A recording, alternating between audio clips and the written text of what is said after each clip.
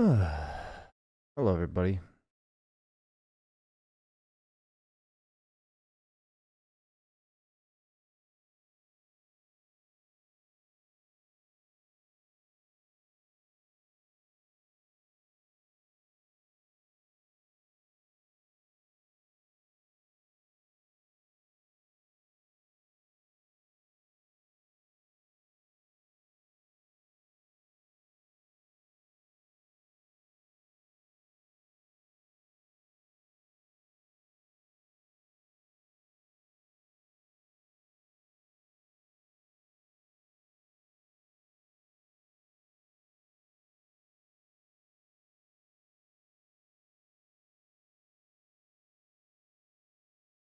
Oh, Yo, hello. how you doing, man?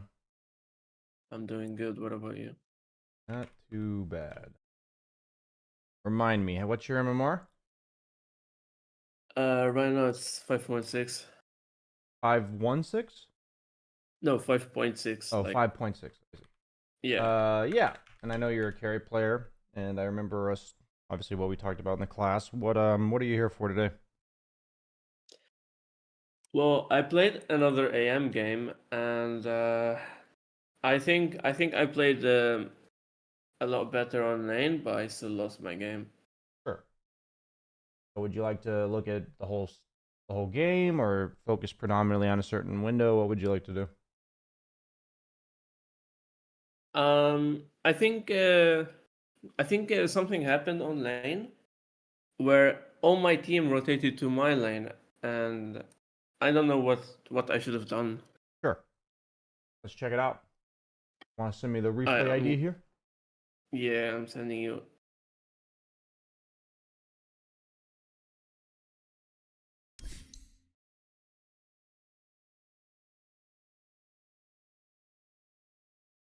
You can see my screen through Discord. Yeah, I'm watching it. Okay.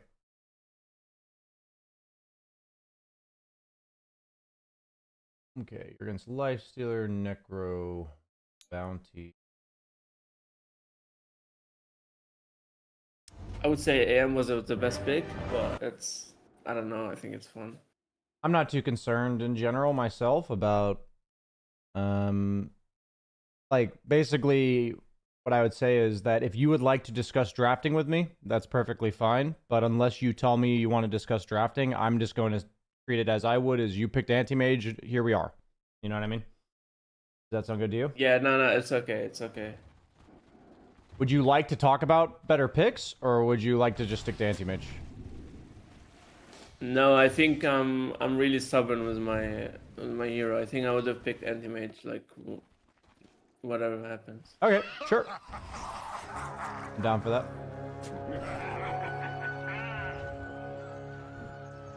Orb of Frost to start, huh? Is that something you commonly do? No, I'm just like playing really aggressive lately. Oh, unfortunate fissure. Yeah.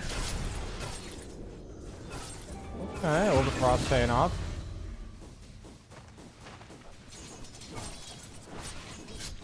I mean, I dig it. Not very many carry players play aggressive like this. I think it's a good trait, generally speaking.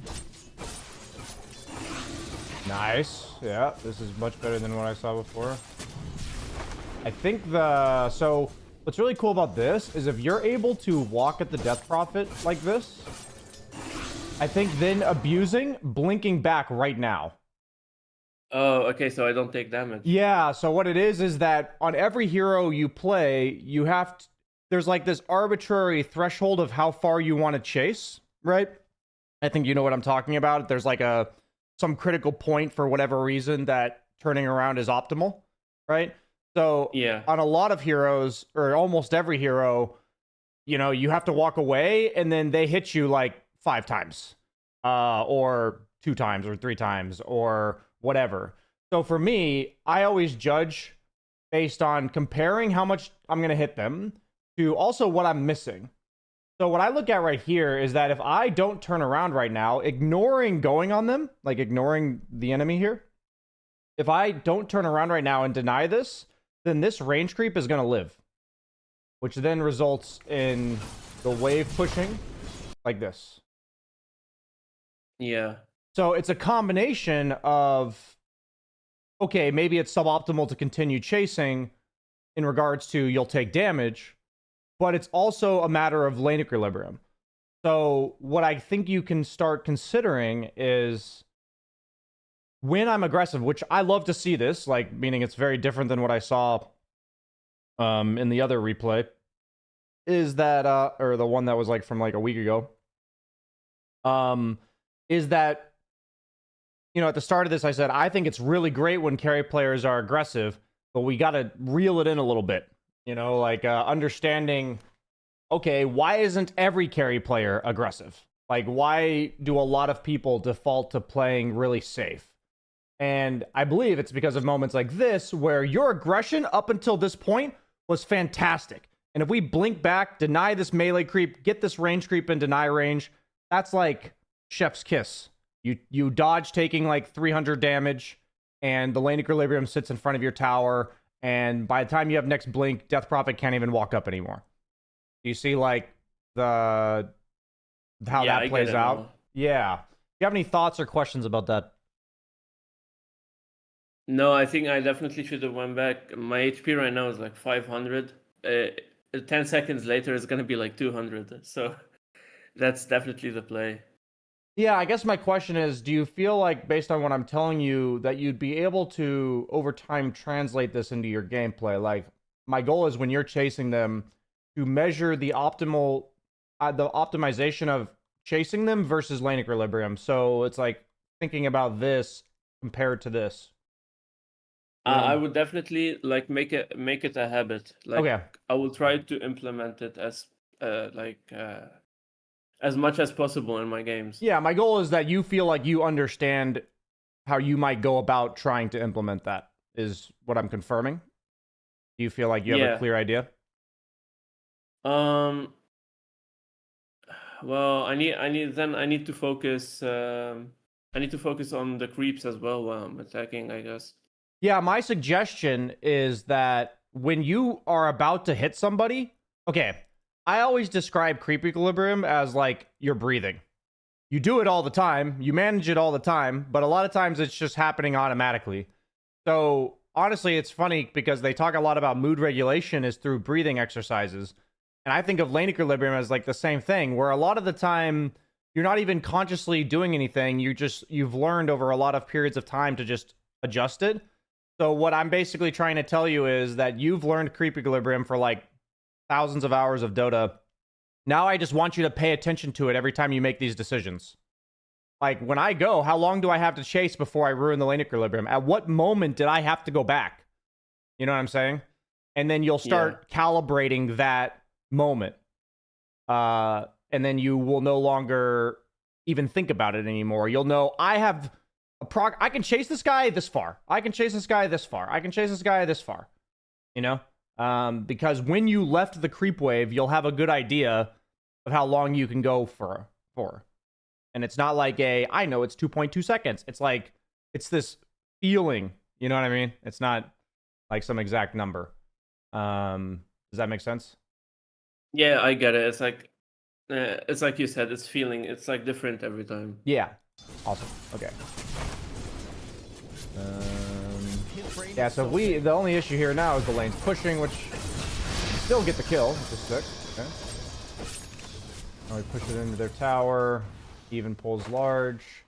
I think it would have been absolutely sick if you blinked over to pull small here. Oh. Do you even consider that? No, I didn't think about it at the time. Do you often pull camps at all? I do mostly pull the big camp if I'm playing carry. Do you feel like it's just... I guess my question is that when you're walking back here, I try to always make sure I think about both camps as being options. Other than telling you that, do you feel like I need to say anymore? Because I think if you're walking back away from a wave, which is kind of just implied that you're not farming anything.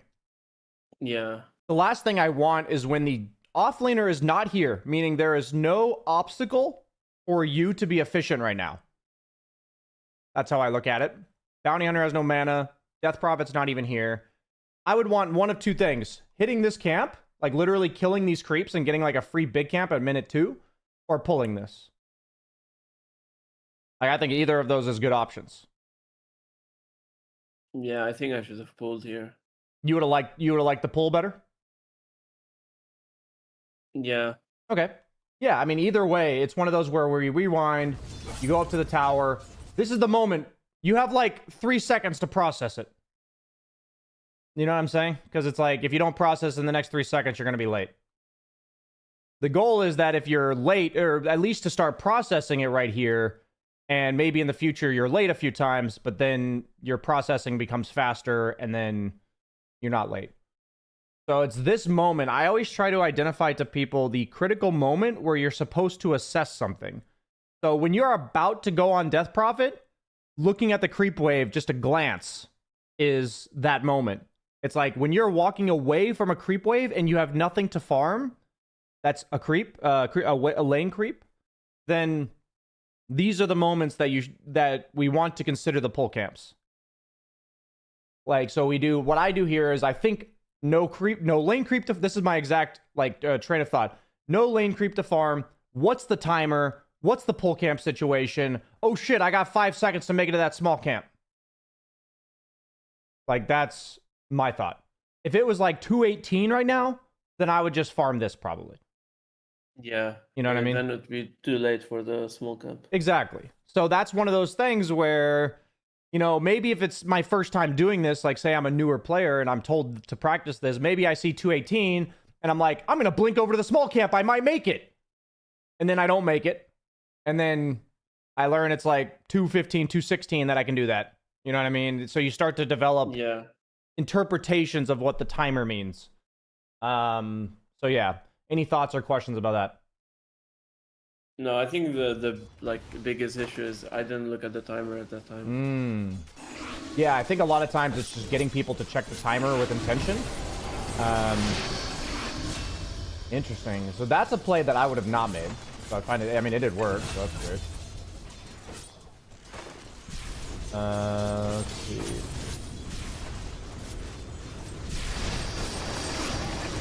Okay. So the issue with this situation... Okay, you know what? I'm curious. Do you have any idea why you think these kills went badly? Like, this situation turns out badly? Is it because there's like too many creeps? Yeah! So, what you've now learned in 2 different examples is that what decides if we go is creep equilibrium.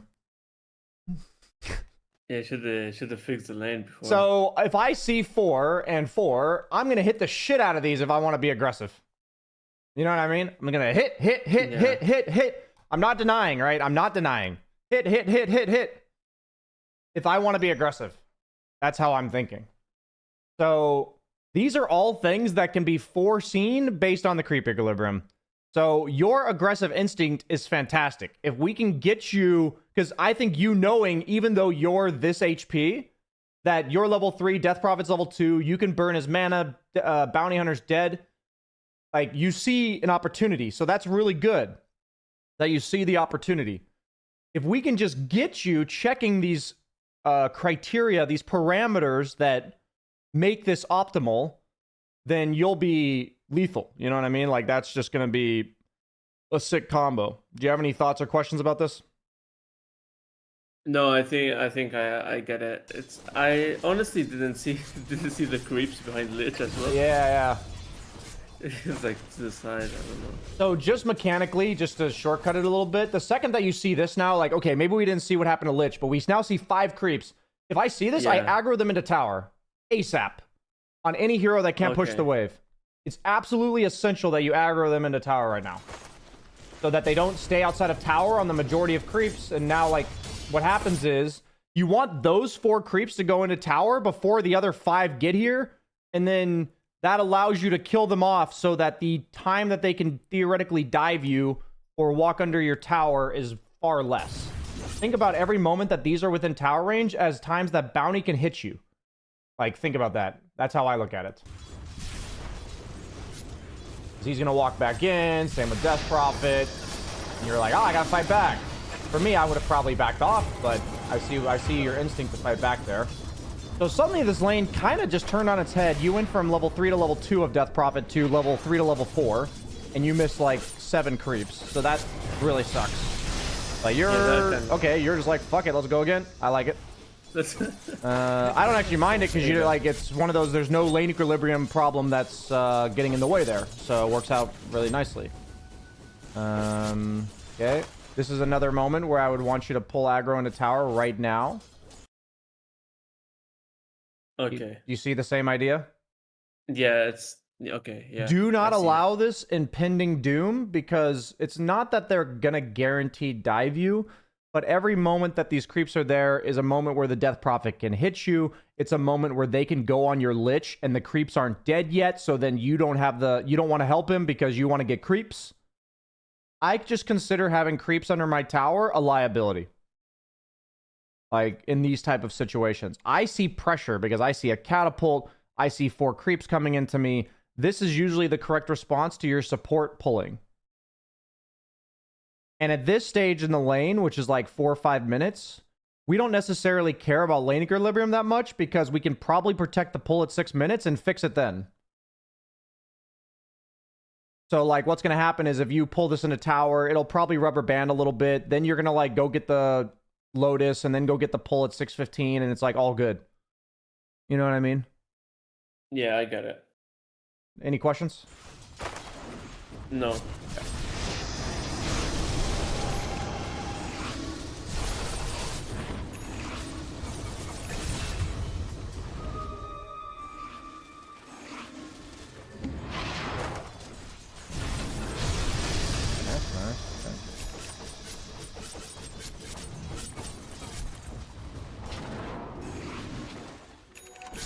Interesting. What are your thoughts on pulling this compared to farming? Oh, yeah. I should have blinked and pulled it instead. Okay. I don't know much else to say. The biggest part about this is when you pull it, this lane comes back to here. But instead, the lane's going to be, like, up here.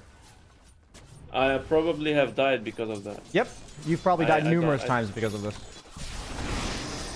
I honestly think that... So, I have, like, a general criteria for if people understand a mechanic or a hero. Like, I'll usually have, like, one indicator.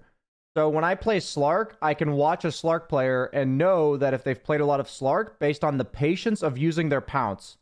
If they just pounce you immediately, then I know they haven't played very much Slark. Right? I know that carry players are elite laners when they pull the small camp, like, 3 times a game. Like, that's how I define, like, I'm like, yeah, that guy knows how to, like, when I'm off laner and the carry does that shit, I'm like, fuck, man, did he really pull? And then I'm like, instead of laning up here, I'm laning back here, you know? As an off laner, and I'm not happy about that. Yep. Imagine if that engagement was potentially here under a tower. You can blink to safety. Unfortunate, though. It's always important to see what happens when decisions are made. But none of this is the end of the world. Since you're in a pretty decent matchup, you got a little... This is what's so interesting. What I hope you are learning is lane here bad, lane here good. Yeah. So, what's the problem here? Is you are denying creeps and doing things that keep you here longer. I want you to think, how can I spend as little time as possible here?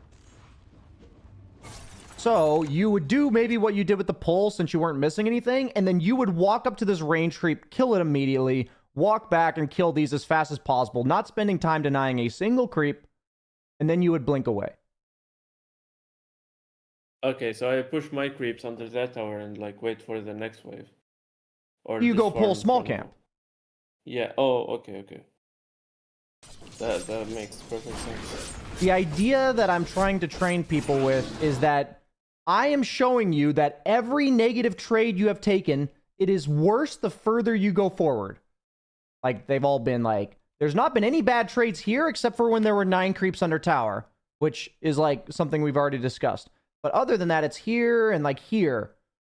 So how can we minimize the time there? How can we get the lane here and also spend as little time interacting with them when the lane is bad, which is what we're doing here. The lane is in a spot we don't want, and we're interacting with them. That is the problem. We are interacting with them. You see this? Like, we don't want to interact with them. Just kill the creeps immediately and blink away. Like, you don't even need to see this to do that. You know what I mean? That's what my goal would be. My goal would be in the long run, you wouldn't need to see this play out. You'd just be like, oh yeah, this is a bad spot for this lane. I'm going to back off. 90% of lanes, this is the dynamic, I would say. The degree to which it is bad is not black and white. It's like, maybe you take 300 damage in some lanes, and maybe you take 600 in others. Maybe you die in others. You know what I mean? But the concept I've noticed reigns true in like almost every lane. Do you have questions or thoughts? No, I think it's just just like you said. I should have like killed the creep and went back. I lost some HP because of that, and not necessary. Yeah, I just look at it as optimal interaction is how I look at this. Like times that I want to trade with them and times that I don't. So this is great because Death Prophet's dead right now, so they're like staggering their deaths. Like that's different, even though the lane's forward. But then Bounty Hunter's going to be alive in 3 seconds, so I would kill these creeps as fast as humanly possible, kill the catapult, and I'm leaving. Actually, yeah, okay, I would probably kill this too, yeah, based on what I'm seeing. And then I would go for that pull, yeah, wow, Lich did a good job with that. Okay. Yeah, Lich was a good player. Yeah, that pull actually got that guy killed, so that was really nice.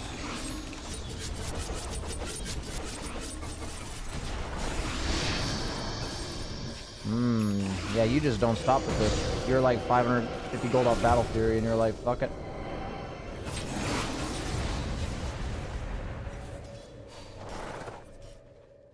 SF was angry here because of Blink. Oh. I mean, you definitely needed to blink away. That Prophet had ulti on and killed you. Took half your HP in 1 second, so... definitely needed to blink away. Okay. So you had a question about this moment in the game when everyone shows up in your lane? Yeah, like everyone came and they stuck on my lane, and then the life stealer was like free farming top. So this is the moment, or is it earlier that this started for you, like in your mind? Is this the moment?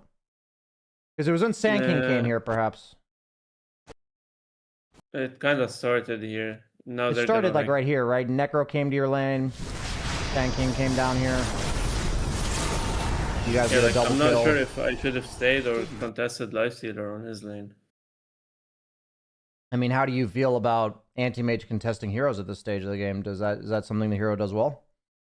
No, I would have probably lost the exchange. Okay, so what's the question then?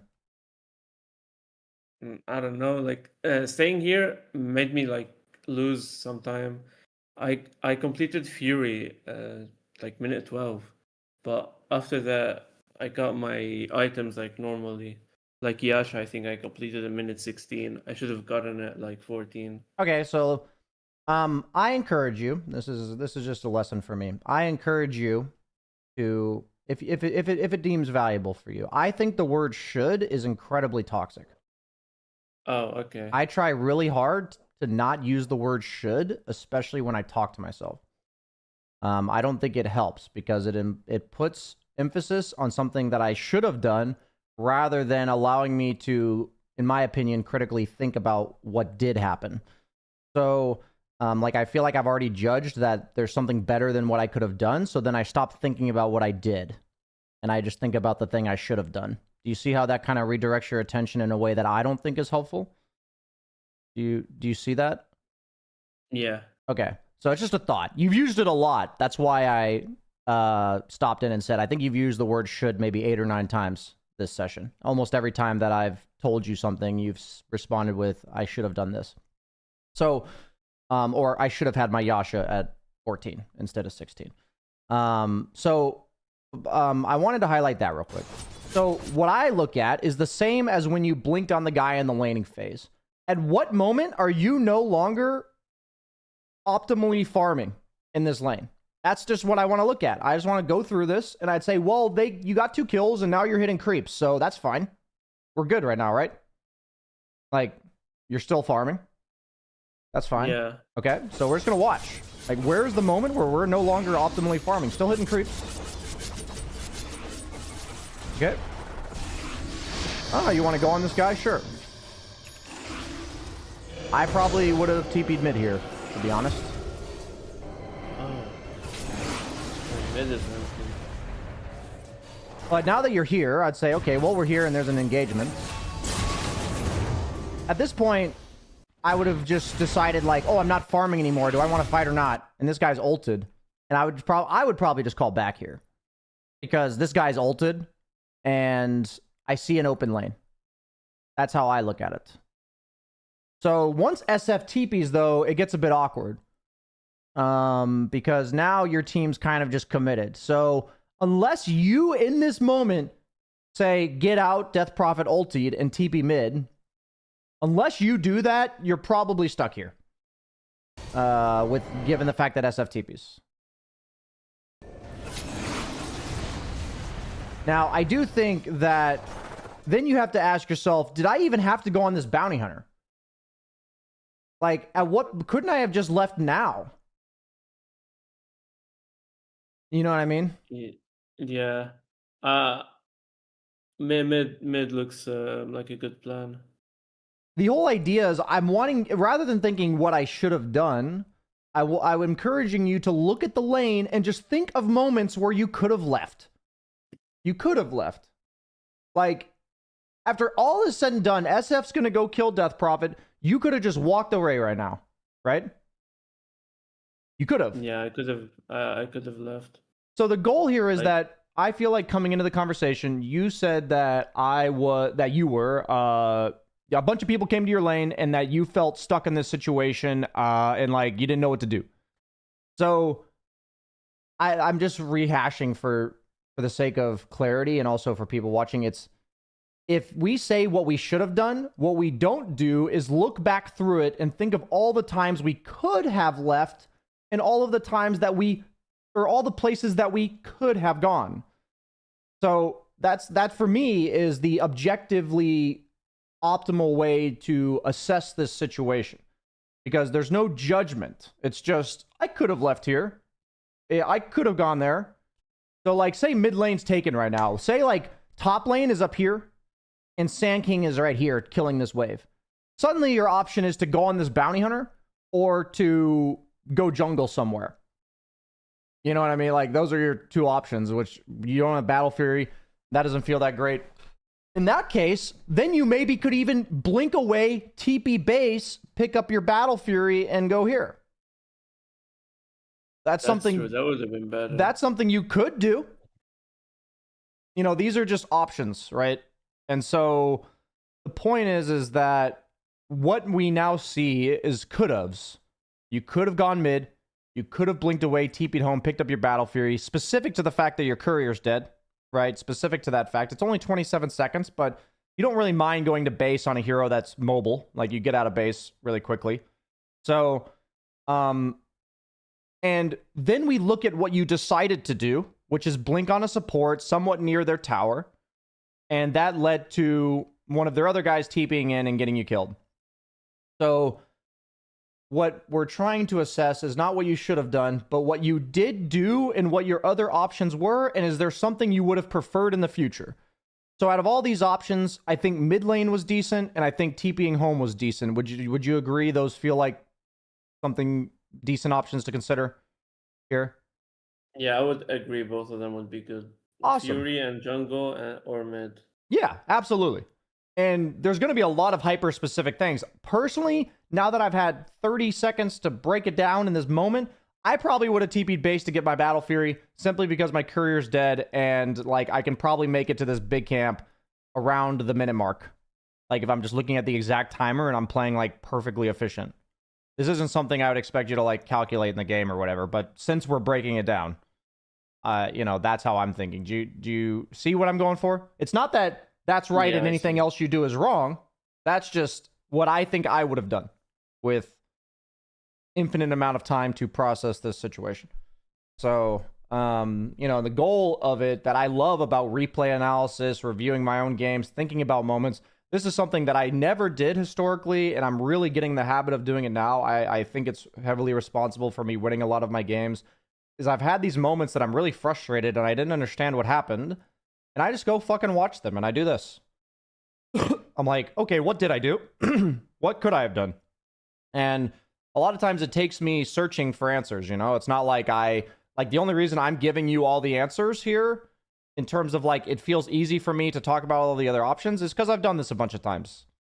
You know, it's like, you'll start noticing like, oh, small camp looks enticing in like 60% of these examples in the lane.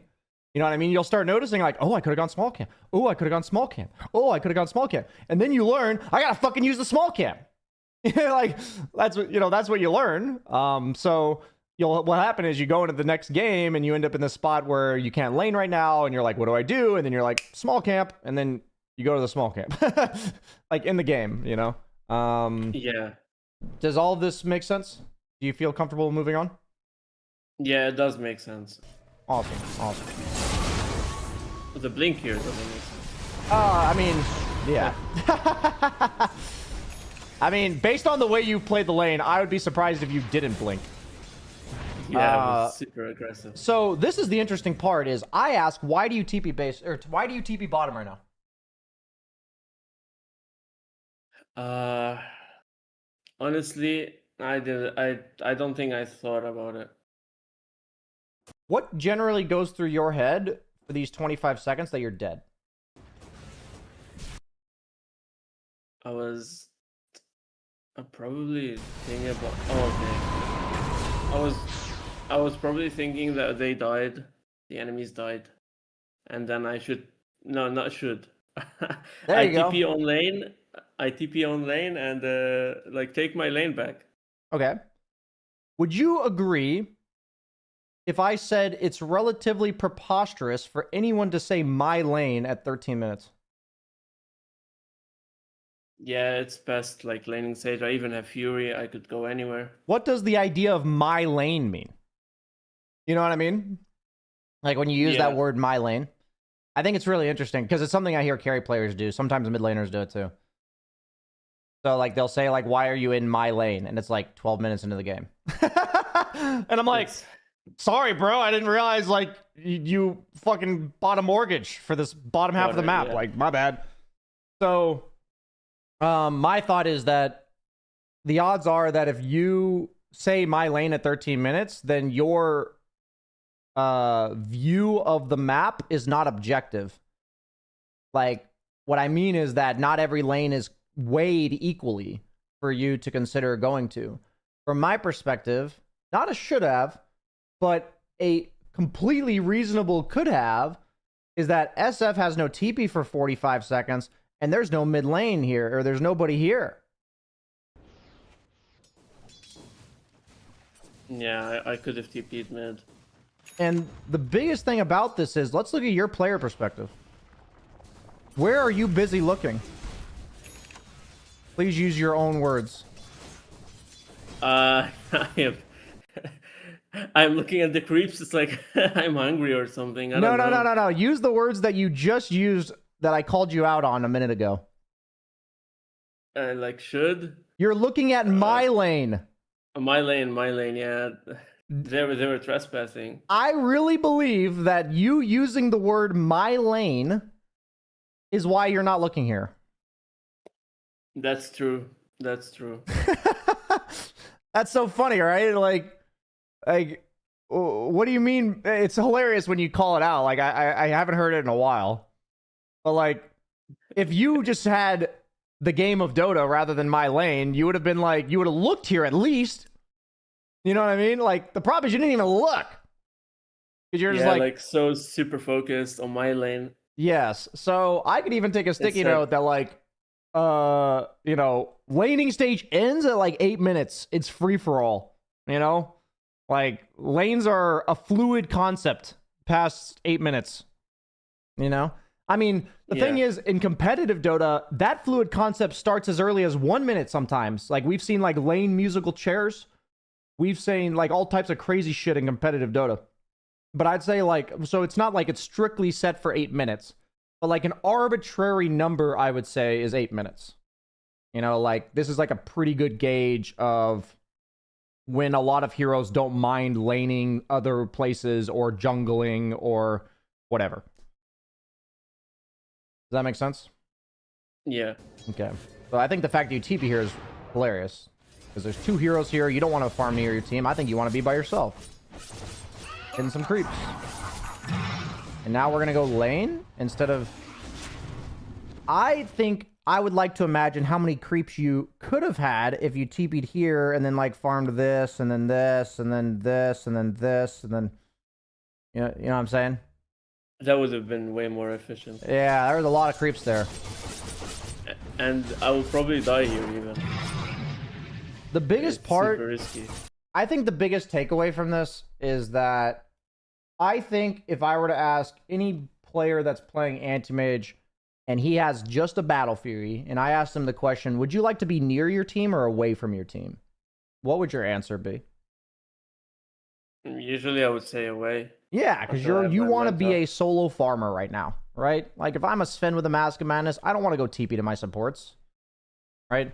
It's like, yeah. If I'm a Luna, I don't want to go TP to my supports. Maybe if I have, like, Eclipse. But the idea is that if I ask you what I believe to be universal question, meaning, like, if I were to play 100 games of Anti-Mage and I ask my Anti-Mage if he has Tread's Battle Fury, would he like to be near his teammates? In an ideal world, 100 times out of 100, he would like to not be near his team. So then we have to ask ourselves, why the hell is somebody who's played a lot of Anti-Mage, who seems to have a really heavy focus on their item timings, about the Yasha, is TPing to his supports at minute 13, right? And like I said earlier, I believe it's because you use the term my lane. Like, yeah, super focus on you are super hyper fixated on one lane. So I think that this type of problem can get fixed almost instantly. Like, I actually think, you know, within 5 to 10 games, this could be transformative. Like, you just, every time you thinking my lane, you just catch yourself. You know, you're like, I'm doing the my lane thing, just like you did with the should thing. Oh, I'm doing the my lane thing. You know? Yeah. And then what that can trigger is, for me, when I say should, I like to change it to could. Like, I could have done this as another alternative. When I use words like my lane, I mean, I don't use that, but I would think, okay, well, that's preventing me from looking at other lanes. So what I would like to do is, when I hear myself say the word my lane, I would like to move my camera to the other lanes. Like, that is the practical thing I would like to do in response to that. Does that make sense? Does that sound good, I guess, as like a strategy to accomplish this? Yeah, it does. Okay, awesome. Okay, so where do we go from here? So, okay. So then we can ask ourselves, because, you know, as carry players, we're going to end up in the wrong place on the wrong side of the map sometimes. So you have a Witch Doctor does this. You see everybody's missing. What would you like to do right now? What could you do right now? I could have ran away to somewhere like mid, maybe, or just farm jungle. You could just go this way, right? Yeah, I could have farmed like safe camps. Yeah, instead we try to take the one that's contested, then we stay in lane, we smoke up, trying to reach around. Like, what the hell are you doing? I don't know. So, I'm just gonna make the guess that this all boils down to, what the fuck are these people doing in my lane? Yeah, I don't know. That's my guess. I no longer my lane. It's no longer your lane, right? It's like, I see 3 enemy heroes here, and I don't want to be near my team. I'm just gonna go left. Like, I'm right here. I'm just gonna go this way. You know what I mean? Like, I feel like this is like your house, your territory, and you're trying to be like, get out! Rather than... So the thing is that there are heroes that are territorial in nature, meaning, like, the way that they play, it's like they have to control areas. Like, a hero like Venomancer is a good example. It's like, I sit in one area, place a bunch of wards, and if you fight into me, you die, but I'm not very good at invading you. It's like the same idea as like a hero like Beastmaster. Like, it's really hard to walk into a Beastmaster. He's got his Helm Dom creep. He's got his boars that are going to hit you. He's got the Hawk that's going to root you. These are like territorial heroes, right?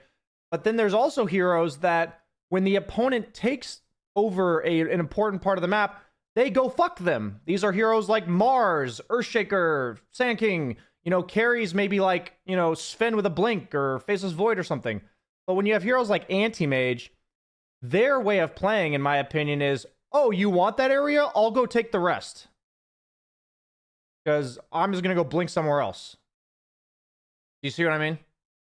Yeah, I see. Yeah, so like the way we approach controlling areas on the map is very important to like how our hero interacts. Do we invade? Do we split them up? Do we it's like, do we directly tell them to get out of there? The way that Anti-Mage makes people get out of here is by pushing this lane in and farming up here, and the opponent's like, we have to go gank the Anti-Mage.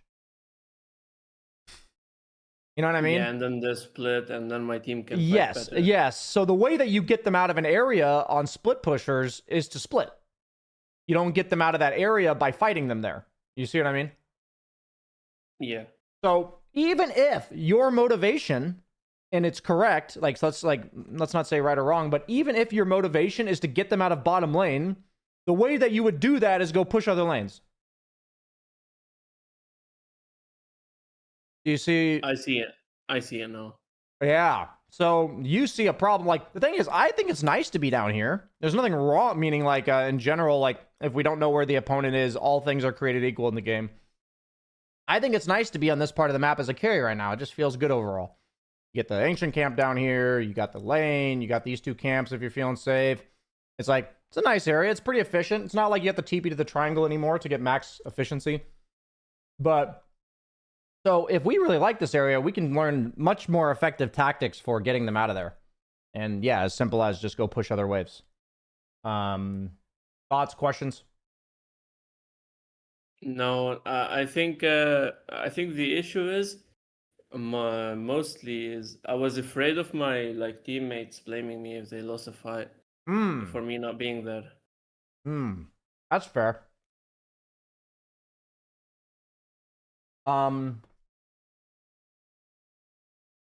How do you generally feel when you think about that?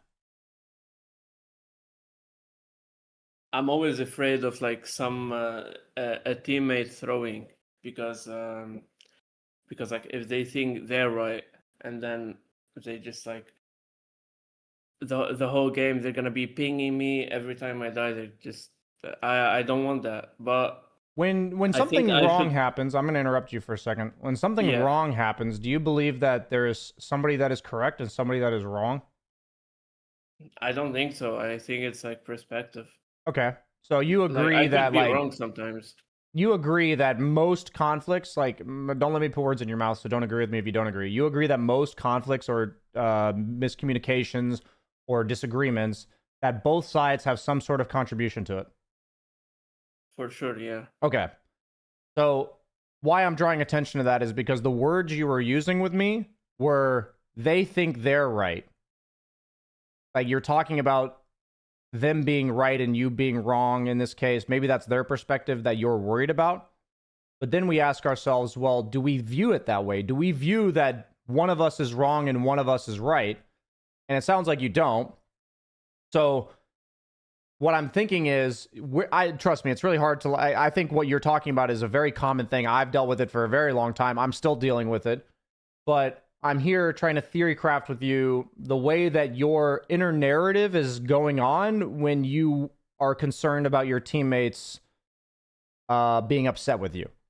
Right? Like, that's kind of what I'm trying to discuss with you right now, is that inner narrative that's happening. So that inner narrative is they think they're right. They're going to ping me all game and all that.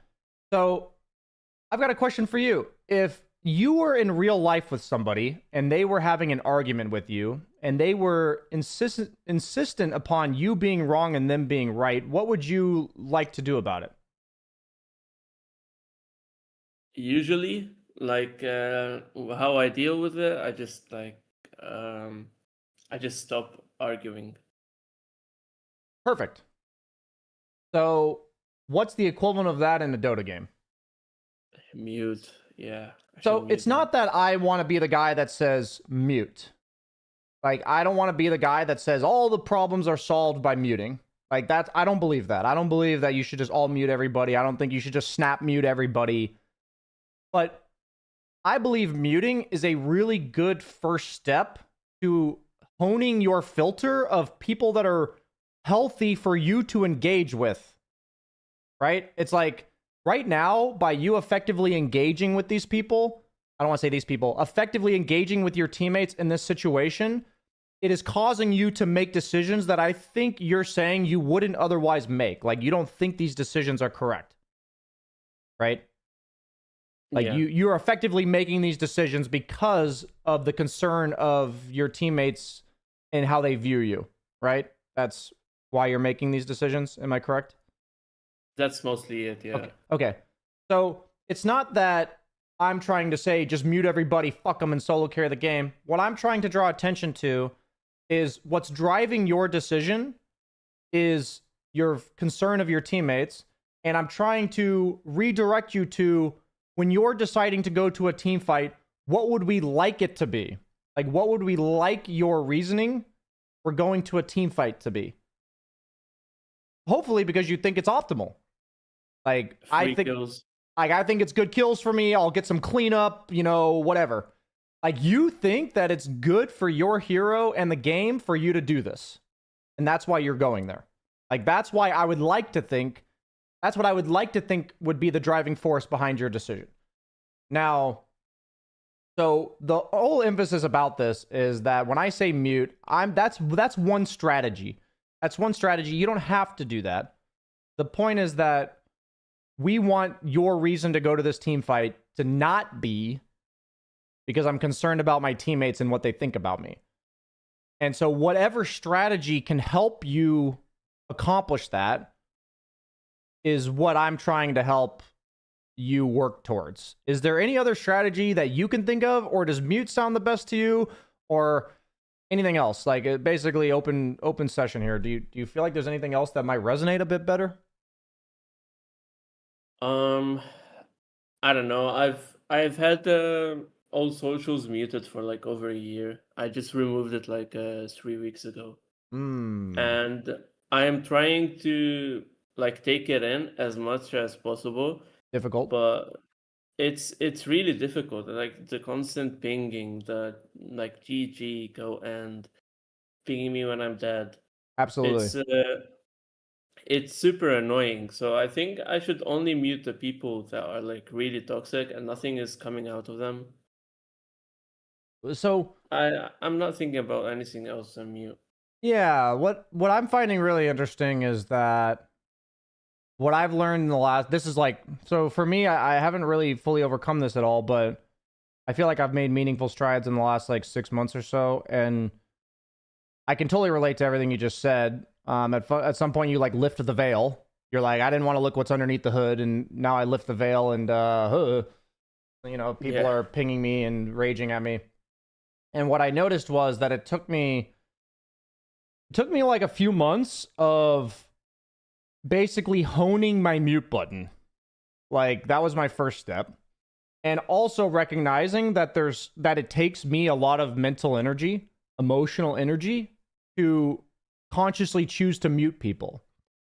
So then I think it's also absolutely essential for someone like yourself that if you just lifted the veil, that it's okay to just mute all socials and play some games sometimes. Like, it's okay if you don't have the mental and emotional energy to filter people out right now. You know what I mean? It's like, I want you to basically ask yourself going into the day, I encourage you to go into your day and say, do I have the mental and emotional energy to get flamed and consciously choose to mute that guy? Do I have that? And if, like, there's days where I realize I can't take it, man, I will instantly start playing badly if I get flamed. Because I'm, like, really tired that day. I had a really stressful, whatever. You know what I mean? Yeah. So I guess what I'm trying to say is, I hope you don't feel like you have to never mute people again. I think it's a tool that can be used if you feel like you need it. Okay? And that's my way of, if you feel like you have to unmute everybody and work through it, in my opinion, it makes you bitter towards the process of working through it. And then it actually is more likely to lead to you giving up rather than eventually getting it done. I did that. Basically, I was like, I should be strong enough, using the word should. I should be strong enough to just fucking hear this flame and mute them. And then I'll play bad for the rest of the day. Like, that's like, Yeah. And instead I found if I'm just like, hey man, today's been a rough day, I'm just going to mute everybody. It's fine. Like, but I would like to come back tomorrow or another day and give people a chance. Like, you can actually, I'm not saying you should do this, but you can actually look through my streams like a few months ago and I was saying stuff like that. So I think you can do something like that. And then what's interesting to me now is the only time I actually mute people anymore is when they are consistently disruptive. Like, consistently. Like, the guy just won't shut up. And I can't stop thinking about whatever they're saying, and I can't focus on my game. But when somebody says something blatantly toxic to me, what I've often started doing is I'll mute them for a second so I don't keep hearing them if they keep going. I'll mute them for a second. I'll think about what they said, and then I'll usually unmute them like 5 minutes later. Because I'm able to then be like, okay, that guy was probably upset that we lost the team fight. He didn't really vent in a very positive way. I'm going to unmute him now. But that's like 6 months from me starting this. You know what I'm saying? So my point is it's a process. You're very early on.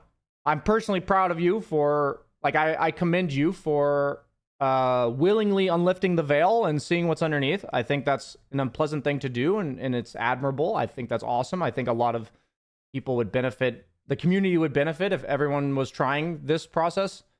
So that's awesome.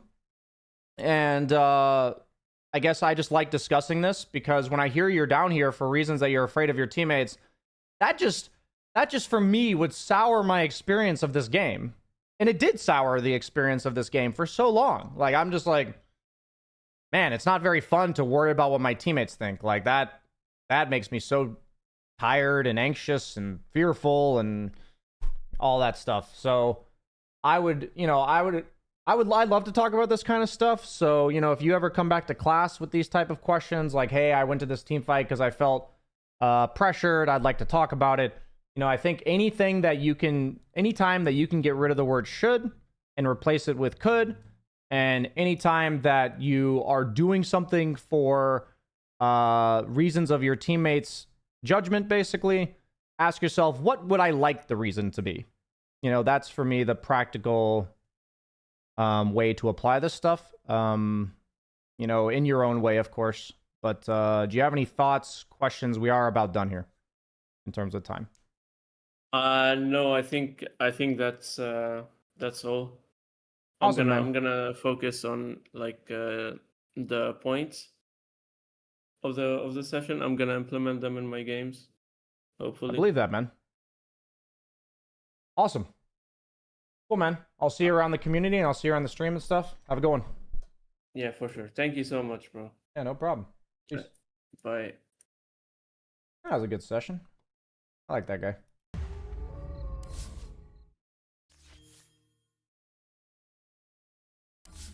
Yeah, I mean, I can tell why viewers like yourself, Jaybird, and viewers like Shamoon, or however I pronounce his name, Lil Sham, I can tell why you guys resonate with me as a streamer. You guys have very similar tendencies to me. Very similar tendencies.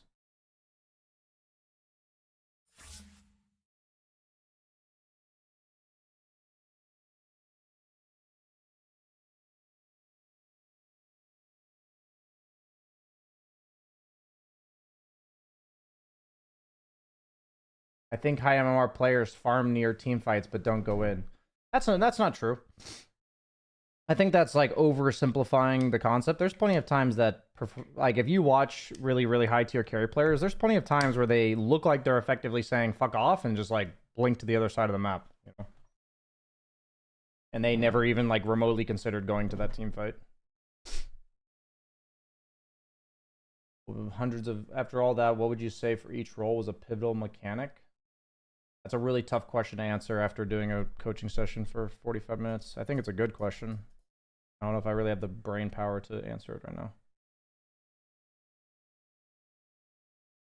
I found that leaving all mute on doesn't solve anything, Jaybird, is basically what I realized. It almost made me more anxious. If that makes sense.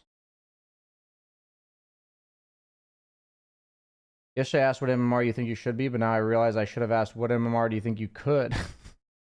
In this regard, I also don't like thinking about theoreticals because I'm not playing this game for MMR, right? So I don't like to think about my MMR very much. I was actually considering, like, I have it in my title about 11K and stuff, but I honestly, like, I find myself, anytime I talk about my MMR, it just doesn't give me good feelings. And I feel like I would just rather not. And something I'm still thinking about, like, to this day.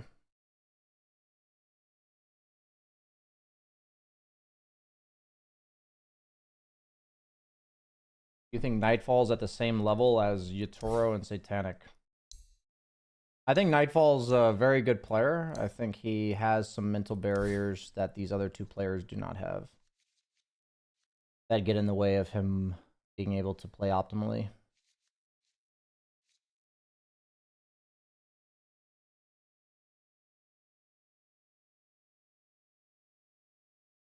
It's a good viewer bait, though. Yeah, it's like a tough... It's really tough for me, actually. It's really tough to balance something that I think is objectively going to get me more viewers / money when I also don't believe in it. And I'm really personally leaning towards, if I don't believe in it, then I don't do it. Dude, my win rate on Marcy's insane, actually.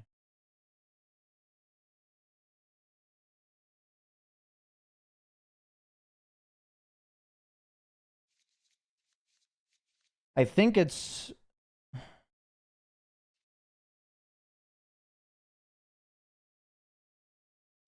It's so interesting. Because...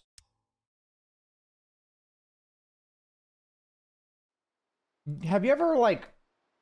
Have you ever, like, heard a life philosophy where you feel like you can't unsee it anymore? And that you know if you don't abide by it, that you would be letting yourself down? And it feels like you can't look at your life the same way anymore?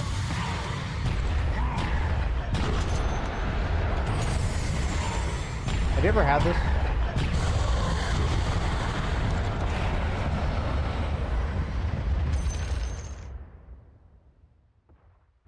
Have you guys ever had that thing where, like, you can no longer see the life you've been living the way you've been living it the exact same?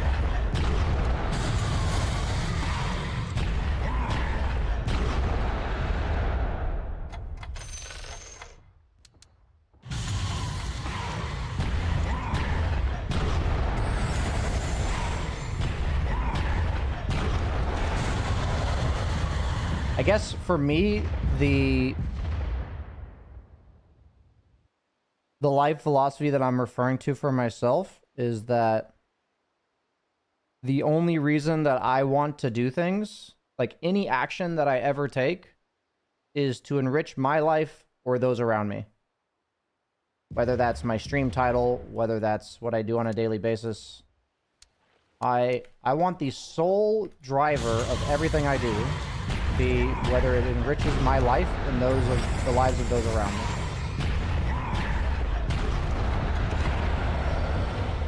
And for instance, like in this example, it doesn't enrich my life to talk about my MMR. And I also don't think it enriches your guys' lives either, to be honest.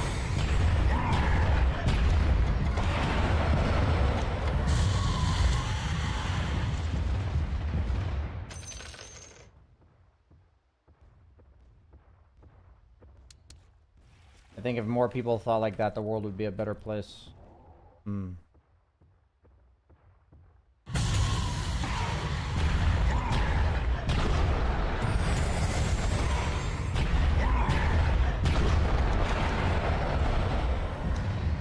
Push W.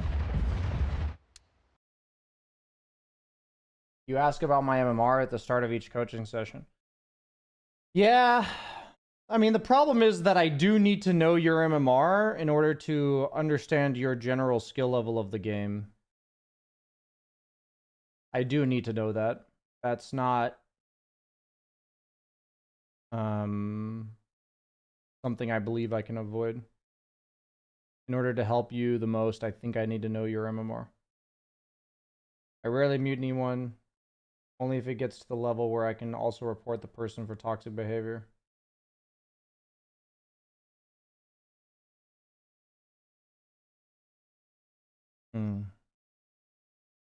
What's really interesting, this is going to be my last like food for thought because I want to move on from philosophical and play some Dota. I would like to draw attention to how often when most people talk about things, that they talk about an assessment of the external. So when I pull up this message, I see I only mute them if they complain about incorrect stuff and continue for too long.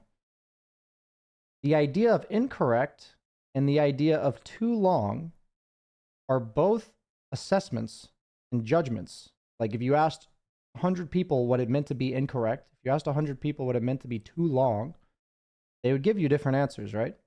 So that means that they are judgments. They're not facts or observations.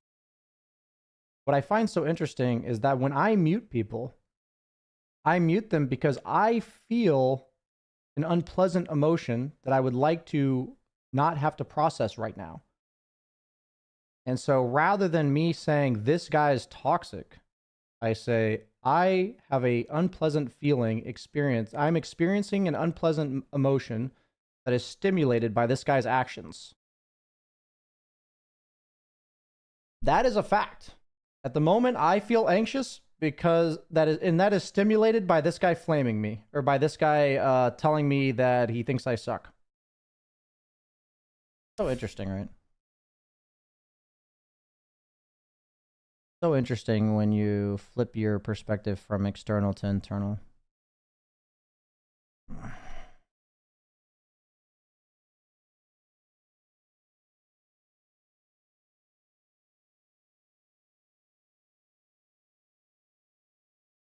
And that's why I avoid people who always discuss problems. Why do you avoid people who always discuss problems?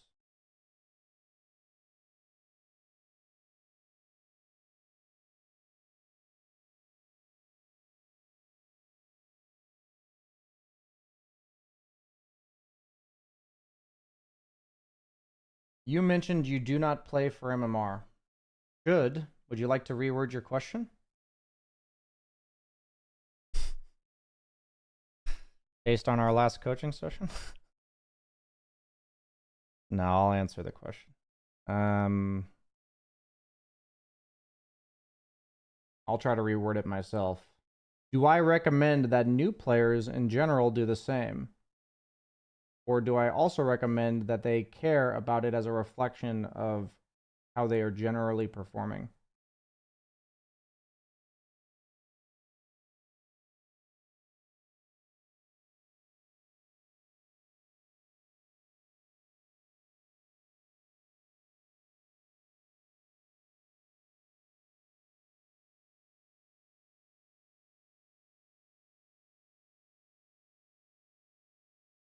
I think the answer to your question would be that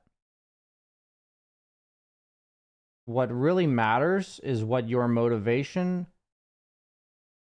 is when you're playing the game.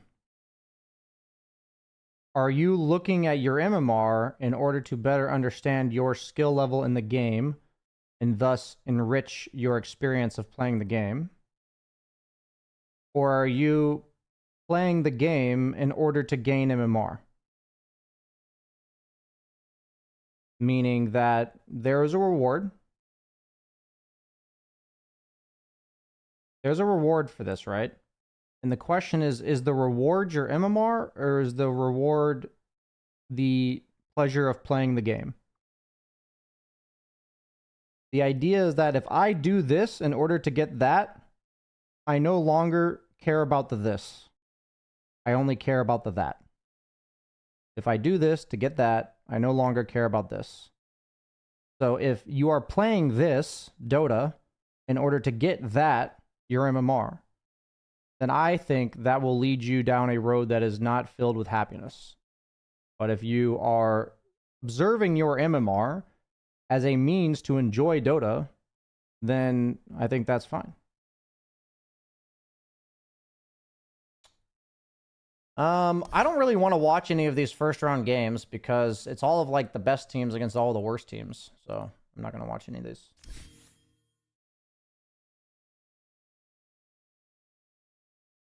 Will Dota be more ruined after TI with new builds from the pro scene? I don't really think people attempting to emulate pros is like something that ruins games. Once again, I think that's like an assessment of their actions. For me, it's like they might lose some MMR if they try pro players builds. They might win some MMR. That's none of these ruin my experience of games, you know?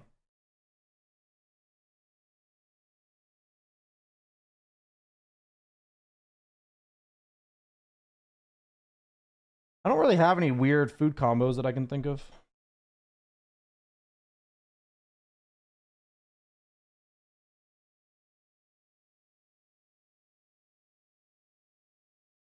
I'm not allowed to watch live streams for TI. I can only watch the 15-minute delayed version. What's your team predictions? I didn't make any predictions. I didn't even realize that this was a thing. I was only waiting until this.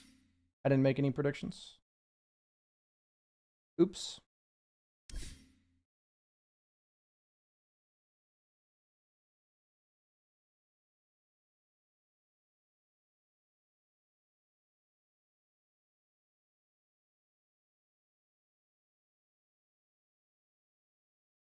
I went Helmdom Veno 3 today.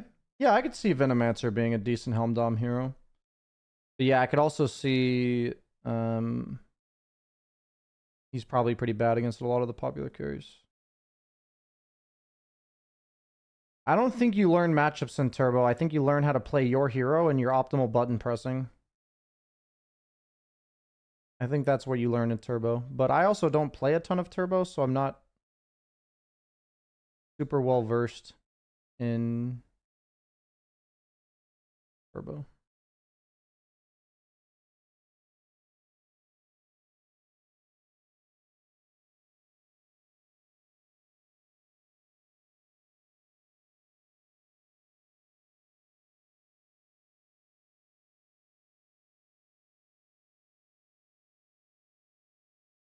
My fantasy?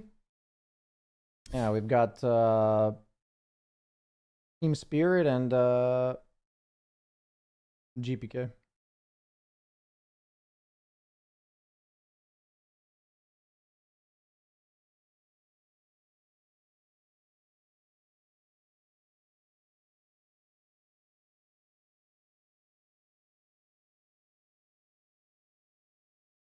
I haven't played Ricky yet.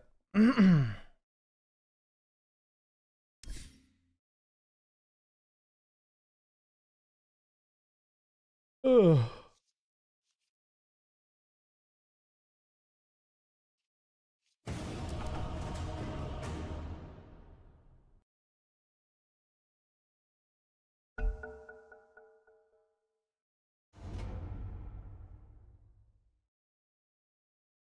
Oh shit, rank 70.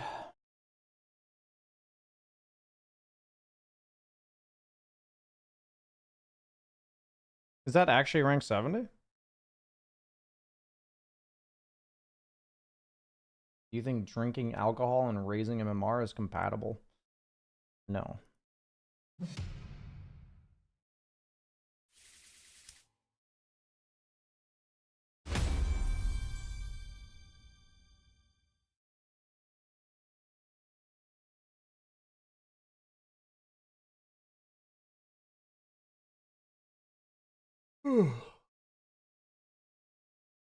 I don't know which team I want to be on because this one's like plus 15 or like plus 10 or some shit.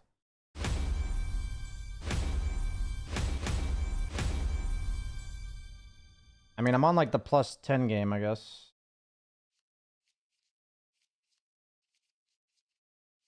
I'm actually curious, like, what I'm at 12 right now?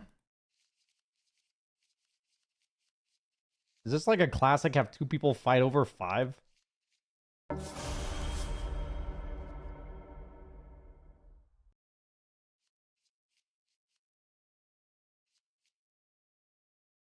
Io Marcy, huh?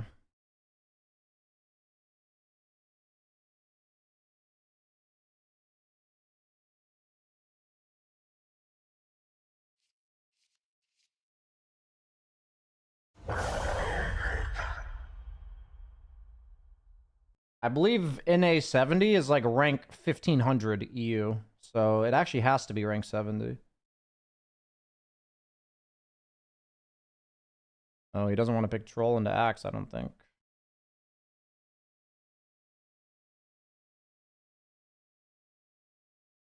Can it be SCA? Maybe.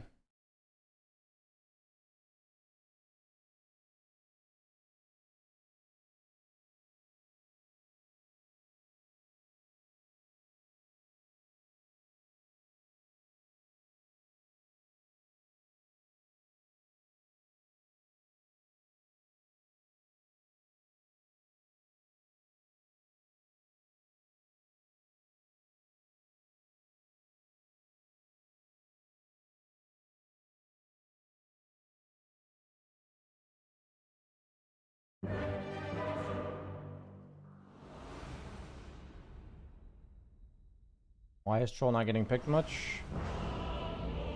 For me it just feels like there's better heroes, but maybe he's unexplored.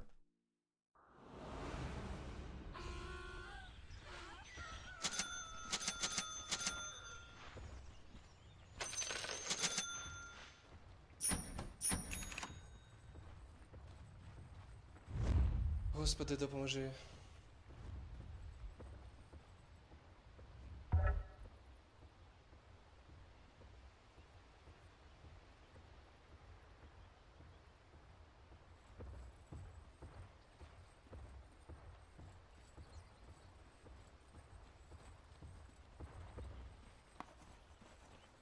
Go like this. Let's go. Let's go! Let's go. Seems like everybody's taking that facet now on Nursa. Oh, maybe it's really good against Axe, actually.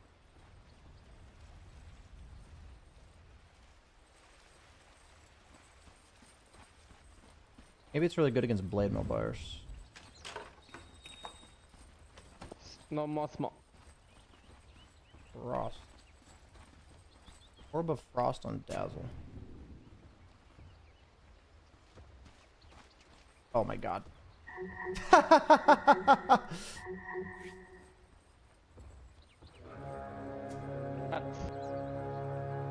I didn't think I walked down the Go hill. back to Peru, I guess.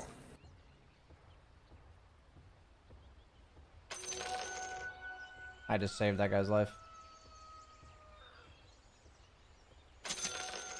I'm just a really nice guy. I didn't want him to have a rough lane on Axe.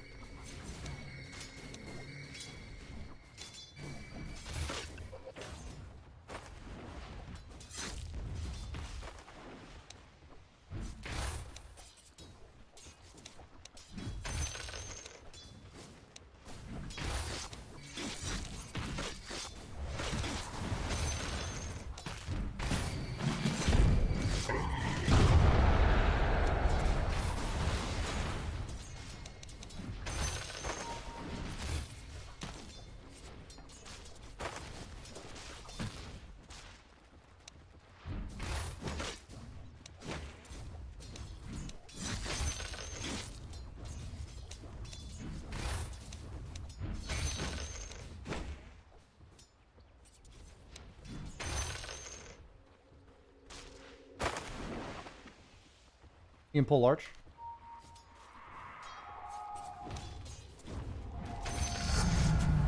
Actually, never mind. I mean, honestly, with IO Marcy, it's like if they're just letting us farm, like I'm super good. Yeah, for real. You just move wave under tower. What? Okay, seems like somebody who likes to complain. He's literally complaining to the guy that's rank 70.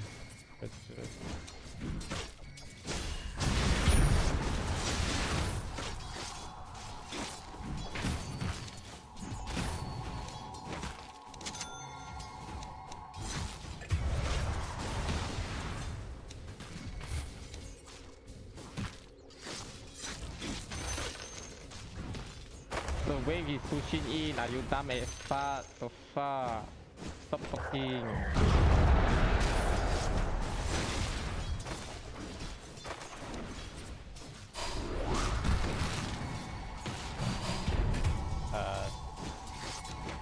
Yep.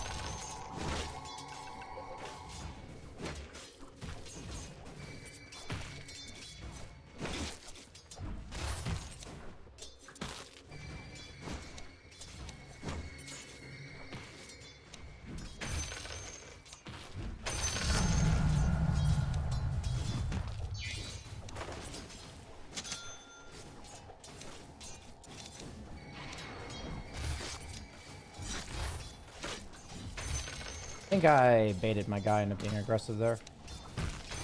Not my fault. Just I think that he only went because I did that.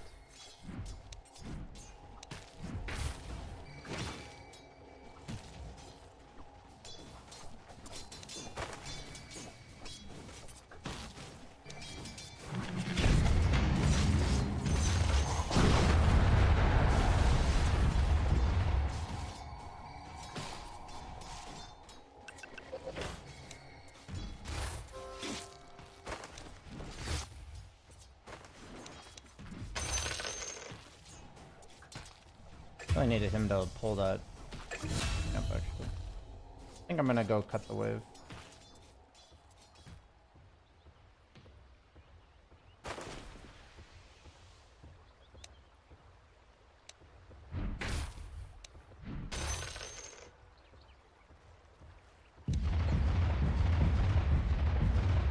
Come on, dude.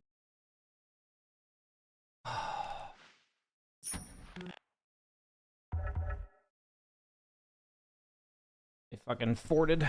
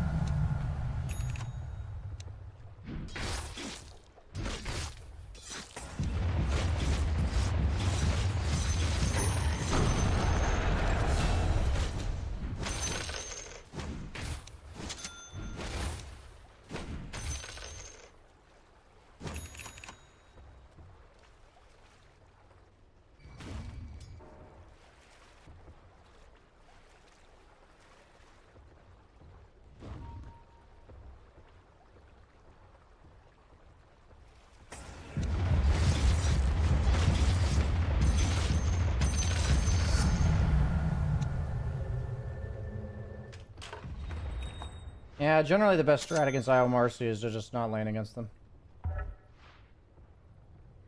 Too strong of a lane.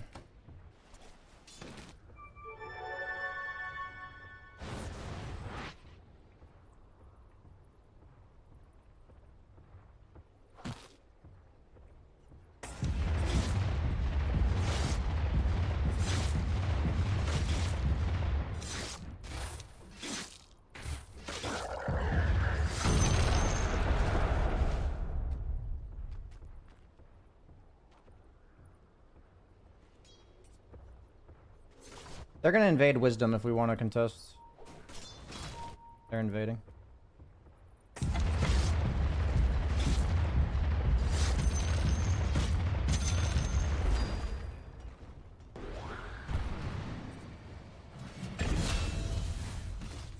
They're invading here, guys. No.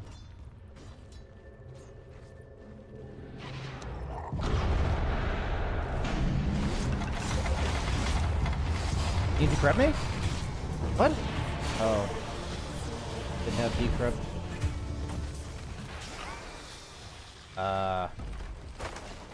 I only went in thinking he had decrypt. That sucks.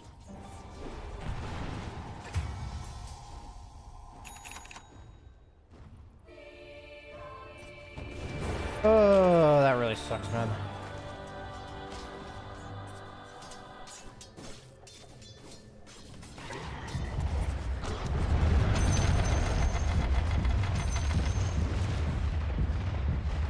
I actually could have killed them both if I had decrypt. I don't die and then I do damage to the trample anyway. That really sucks.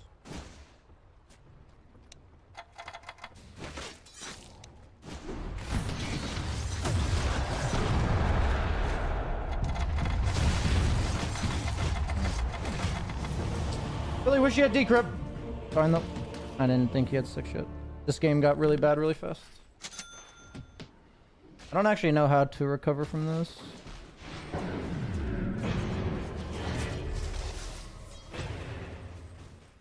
I'm not actually sure. I guess I just sit back. This is like pretty standard IO Marcy stuff. I played it perfectly up until that point. Sucks. I can't dwell on the fact that he doesn't have decrypt. It's a really bad mislevel on his part to not have decrypt.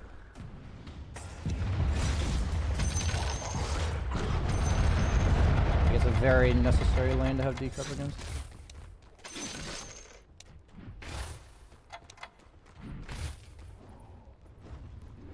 That's okay.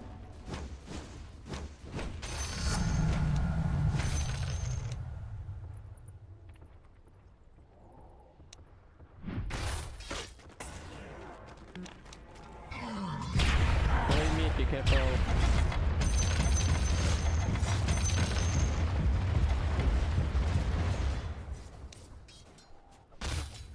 Yeah, we have to dodge IO Marcy, guys. They're too strong.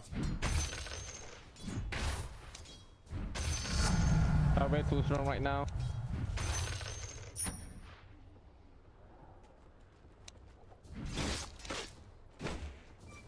Get I can come top. Because fully locked.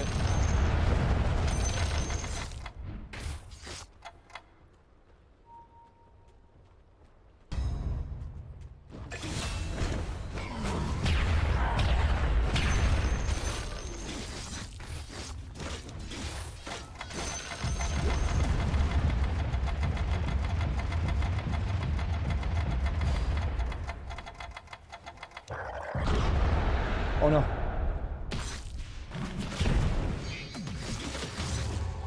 Fuck! Oh, I canceled my charge. Oh. Sucks, man. You can land top. I want to end. I don't have to die like this. Fuck.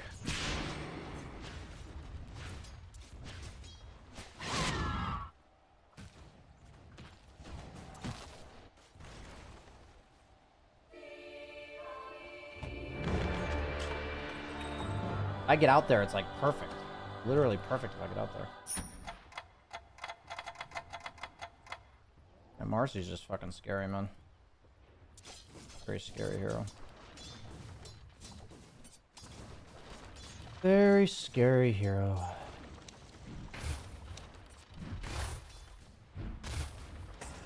They're going mid again. Be careful.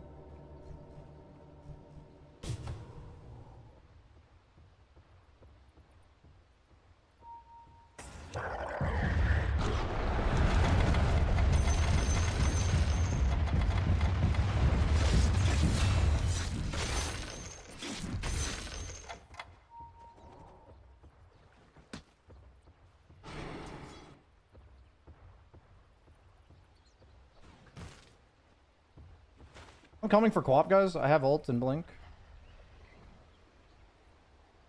They might relocate, though.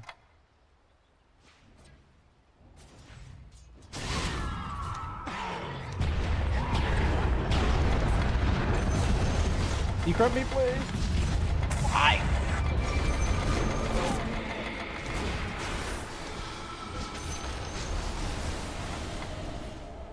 I'm out of here, boys. I'm not there.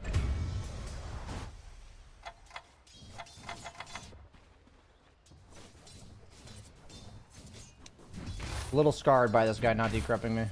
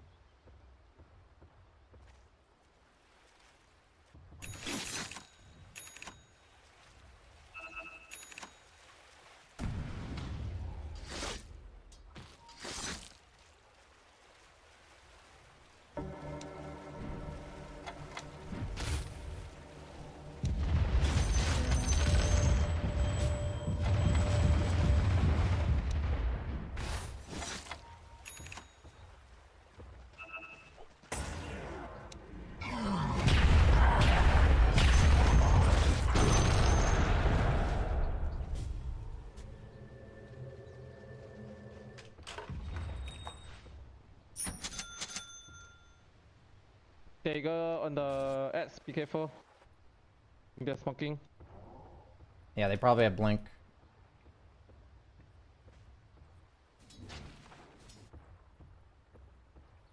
I can sit behind Void Spirits, but I don't know if we want to fight them because they have IO Mercy. We can. Goodbye.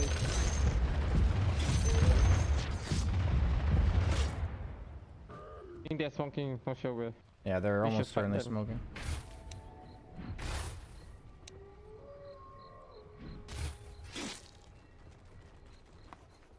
I mid. I think I mid. No, they're coming top.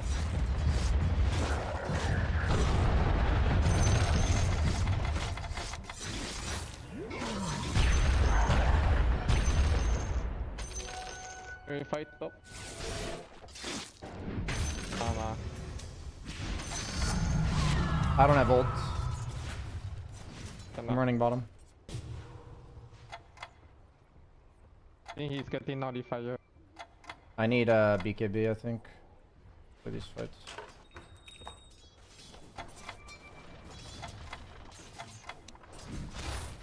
Need more? I need 5 more.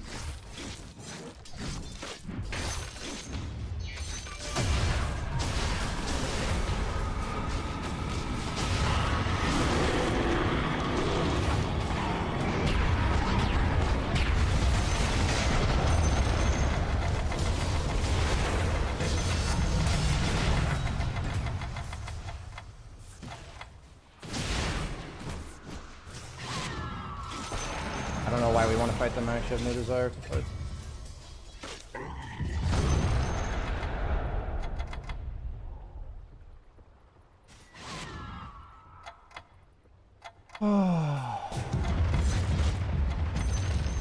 RC too strong.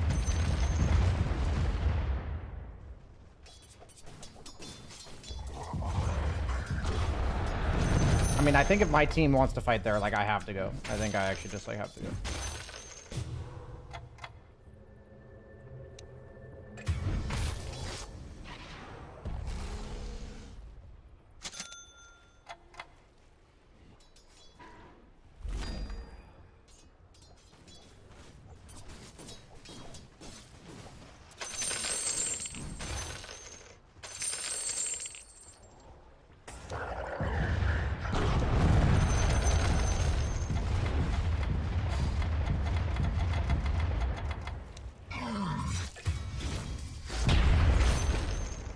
We lost.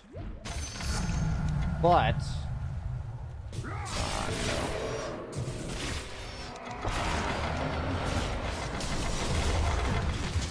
Damn it, I didn't buy up. I think we can still win if we get like one crucial kill on this guy. But I think in pubs it's really difficult to coordinate this. With Ursa Blink, I'd like to try to kill Marcy. I need to be up though, I need to stun him. And Axe can't be there. There you go now. Axe is bottom, so if Marcy... Yeah, we can play on Marcy top here, guys. Can't I'm up in 10. Go. Might be a bit early, guys.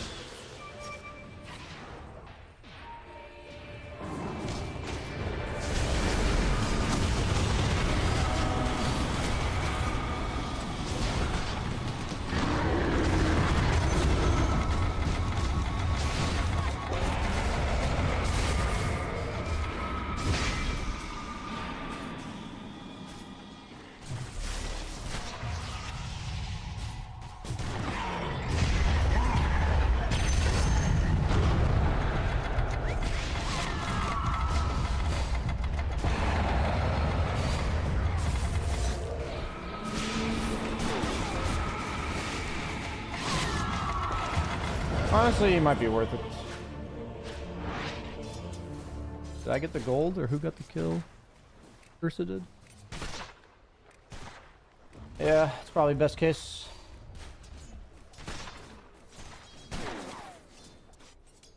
We have to be very selective of fights. I need my BKB. Yes, I need my BKB as well.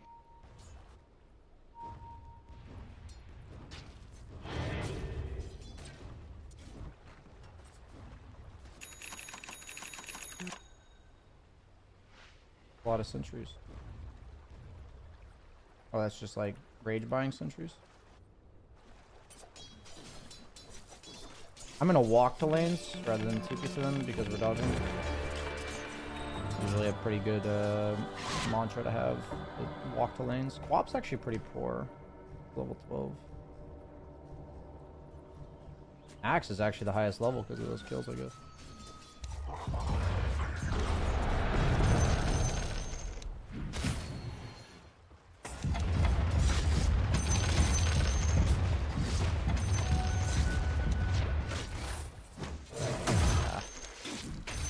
Bad though.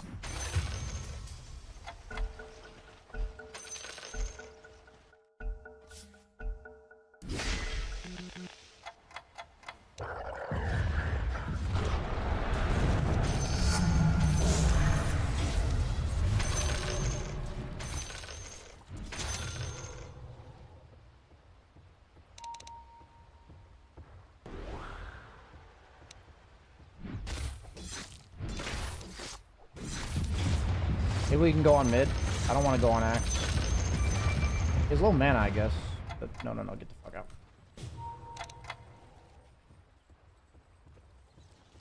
Run, guys, run. There's no way.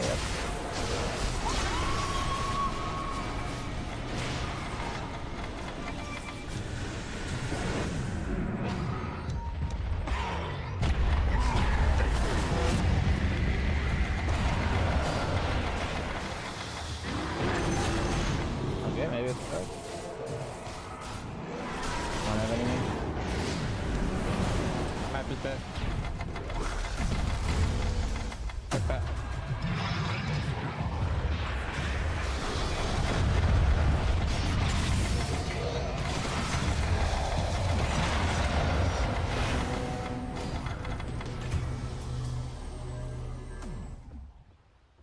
Oh, maybe it was correct. Fuck.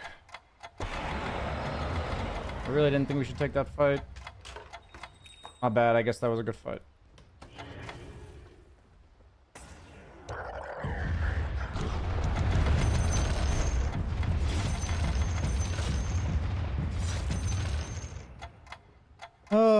Is there anything I can fucking buy for this Marcy? I don't think Halberd works.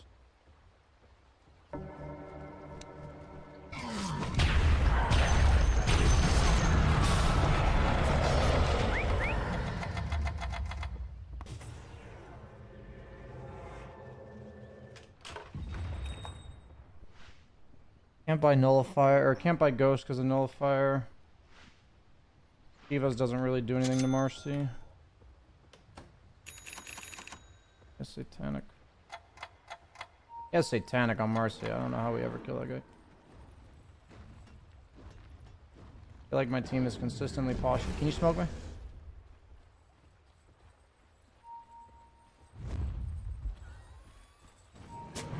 No quap. I don't want to fight there. I don't want to fight. I don't want to fight. No, there. don't fight this Let's one. see. Ah. Yeah, I'm just not fighting.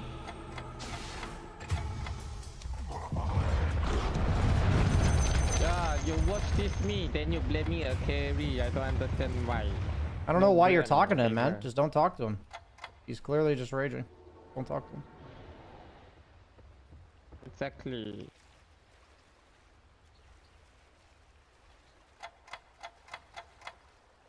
I'm actually more disappointed in the rank 70 guy that's like talking to this guy.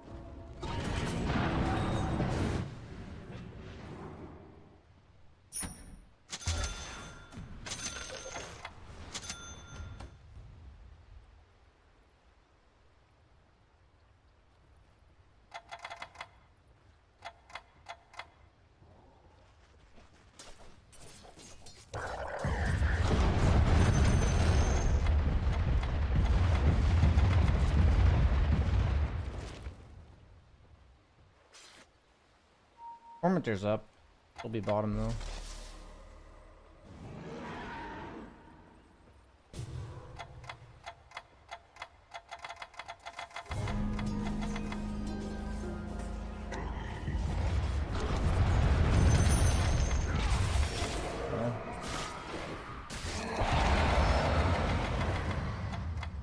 Maybe KB is coming. Maybe we can Run! You want to fight? You want to fight? Maybe after reload's over? Yeah. fight. Yeah, after reload. You can go.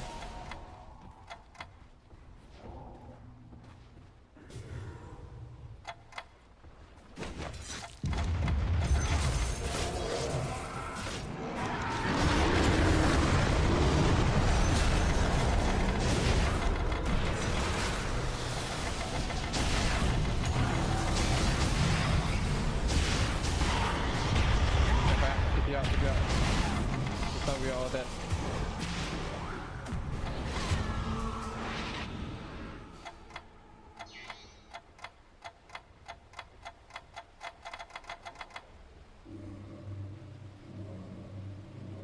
Господи, допоможи.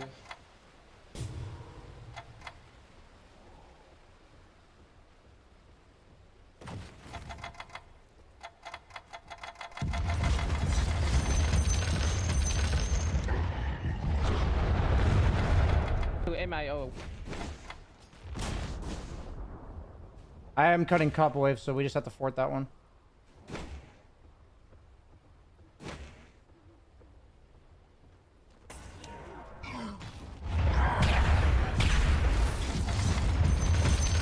Good. They have no creeps. We They have should no fight creeps. top. We They have no creeps. IO. There's no X. No X, no X, no IO.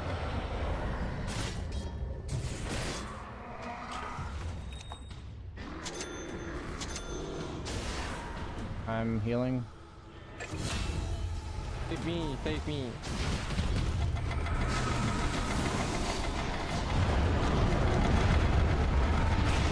Stay slow. Don't die, don't die.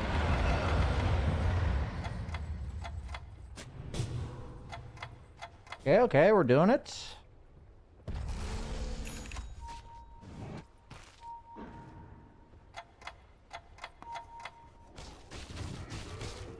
Go then, let's go. Yeah, go.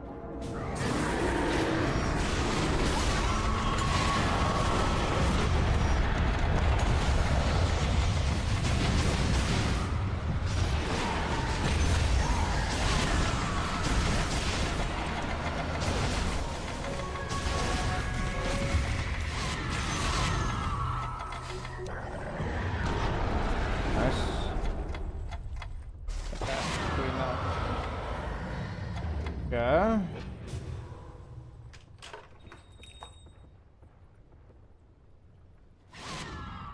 Woo!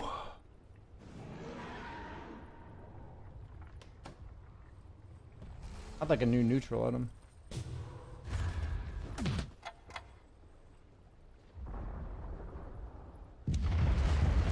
To find my scepter, you guys will play a bottom.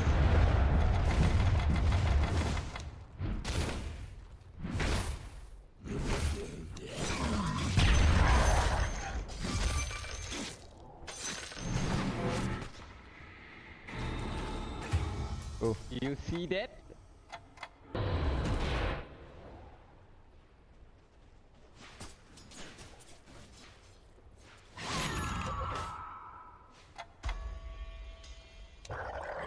I might die for this.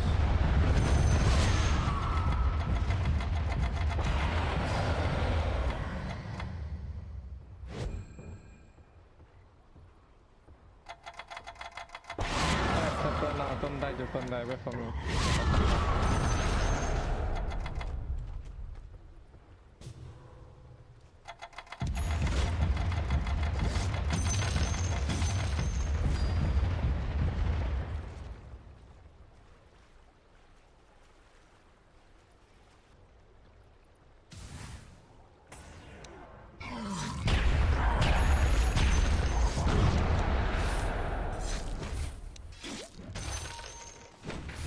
Yeah, still here.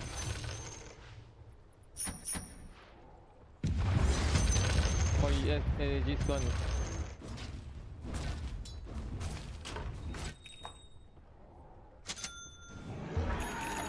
Actually, just in case of buyback, I guess.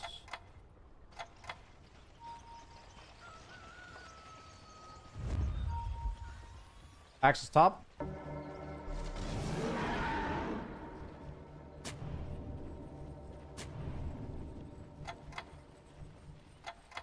Doesn't I work. think we should just stay at the high ground. We cannot fight outside. Just stay at the high ground. Or you guys can kill anyone. Going to farm. We should defend high ground. They are top. Sure. They are top. Yeah, I'm coming. They might be smoking across. Yeah, they are. I don't want to fight there. Defend high ground. Defend high ground. I don't want to fight mid like that.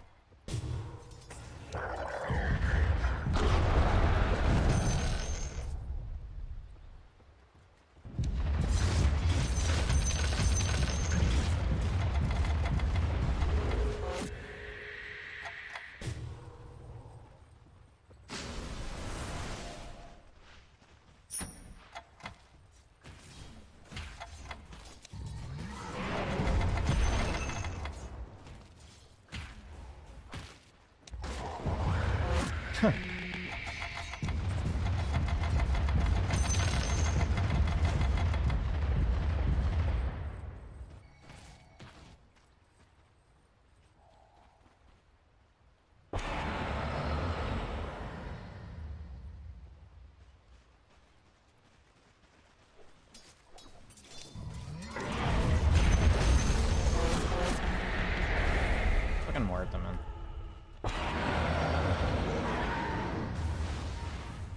Yeah, I'm coming. Maybe go top. We can do something at top.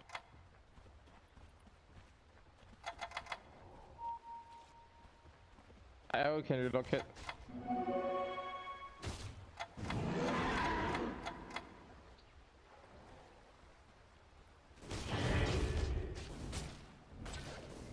Then fumble?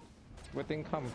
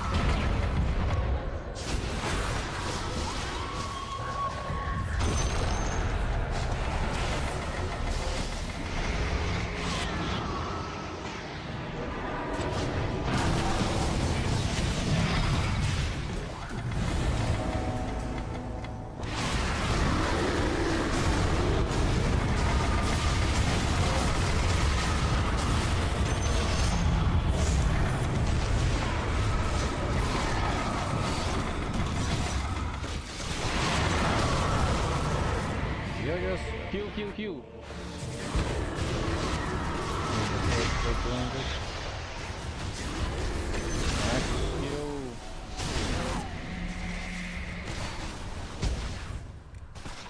Okay. I buy back now? Okay. Stop walking through the silence.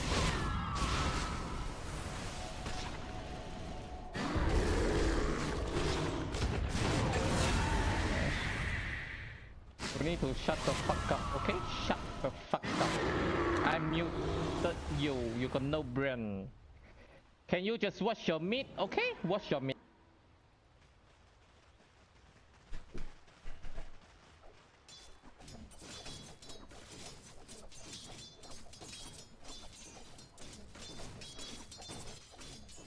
Yeah, I was talking to him. He's animal. Okay, so my Ursa's taking long fights with his build. I definitely need a refresher.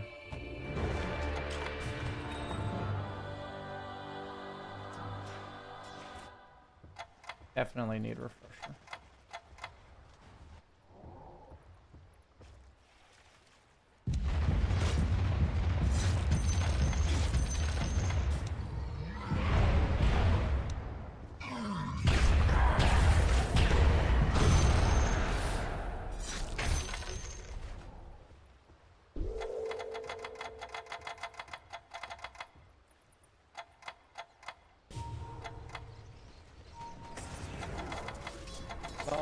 No.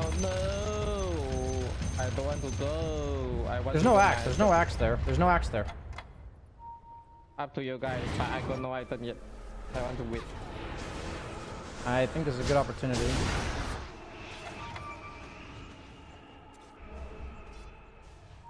Axe is probably coming now. Be careful.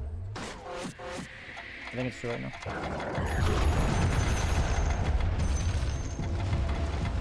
I'm at level 25. Now we can go. I think that was a really good opportunity, but I can understand he wants his item. Let's go now.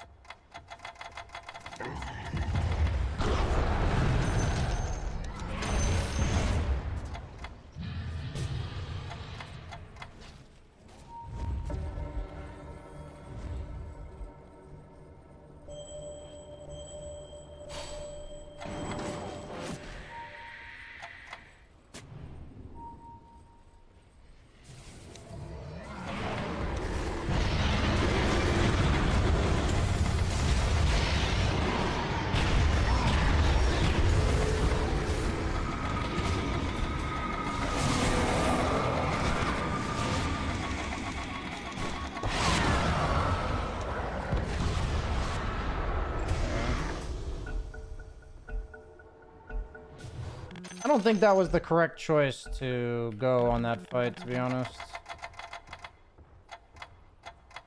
I don't want to mute my guy, but I'm muting him. Pretty crazy that you can make it to rank 70 with that mentality. Oh.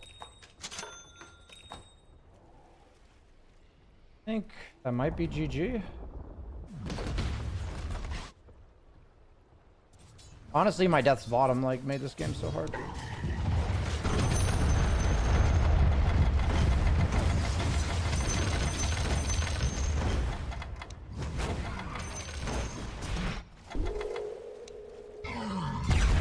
I can get to refresher.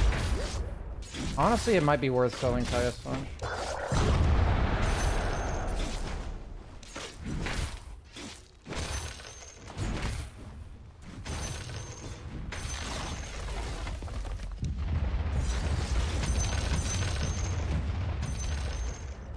Can I just assemble this? I can.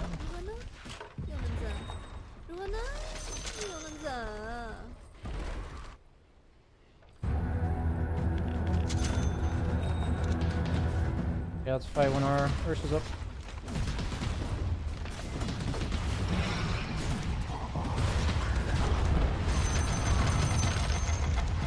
We can fight when Ursa's up, guys. Void Spear, one last fight, Spear.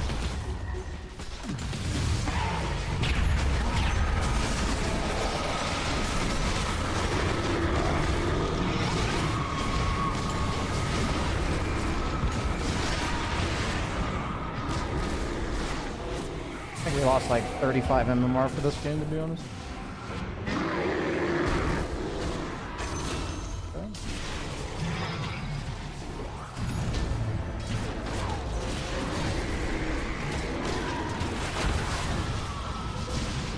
Oh well.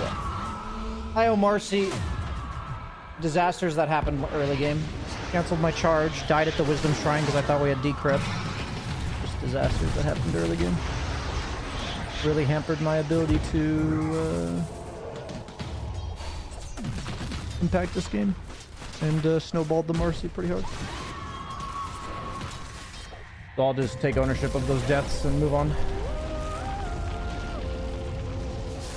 Back to being 10k.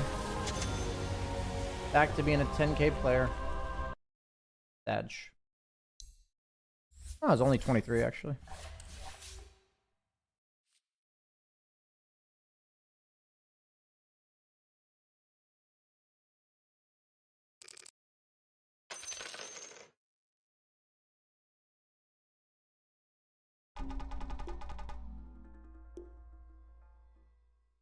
Yeah, the Kaya Sanj was a mistake. I thought I kind of needed an item, like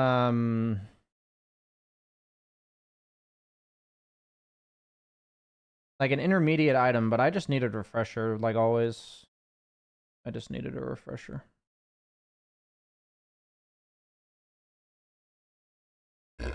I needed double BKB.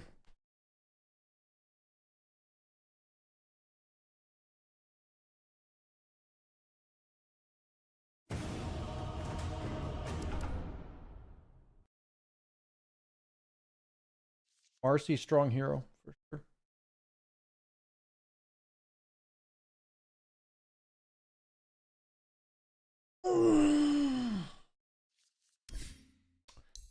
Are there like items in the game that are good versus Marcy? Like generally speaking.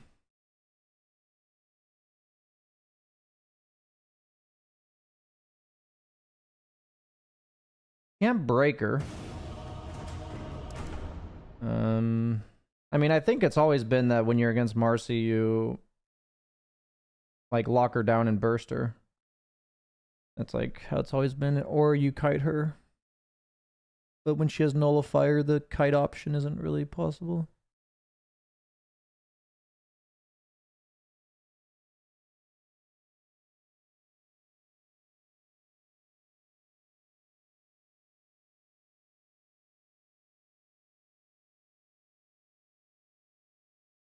Yeah.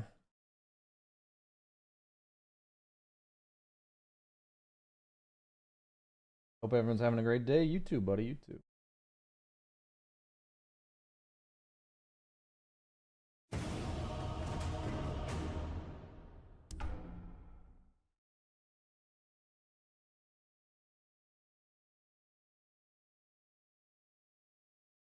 Should I or Marcy have done when you did that? I mean, they can't really do much about it. That's why I'm doing it. They're just farming bottom, pulling into big camps and stuff. Try to be as efficient as possible.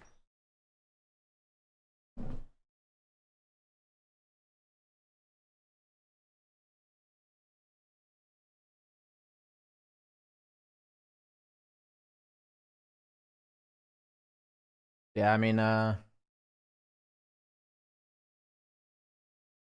didn't have the best button pressing that game. I think I allowed myself to get frustrated with what my Ursa was doing.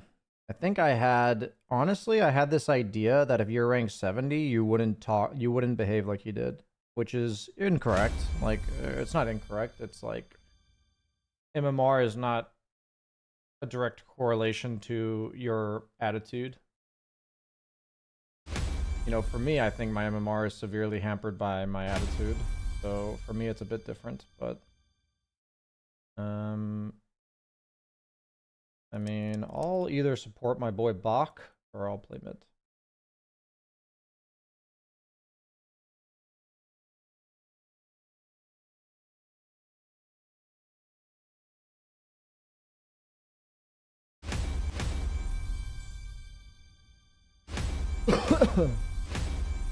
It looks like I'm playing.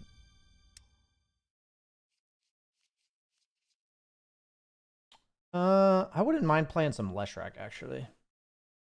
Maybe it's a decent Leshrac game.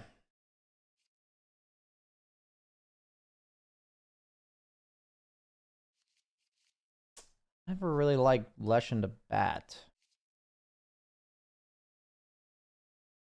Earthshaker for Faith. I'm not a huge fan of Leshen to bat, but I kind of want to pick it anyways. Does that make me trash? I want to play some Leshrac. I'm going to regret it, guys. Just wait. I'll regret it. It's fine, though.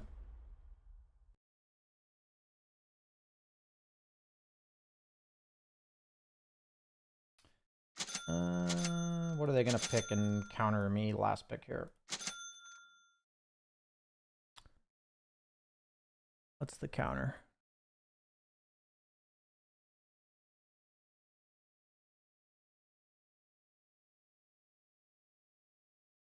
It could have been from SCA. Yeah, maybe actually. Maybe that's why. Oh, that actually, yeah, we talked about that at the beginning. Maybe he was ranked 70 SCA because I lost 23 MMR. So maybe he's ranked 70 SCA and he's like ranked 600 EU or something.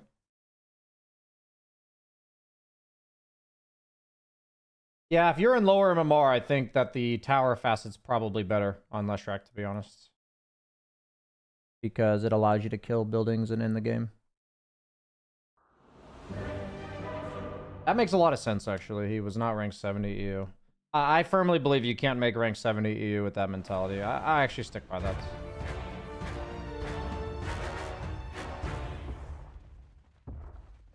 I think his mentality was pretty atrocious. God, I try not to use judgmental language. I feel like I don't... His mentality was not conducive to winning the game. Very tough, actually. They're not,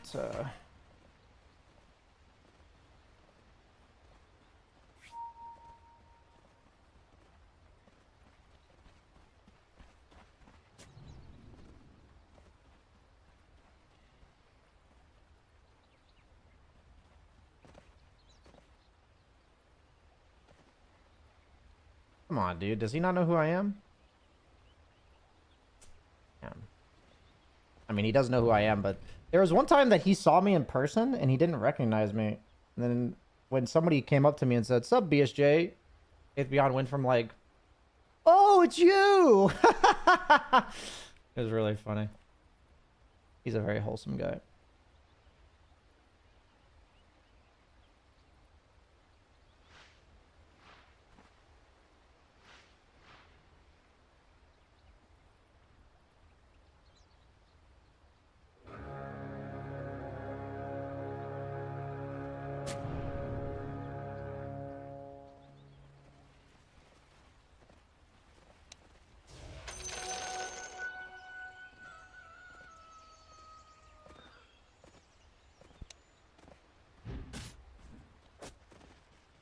Alright. Oh, You were doing very well. I'm very proud of you.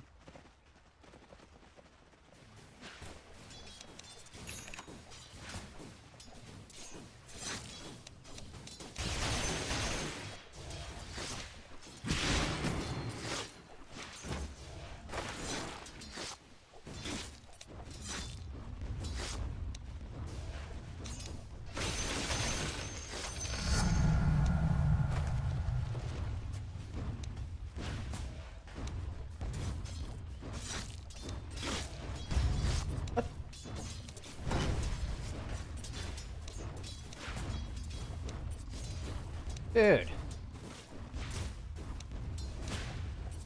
Why do I always like get upset with myself when I miss CS in the mid lane? I only do it in the mid lane.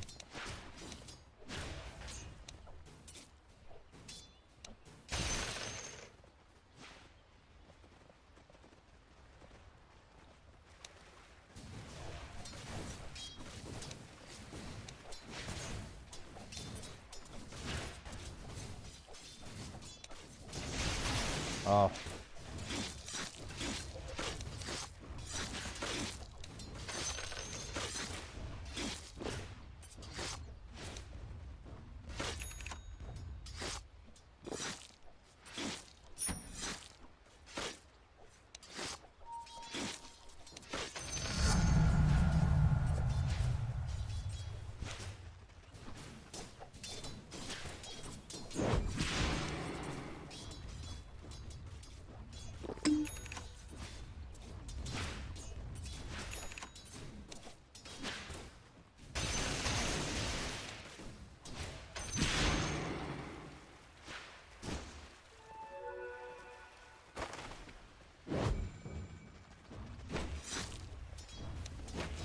What?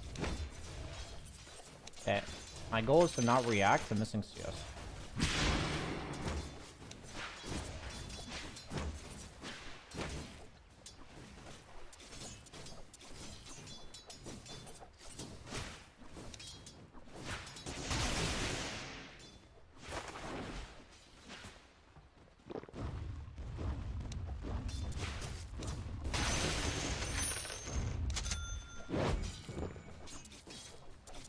I don't think I can really walk up there.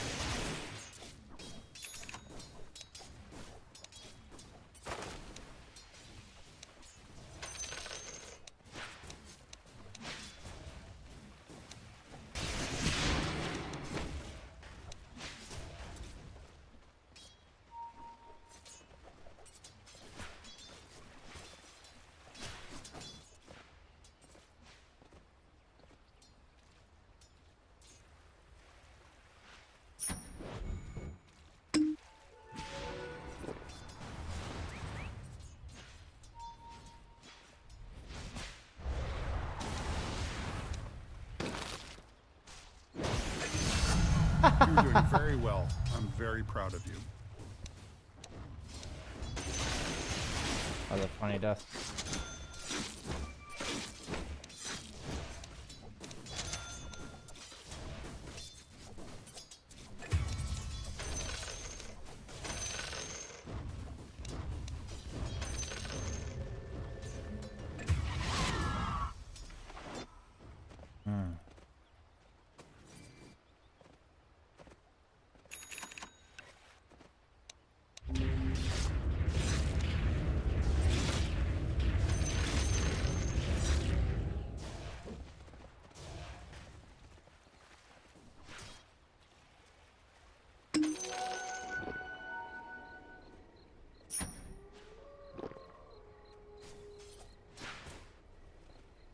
Bob might go bottom, but he's probably just...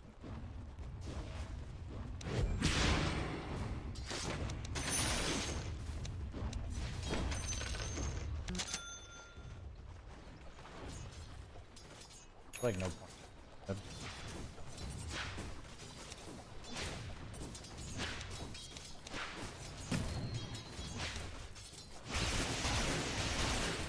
Honestly, You're I doing wish I had very taken well. my... I'm very proud of you.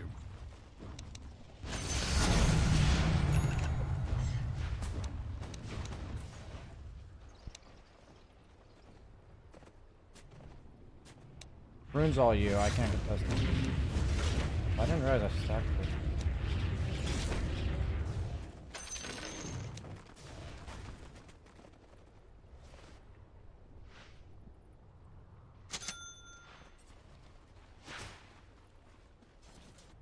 I'm going base, I can come back.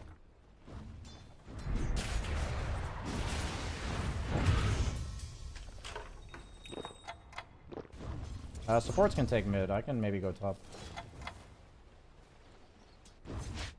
Yeah, maybe we fuck with this guy.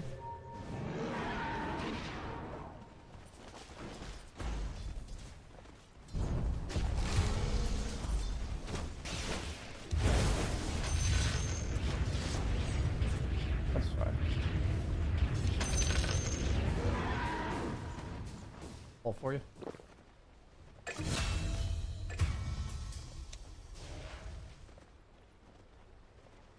I don't really want to be mid, so.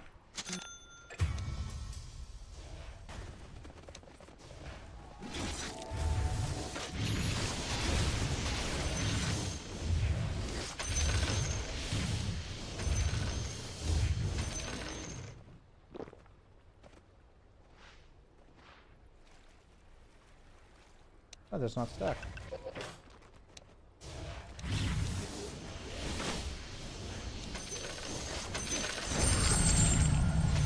Oh, I literally got scared. I just... Like a enemy going on me.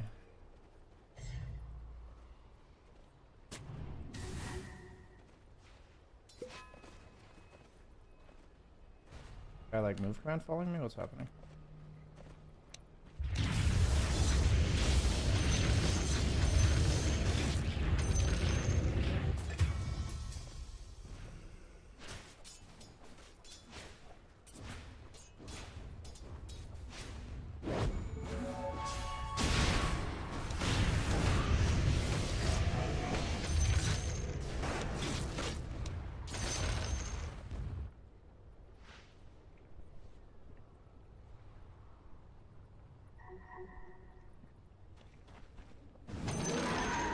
You were doing very well. I'm very proud of you.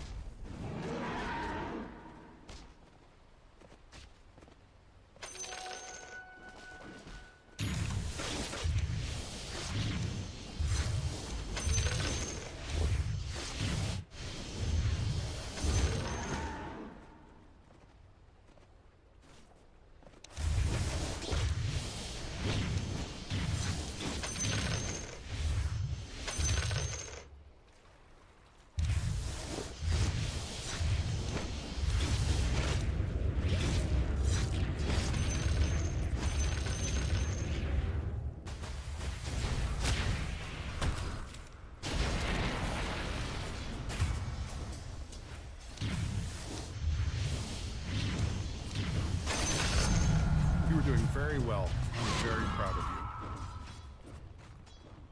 Yeah.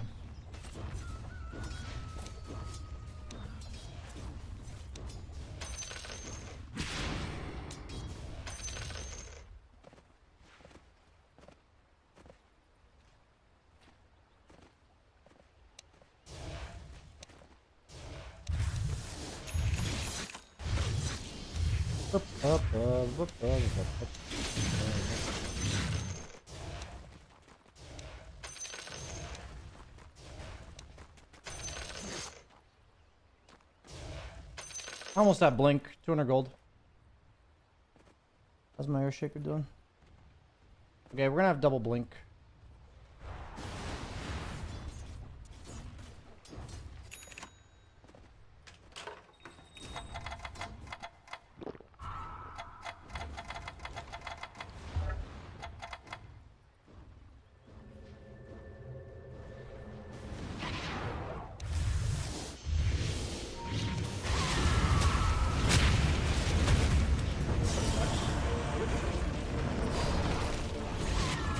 Reload you.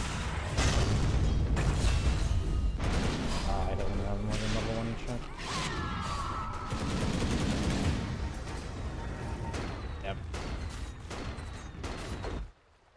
Very hard to focus when you have a teammate intentionally grouping. Very hard, actually.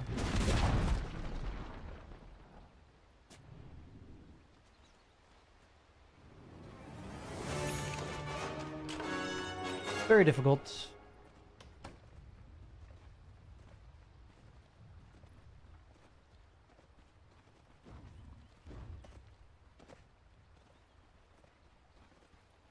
I need this really badly.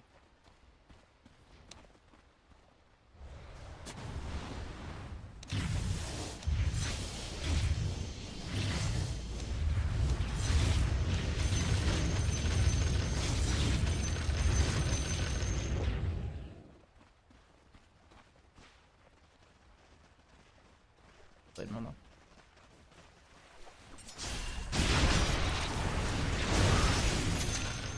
Dead?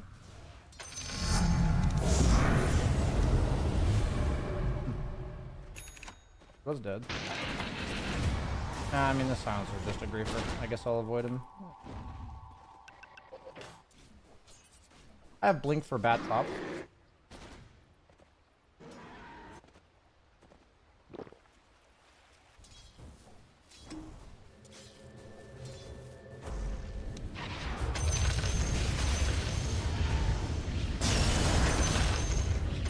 You were doing very well. I'm very proud of you.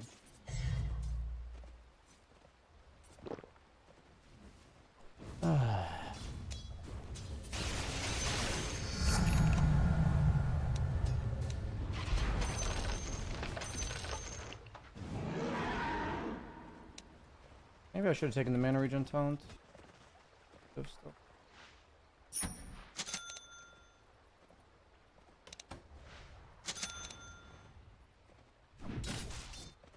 I can come mid.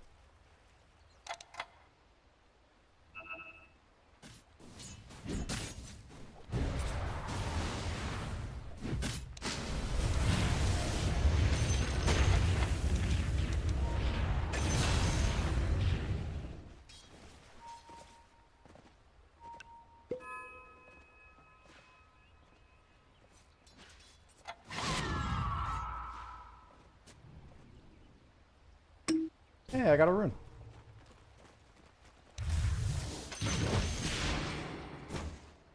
Rude.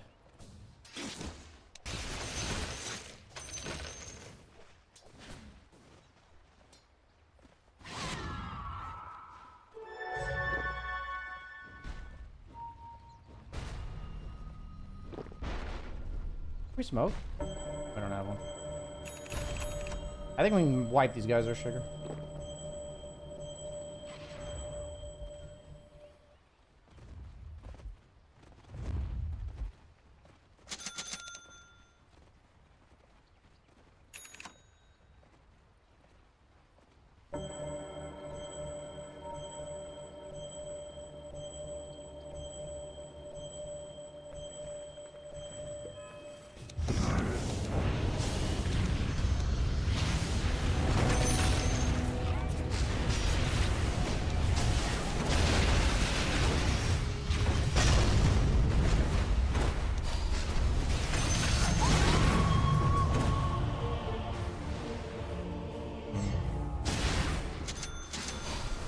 That went way worse than I anticipated it going. Oh, I bought a TP, I think. Like, I think we could have just fucking wiped them there. Said we do the weird play by Clubman.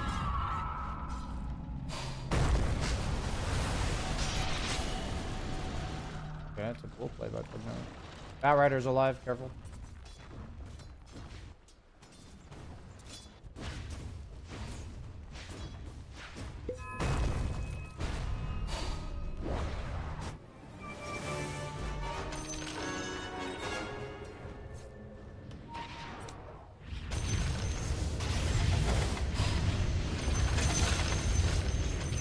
That guy's my personal Midas, so I appreciate that.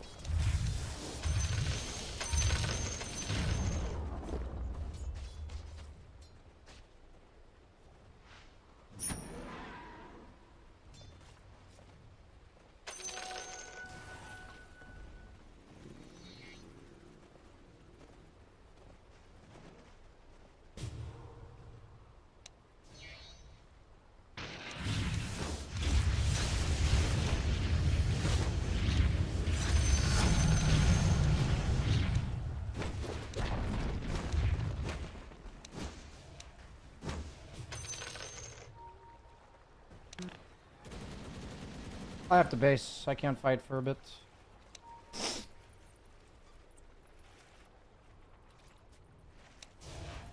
I'm gonna farm this stuff.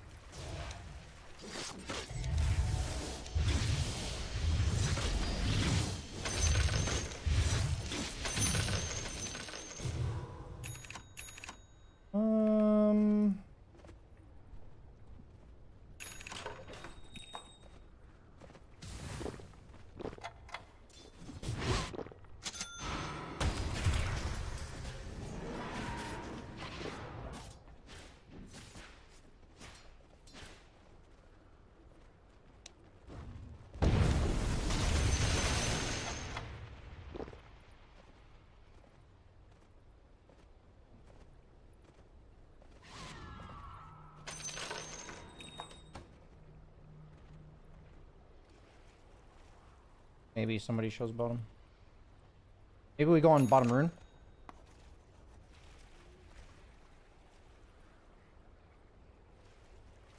Where's the plate?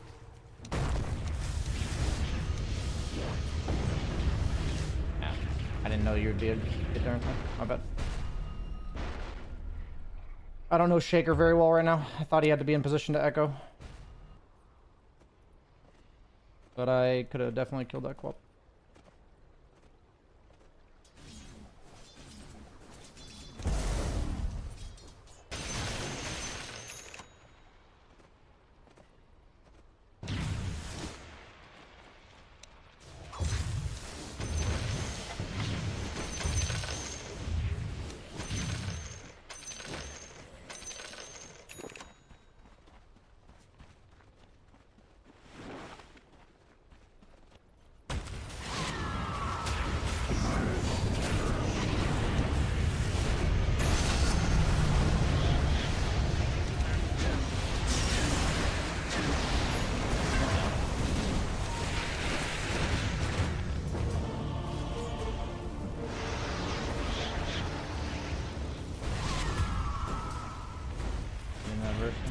Oh, my Ursa bought a Midas. This guy literally went Battle Fury Midas. Like, what's going on? What are my teammates doing today? He didn't have the Midas early. He went Battle Fury then Midas. Okay. That's just very strange.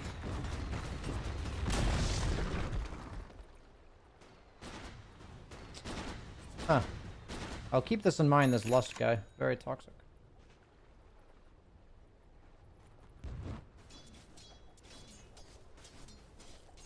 Indeed.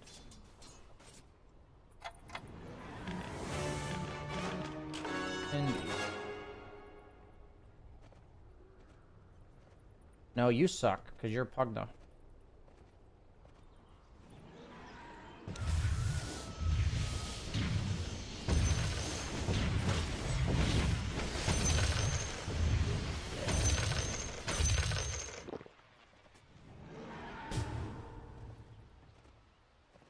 I heckin' love playing against co-op every game. It's fun.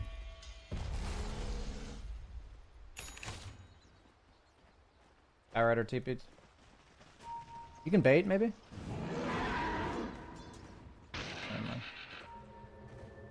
Yeah, it's no bad. A dagger and courier, and you smoke me.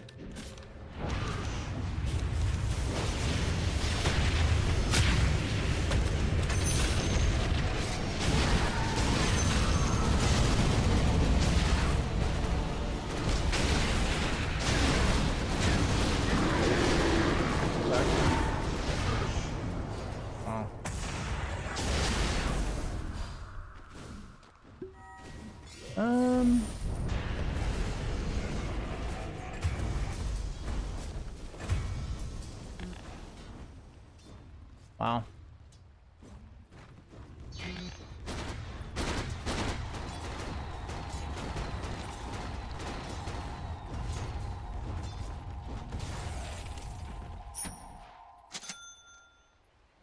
Huh. I'm surprised he wasn't able to just echo slam those two guys and kill them. I feel like if he echo slams them and the co-op doesn't blade mail, then I survive and it's a different story.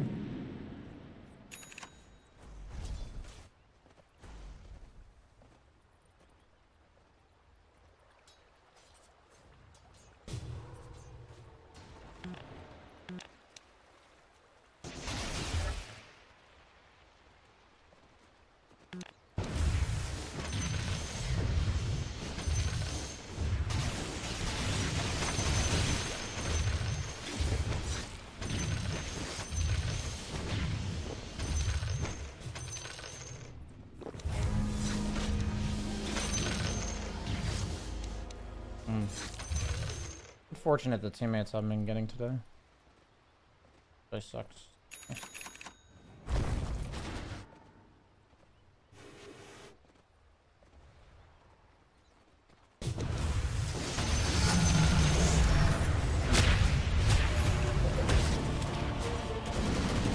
Making mistakes is the path to wisdom.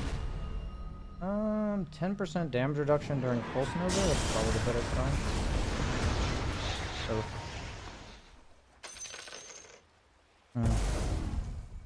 KP? Maybe. Yeah, you can't get used. Okay, I've got BKB now. Probably need to buy it.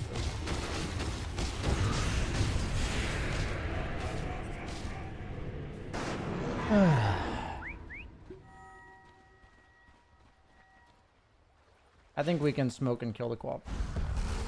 Or we can smoke into our time. One, two. Can you smoke? Go for... Don't go towards gyro. I need blink and fight. I don't want to fight into gyro. You can avoid gyro, it's good.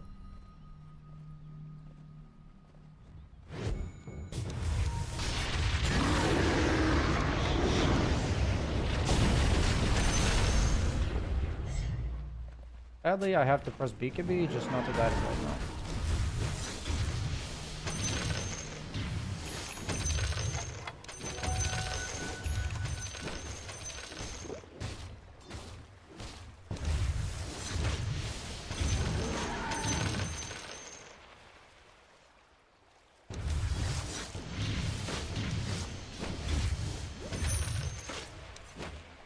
The problem with Ghost Scepter is it doesn't deal with Power Rider.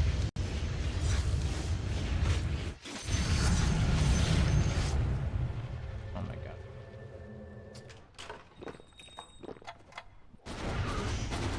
I think I need a...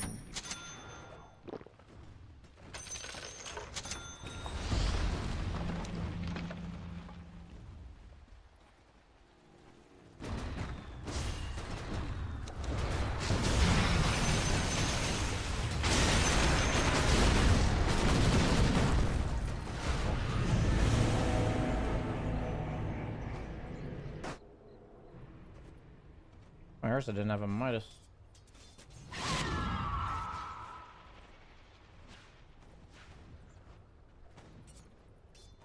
That keep up.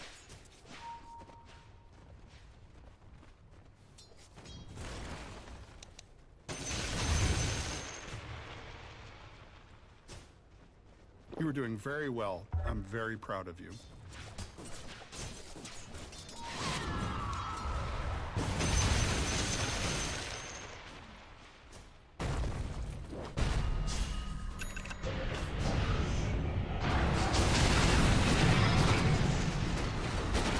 Fucking dead, dude.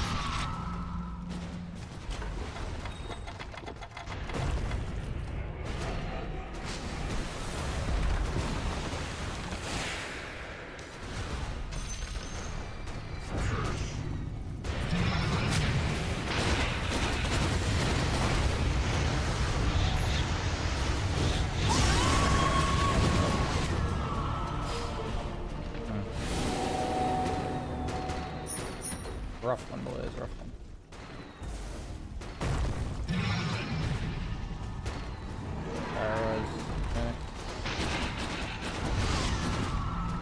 Okay. I'll wait to queue the next game so I don't end up with this Lust guy again.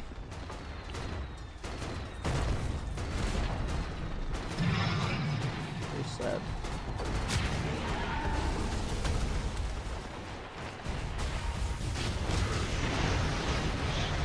They just have like 5 years.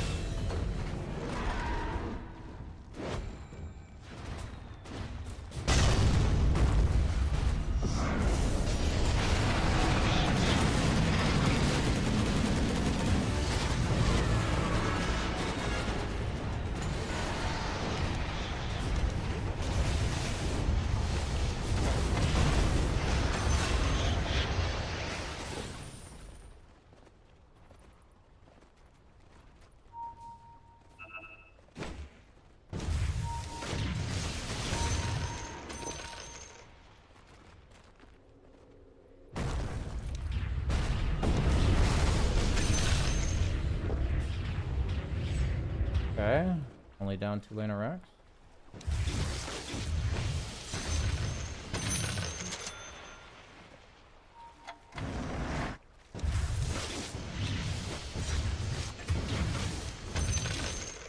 don't have TV, guys.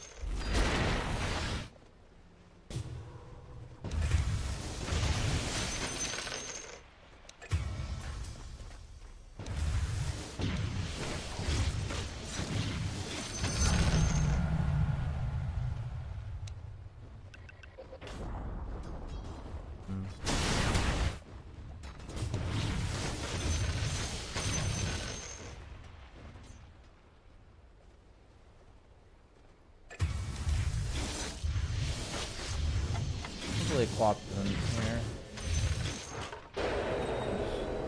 My bottle hockey.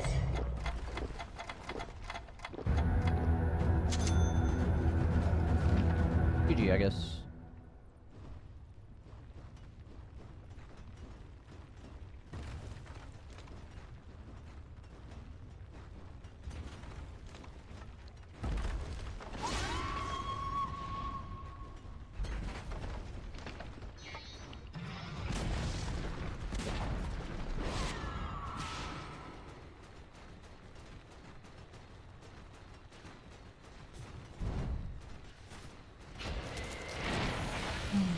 Yeah, I'm not sure why my Gyro went Midas and my Ursa went Midas, and you know, I don't know what this silencer's deal is, but he definitely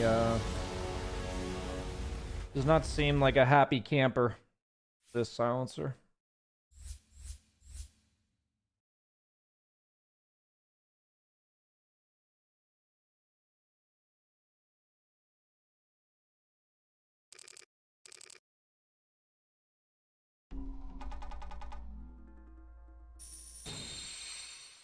I might need to mute my teammates today.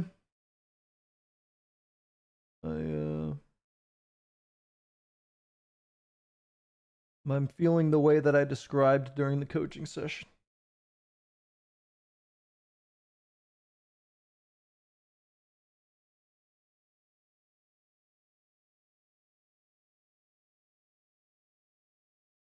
Very unpleasant feeling.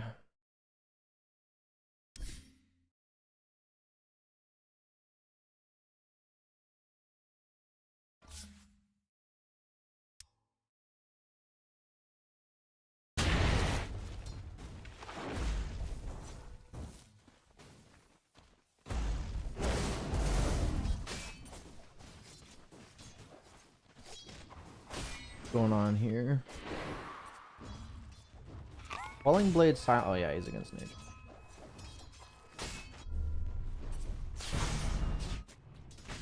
I don't really believe in Earthshaker off lane, to be honest. Every time I've seen it, it loses its lane really badly. I think Earthshaker mid's good though.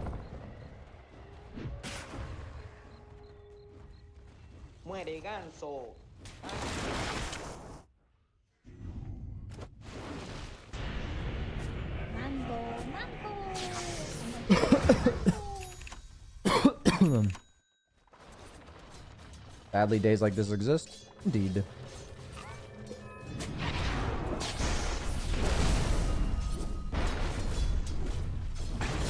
Oh, nice kill.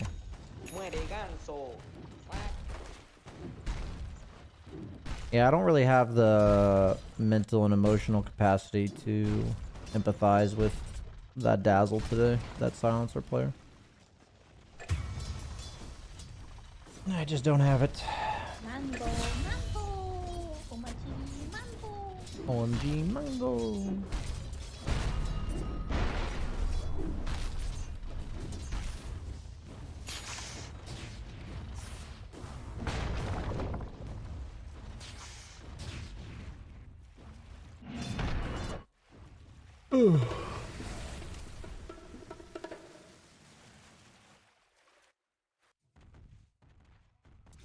How are we feeling about this game? DK carry, huh?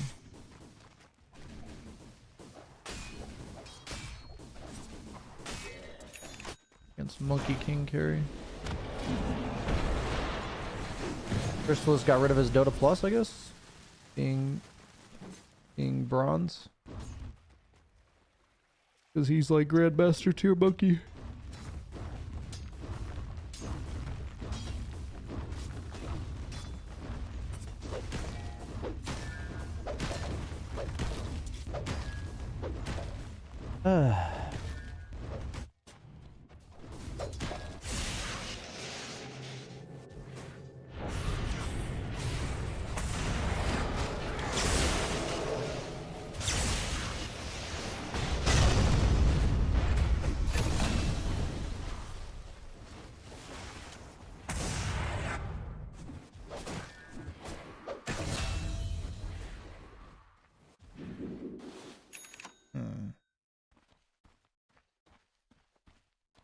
I can uncover the map actually.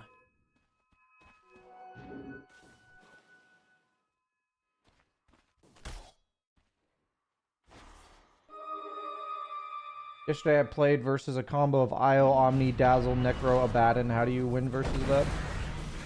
You split push and get more gold. Because they have no stuns.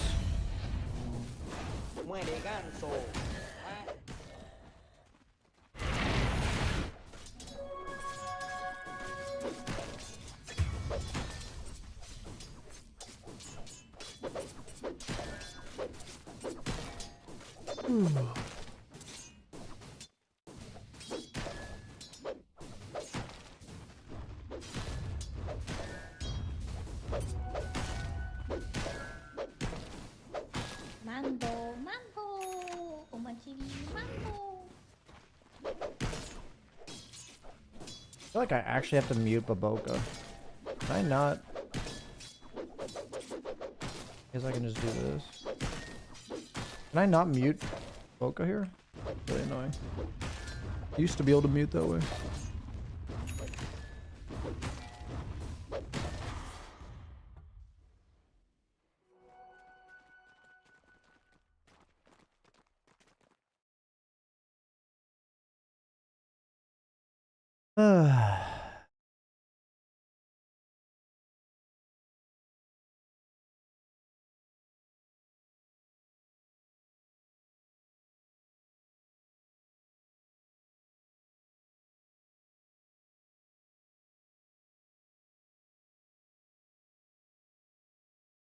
I'm going to get myself, dude. Fucking Baboka, dude.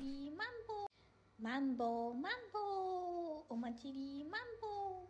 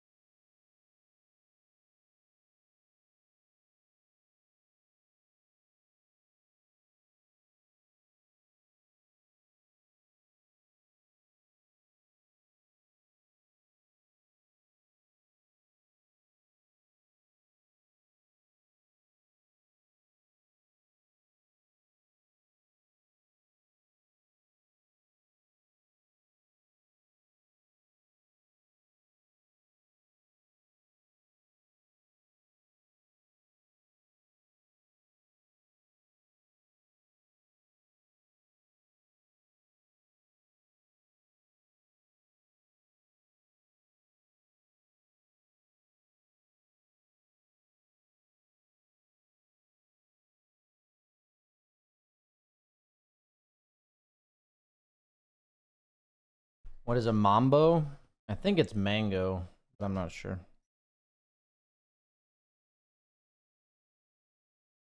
Help me, please.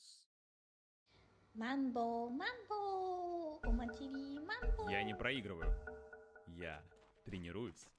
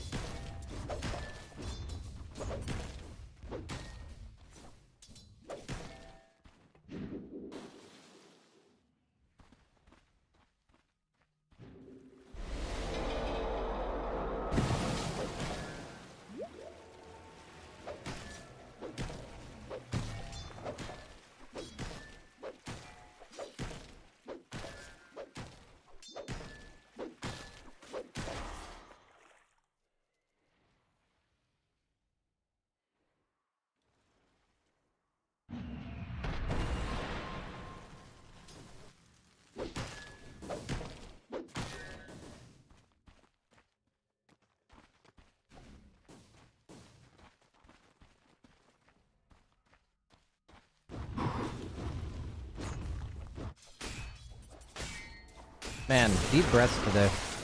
Gotta take some deep breaths. I'm wondering what I would like to do differently in the future with players like Dazzle.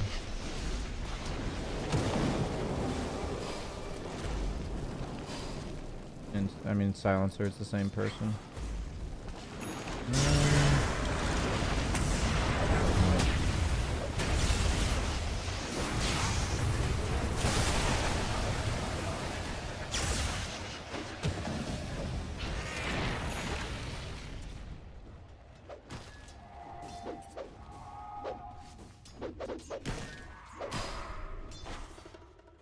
I think some days I'm equipped for it and some days I'm not.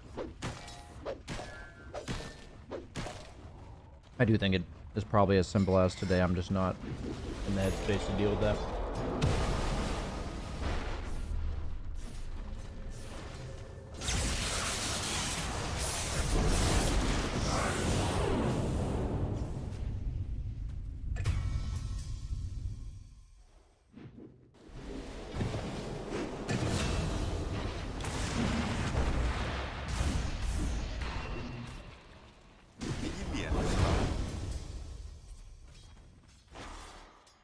Battle Fury Monkey King, huh?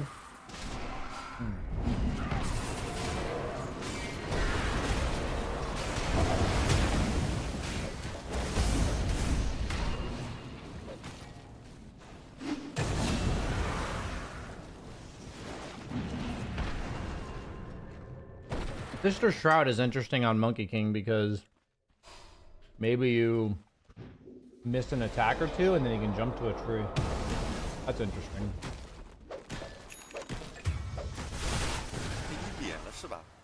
Mambo, mambo, mambo.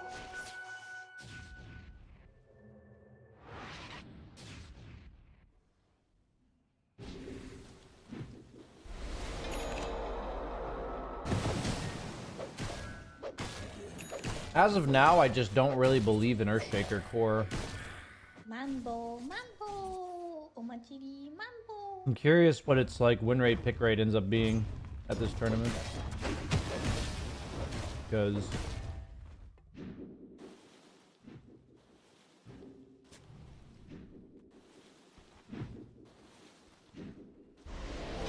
I see what the hero offers, but it doesn't seem to do it very well.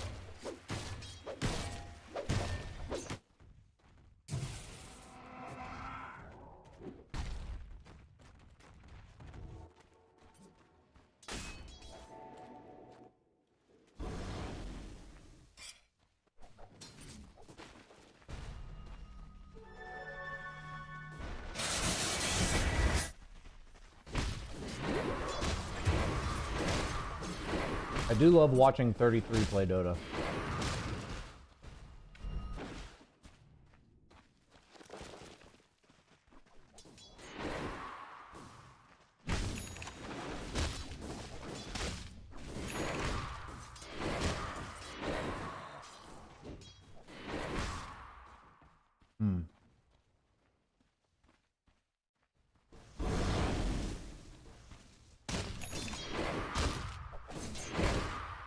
Forgot about this blade mail cosmetic that makes your blade mail look like that.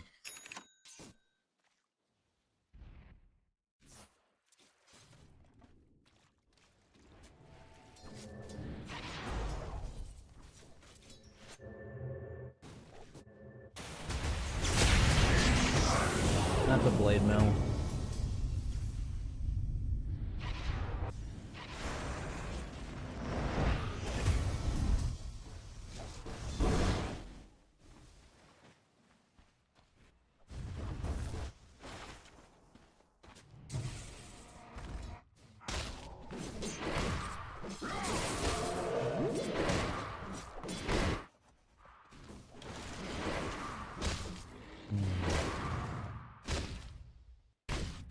Right now he has 16 armor, or 22, excuse me.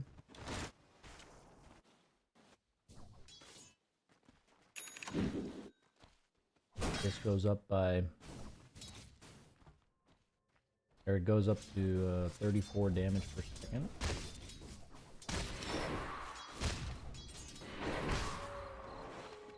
So we're allowed to stream from the in-game stream? Yeah. I'm not allowed to broadcast the official stream.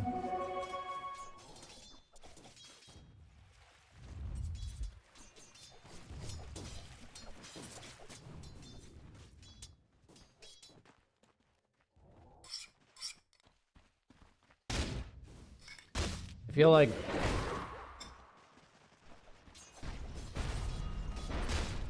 when I'm playing Axe in these type of games, where I'm against a lot of counter initiation, like Silencer and Dawnbreaker, that it is often very scary to go blink. I can see why he's potentially delaying the blink. I'm curious what he ends up deciding. If he ends up deciding to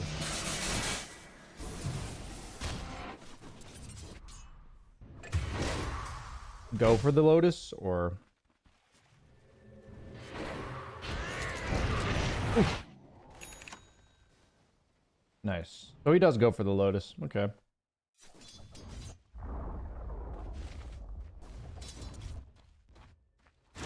I wasn't sure if he was going to commit for it.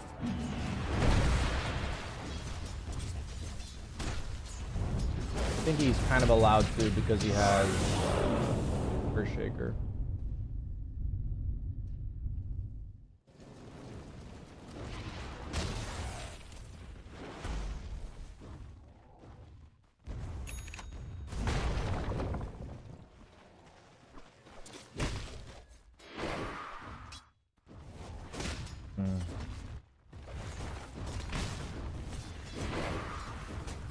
Honestly, is there a way for me to hide people's ranks in my game? Is there a way to do that? I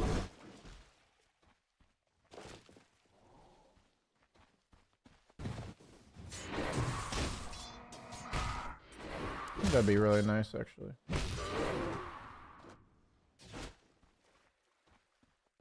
Yeah, it's not an Arcana. I think it's an Immortal, but same thing.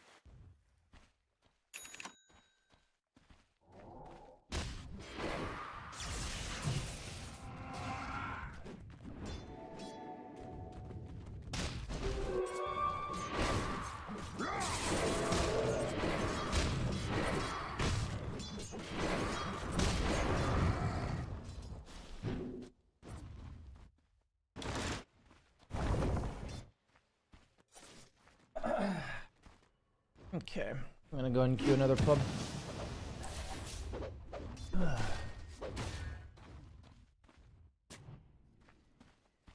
I think if this game is like, if I feel like I'm significantly affected by toxicity again, I'll probably end the stream and go record a YouTube video.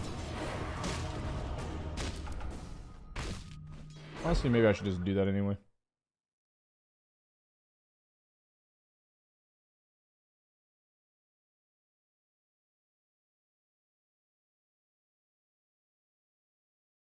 Wait, what?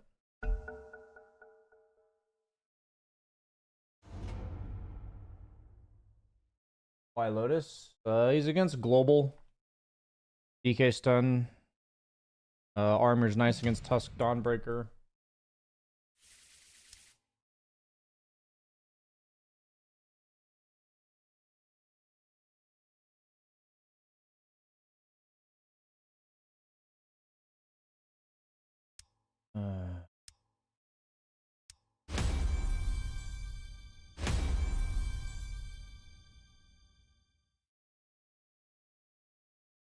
I really don't want to mid again.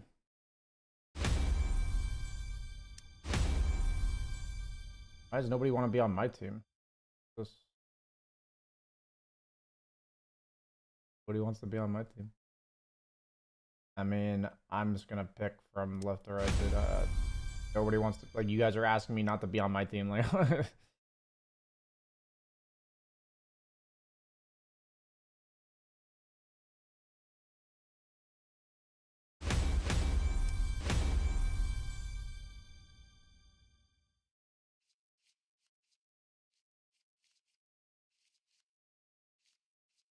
okay, well, go next, I guess.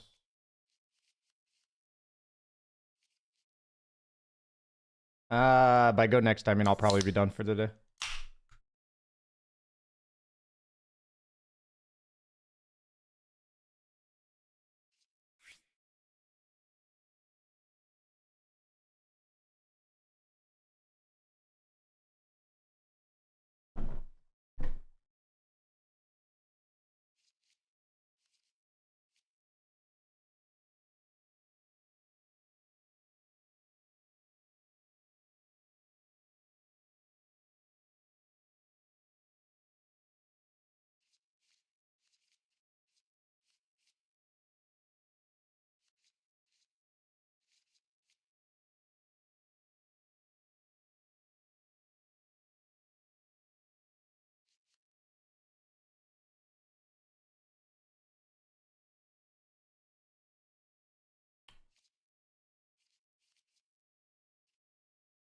I don't really know what to pick because I'm gonna lose.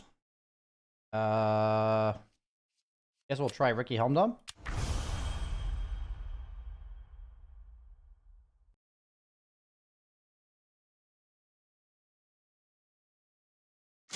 Try it out.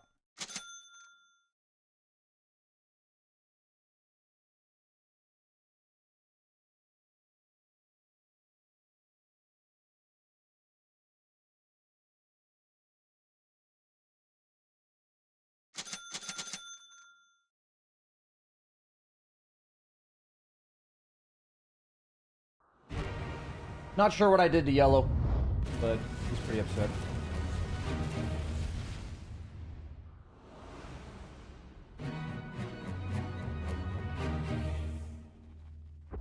Very unfortunate. What do I want to? Maybe I just go 6. Word, I will hook. I'm gonna try the Helmdom.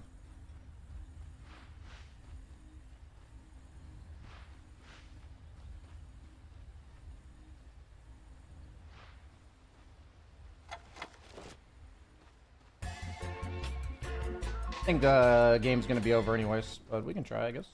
You?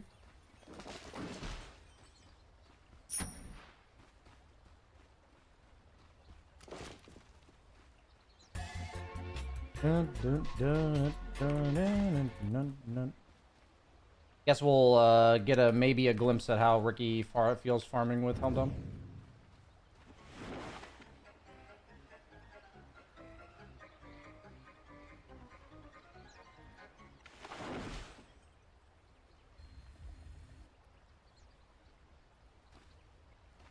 Can't tell if he's playing or not.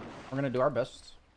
Do people buy Dominator for every hero now?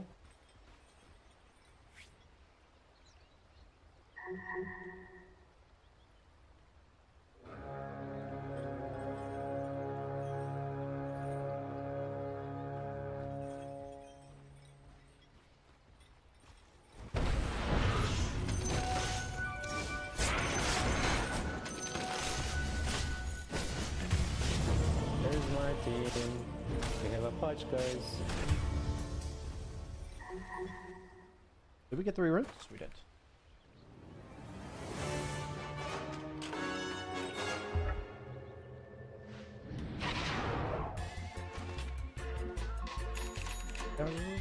Free.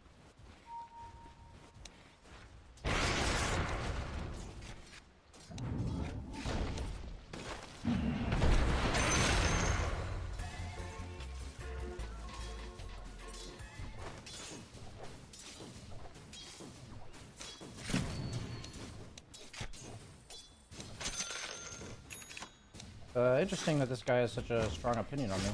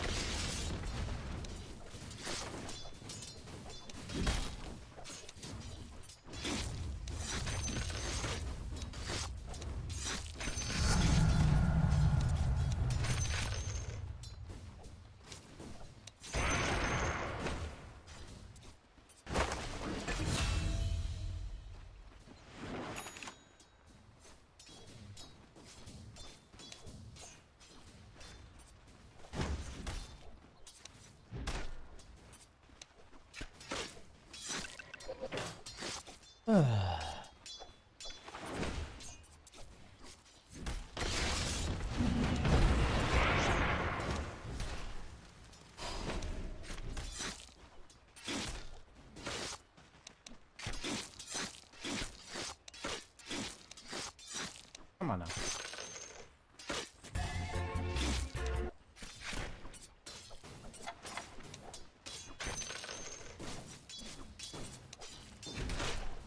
I don't think trading with this guy is very good.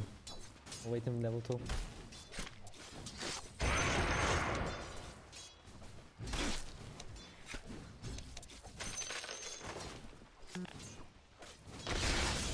I thought I dodged it.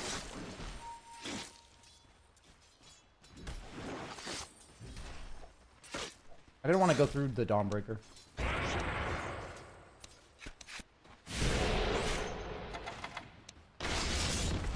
Fine. Thought he could lift him, but he...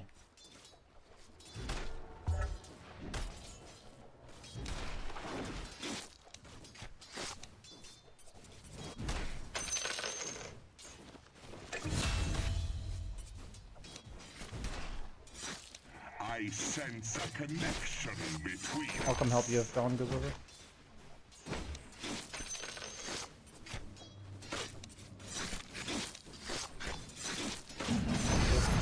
Let's go.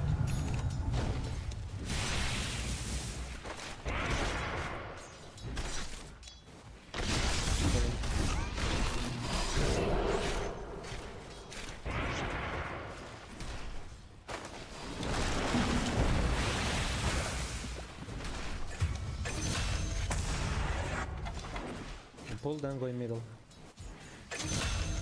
Nice job. Nice gank, sir.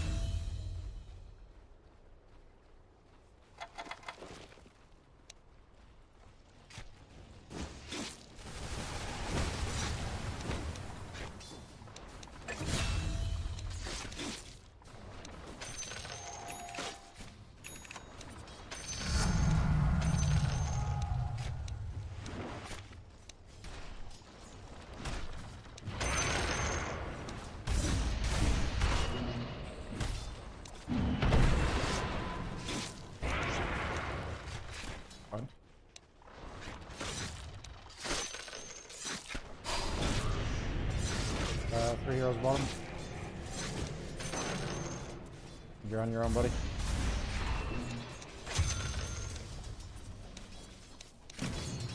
I'm dead. Leave me.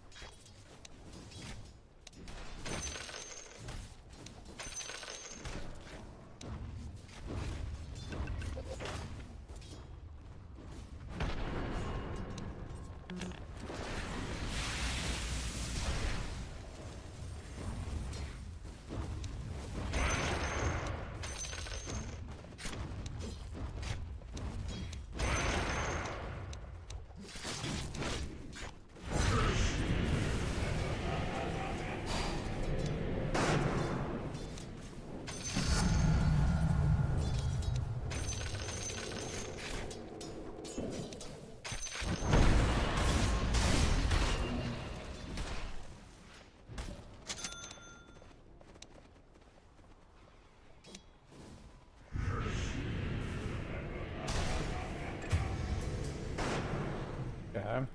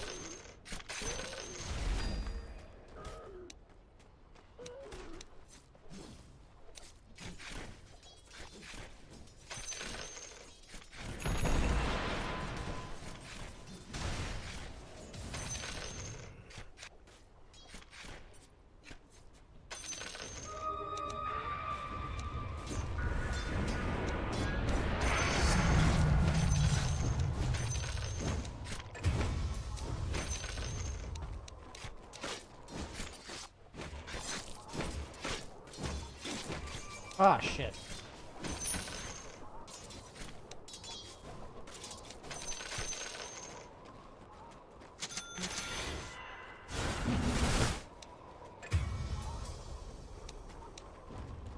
You don't look at me, I can choose. I have low HP mana.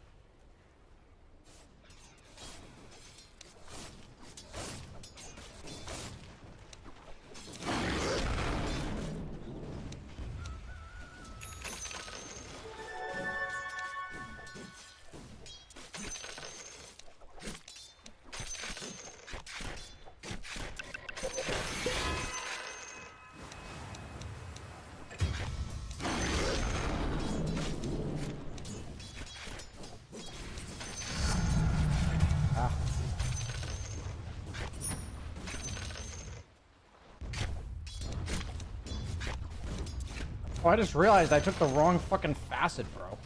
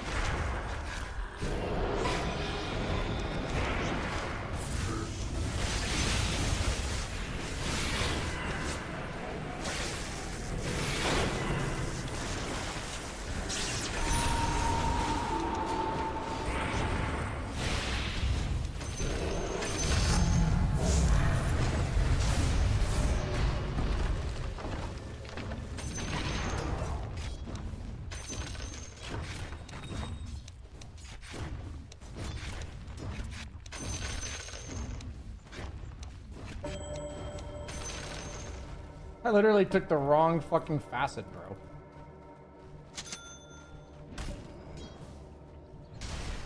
It's actually kind of a disaster, isn't it? I don't know. Maybe it is.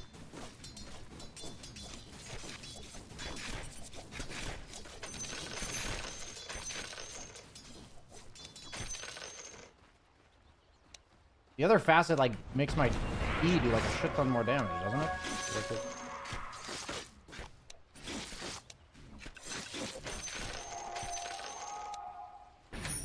Back. Cool, peace.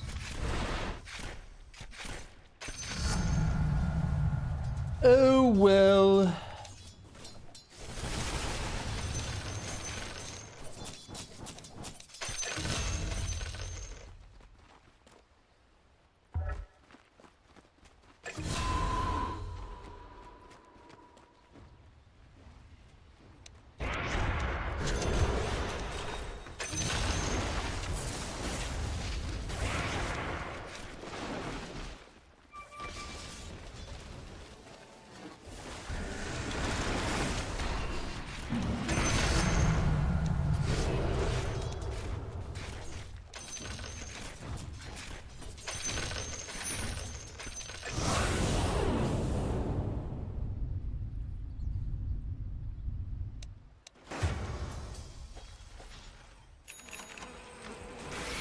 I sense a connection between us.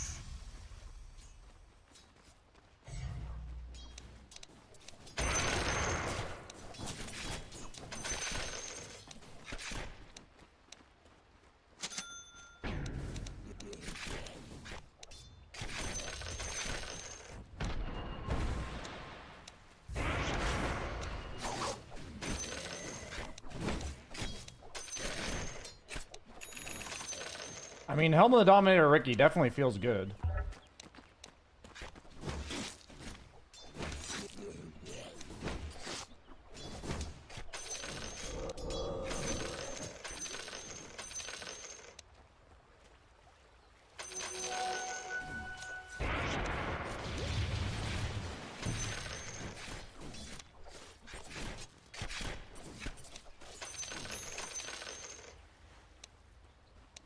I don't have any use of Dom yet? What do you mean? My Dom's been super impactful so far.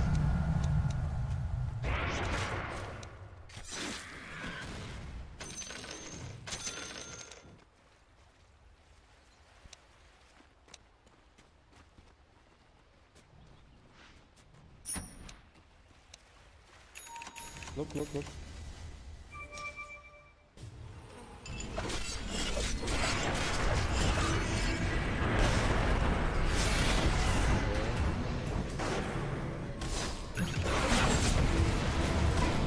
Oh, I needed to cloud the silencer. It's my bad. Yeah, actually they were all there. Kinda bad. They have good counter spells. Yeah. They do. What's my other one makes my E do like a bajillion more damage, right? That's my other facet. Oh, when attacking non-heroes. Oh, man, I mean, that's like such a better fucking facet. I'm literally playing at like half capacity right now. It's wild. We can maybe kill Dawn. No, never mind, it's me. Use gates, razor, don't use gates.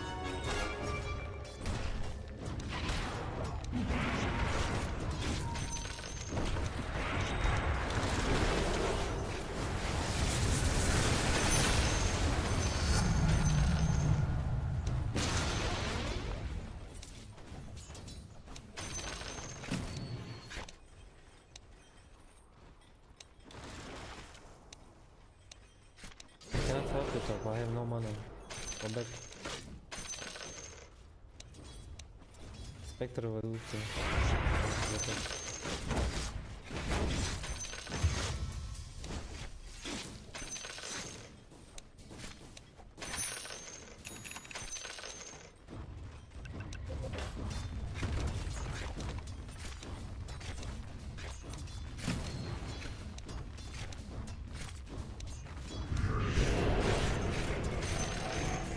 I'm literally can't kill creep waves because I don't have the pheasant.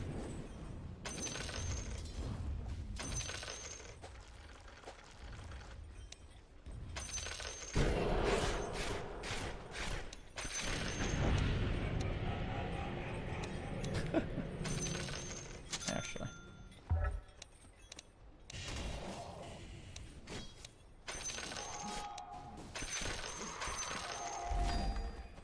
I was so distracted pre-game that I took the wrong fast.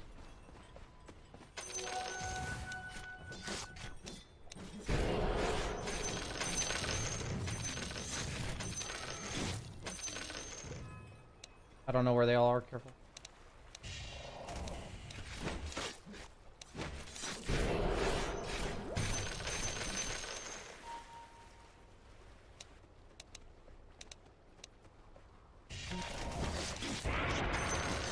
Freon.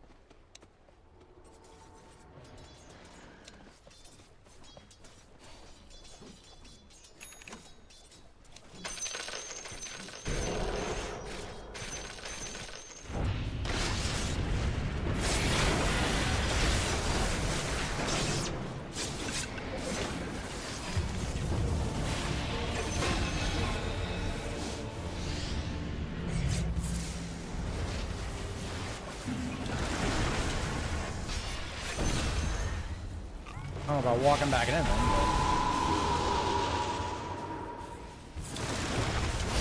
I mean, I set this up. I really wish I could change facets mid-game.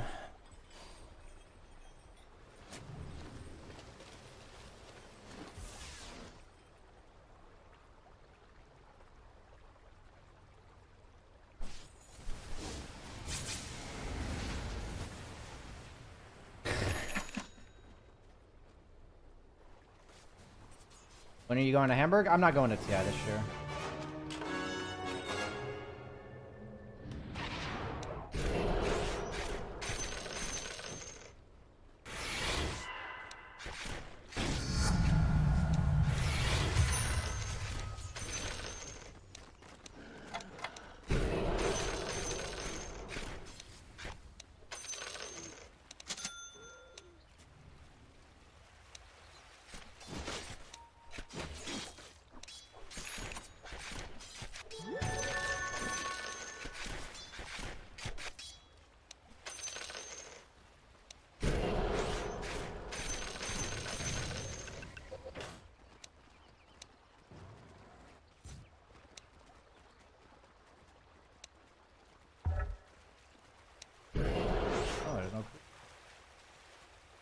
That's a Jeej.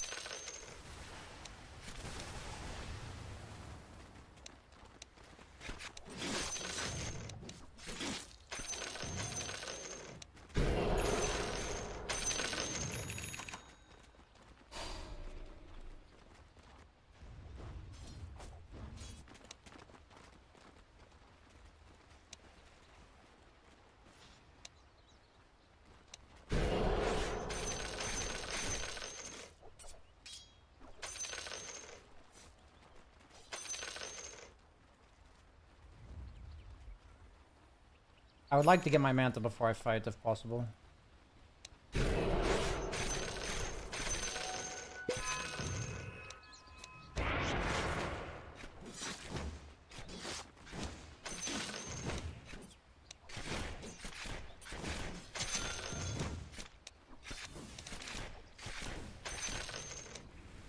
I have my Manta now.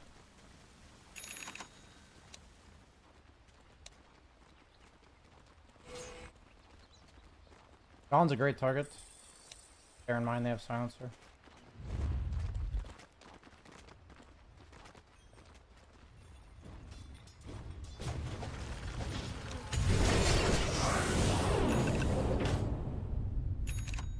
Fine. Can probably fight after.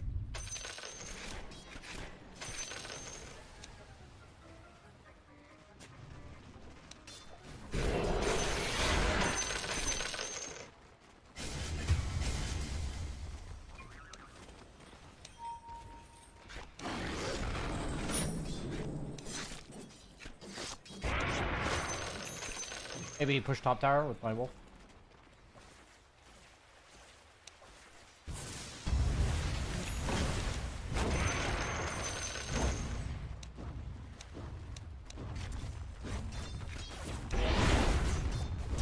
No, not the wolf.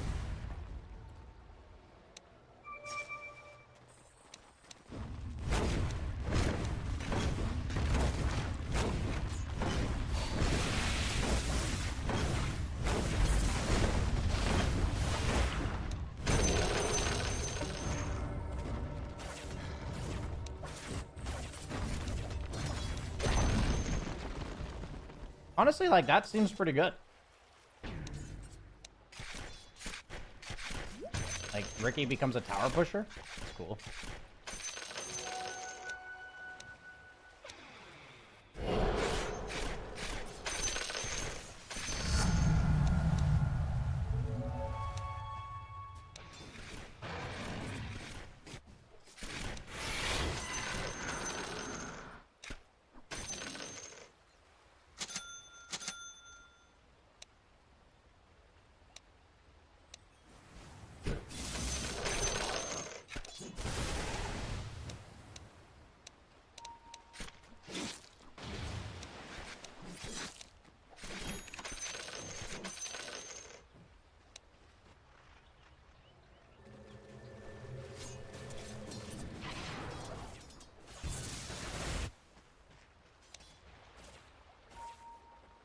I think they might be here with... Yeah, here.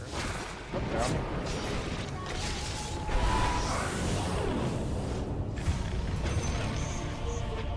Not bad. I didn't think they had a ward sentry set up there. Not bad, noob play.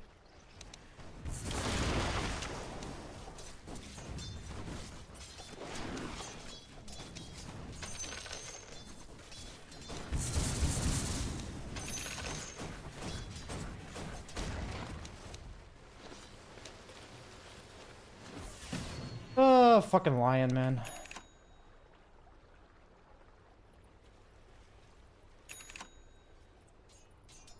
I mean, I shouldn't keep it in my team like that. I'm just bad. By bad, I mean making plays that I wouldn't otherwise make.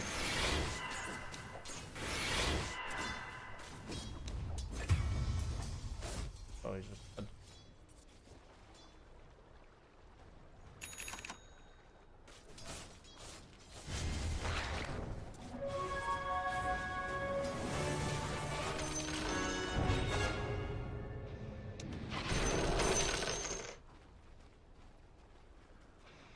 I think we can fight them with no global.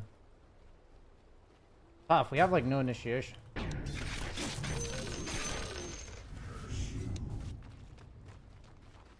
mean, I guess I'm our initiation, but I definitely needed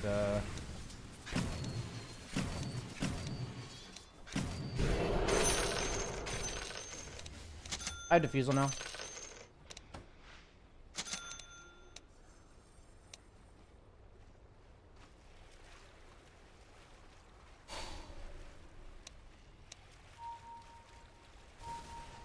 Maybe not.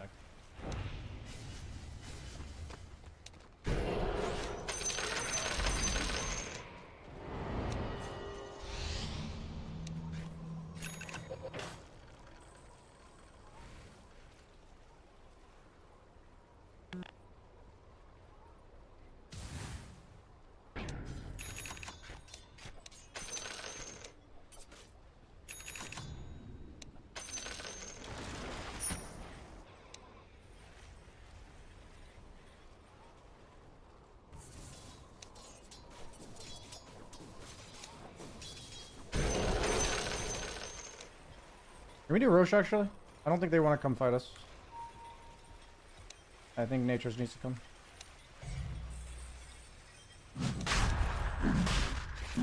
I need somebody tanking, otherwise it's difficult to go.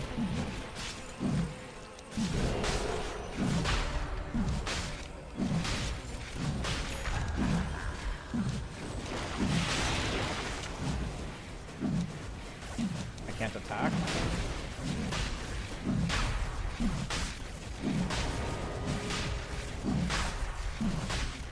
Trying to take it again. I thought he was trying to take it on Nature. I wasn't gonna fight it.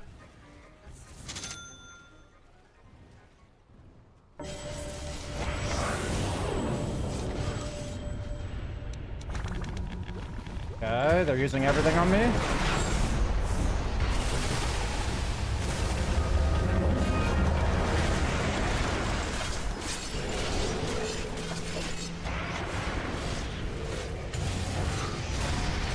Dude, wait. How did they just blow literally everything on me? And we're losing the... Like, what just happened? What? Like, what? They literally just used Requiem, Dawnbreaker ulti, Finger and Global all on me. And I just... What the fuck?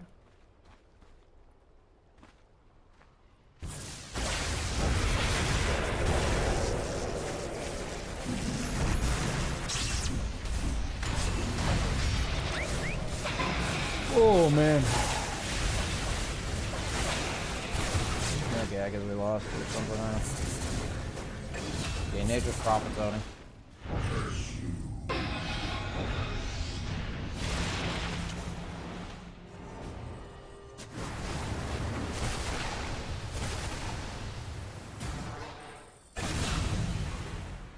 This is crazy, actually.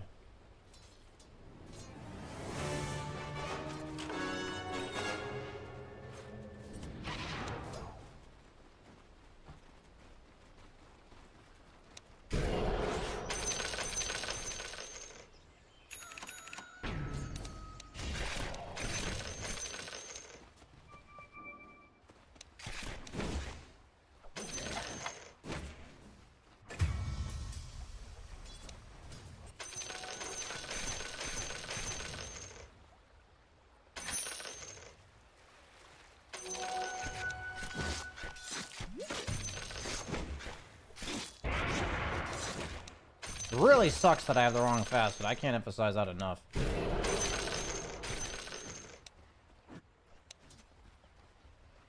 I really cannot emphasize that enough. This sucks.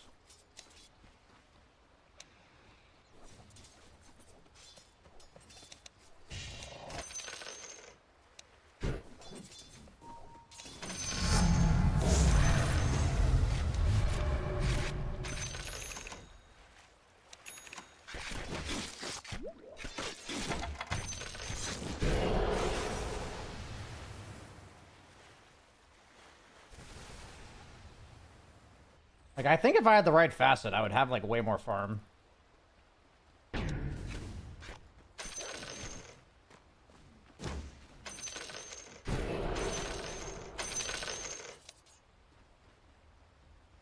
Okay. I'm gonna sell this.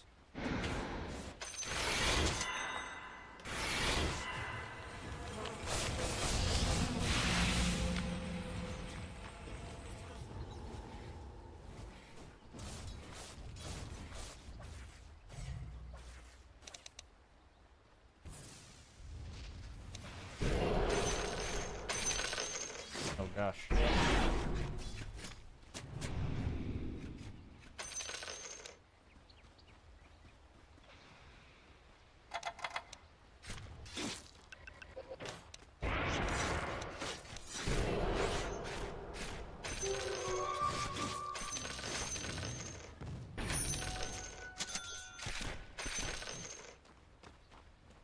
Really wish I had the right facet.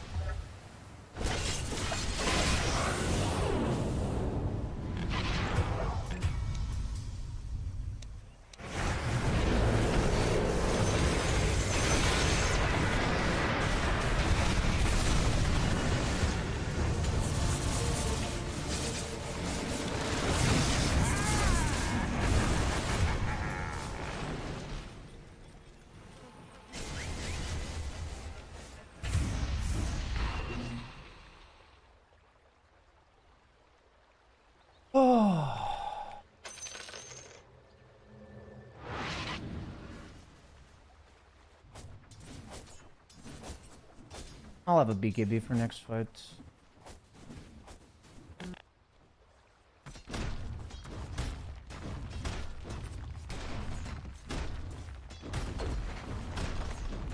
God, dude, it actually sucks so bad that I have the wrong facet. It's been a long time since I had the wrong facet. In, like, any hero. Because it removes a second off your cooldown, right? By 0.75. So, like, when I kill a creep wave, I have, like, 4 seconds less cooldown on this. Literally goes from 12 to, like, 8.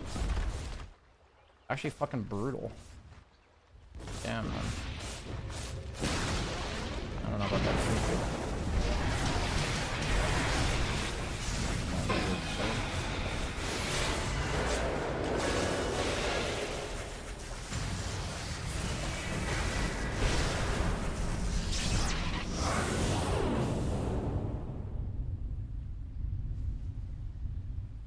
I sense a connection between us. Oh, these plays are just crazy.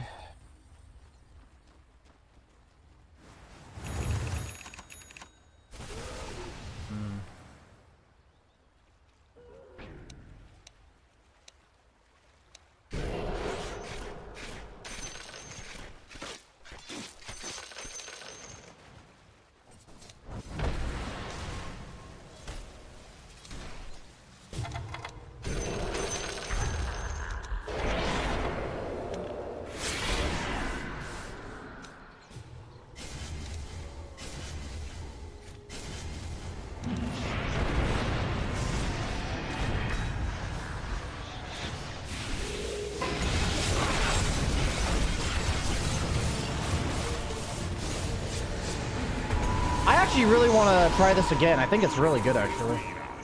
I think if I have the proper facet, I think this is really good, actually.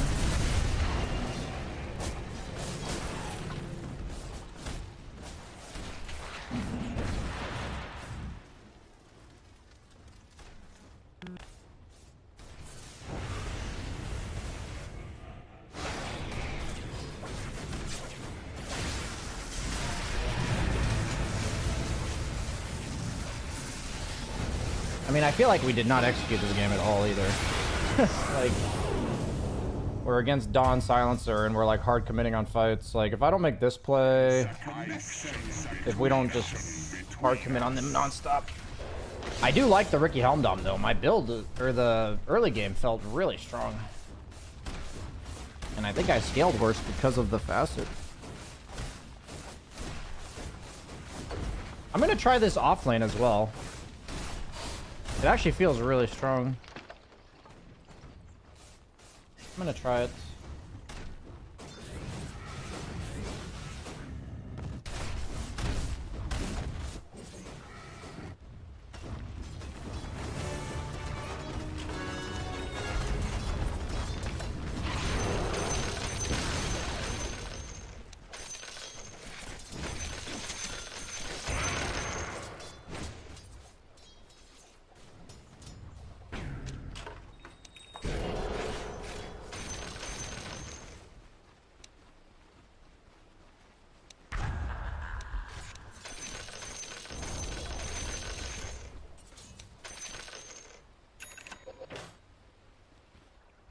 Not sure why I'm getting tipped.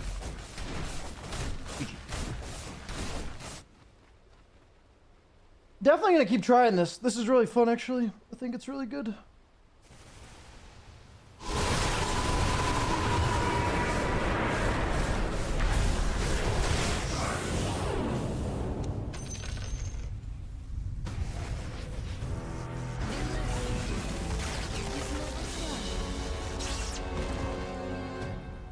Could I fight before Manta? I mean, the idea of Ricky is you take skirmishes, right? So... And if I have Ags, then I get my timings, like, way faster, because my W, or my E, like, one-shots camps, rather than taking forever to kill camps. Like, honestly, the fact that I had the wrong facet is, like, so huge. Like, pretty brutal, actually.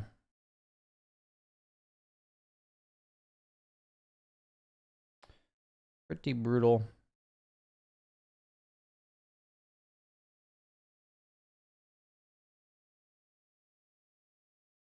Rubik's a very high skill hero. Very difficult to play Rubik. Very hard to have impact on playing Rubik.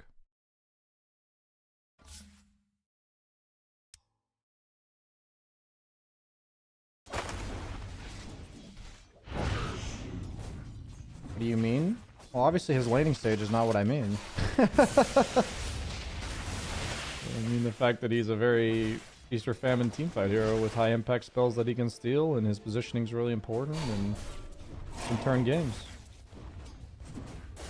A question, I told a Ricky one of my games that was making Battle Fury tags that he didn't need it, and my logic right there. I don't believe you have any logic, because it's your teammate's build. And if he wants to buy Battle Fury, who are you to tell him what item to buy? If you think that it's not the most optimal build, and you aren't going to buy it yourself on Ricky, then that's perfectly fine.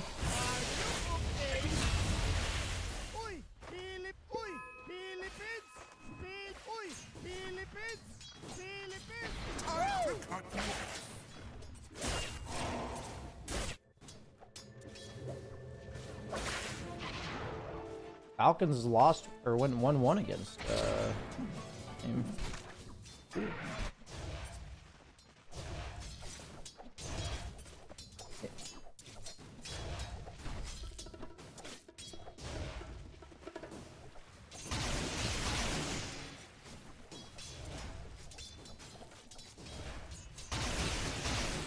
Why is he pushing? I guess to get the rune. Guy already started? Yes, sir. Sure did. Okay, by pushing, he made Earthshaker miss 2 creeps. That's cool. Interesting.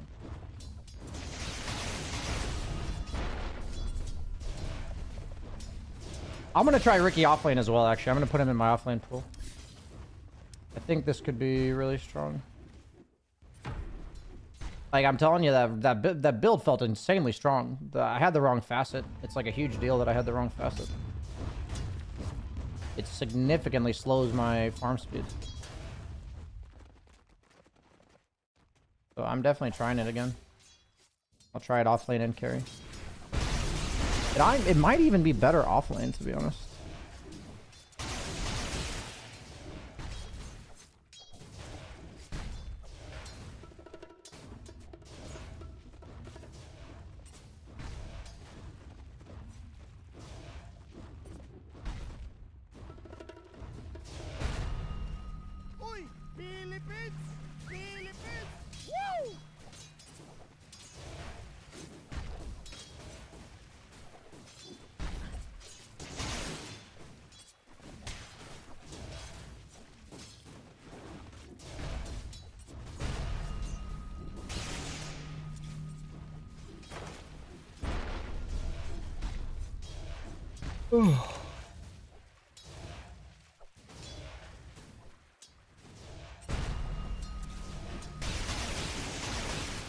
What's the build? Dominator? Dominator Ags. Maybe as offlane I'd go to Fusel, but I think Ags just seems way too good.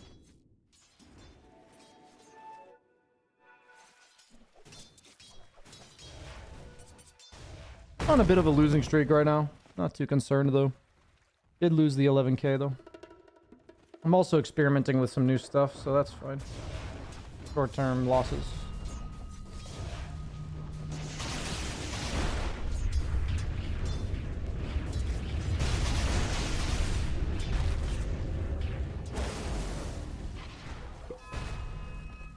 What's the ideal for? I wouldn't say there's an ideal for. I would just want them to be ranged. I would want some ranged harasser. But that's pretty much how I want most of my fours when I'm playing a melee offlane. Actually, as Ricky, I probably wouldn't mind if it's like... What is this? It's happened twice today. If it's like a roaming four as well. I'd say as long as they can block small camp.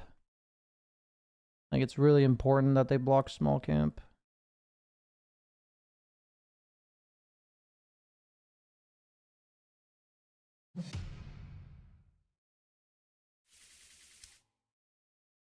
Helm Dom did seem really good for accelerating my game, though. Like, it seemed insanely good for doing that. I think I'm going to get stuck on this team. Oh, wait, no. I'm going to get stuck... where am I going to get stuck, actually? Because I feel like there's a low IQ. There's low MMR 4 players that are putting my role.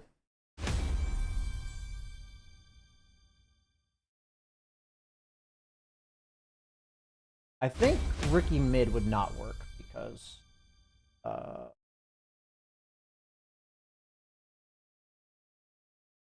you need to kind of be a side lane farmer. Please don't pick me. Thank you. Oh no.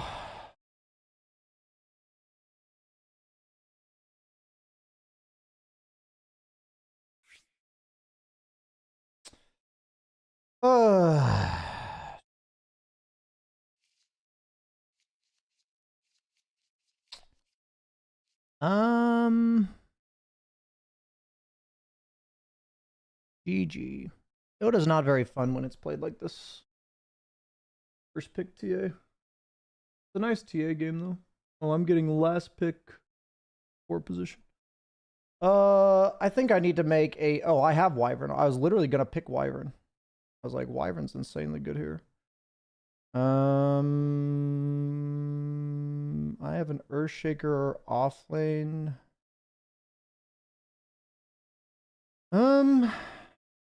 I mean, I'm just gonna play Lion because I don't have a large 4 position hero pool, and I'm not gonna act like I can suddenly pick a hero that's like perfect for the game.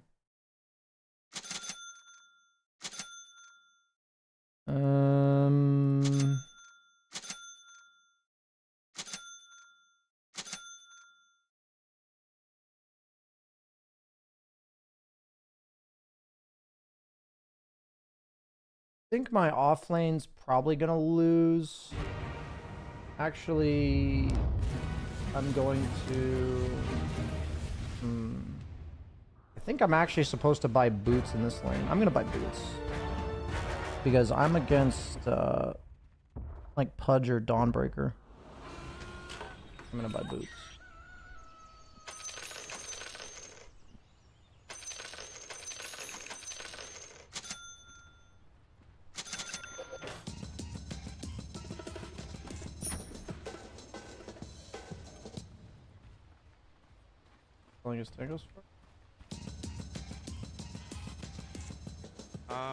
They will try to hook, guys. Be careful.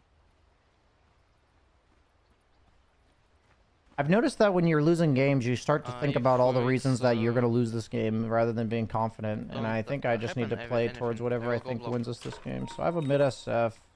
I have carry TA. Playmakers, me and Shaker. I can...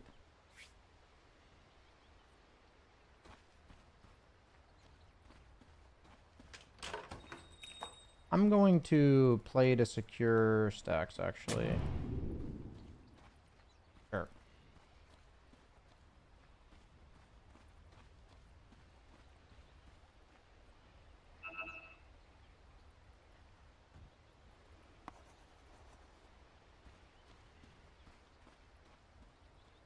He wrote out danger.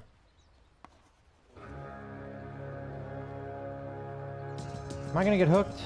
Question. Is it worth going for this rune in the off chance that I do get hooked? Oh no. Okay, I'm dead.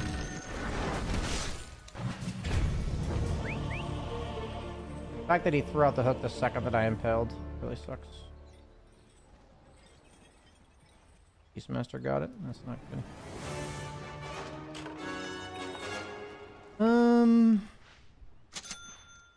I probably shouldn't have gone for the rune.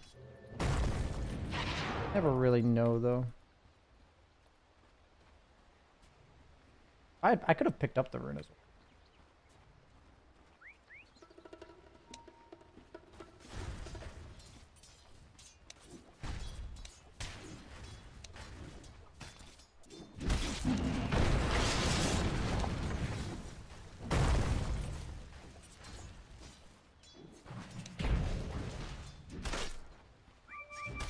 I need to block small.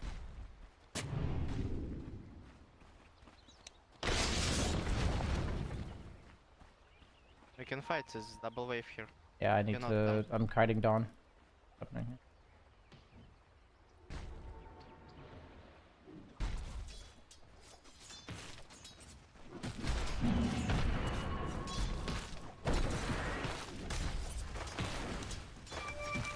Hit Martian, and he cannot do anything.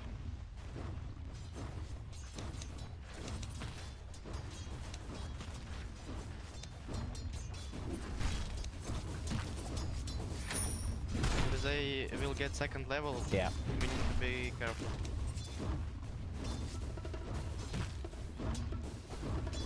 I will try to pull now. Okay, I will not.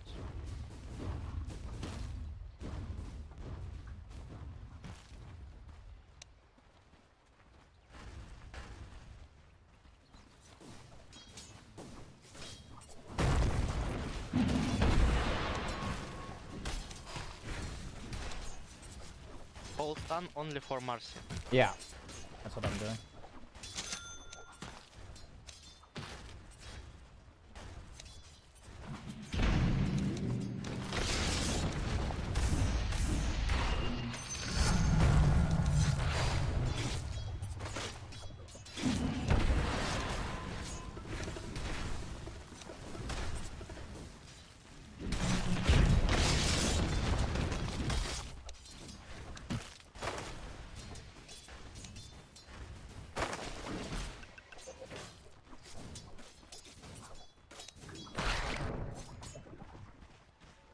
Be careful on Lotus, we cannot contest.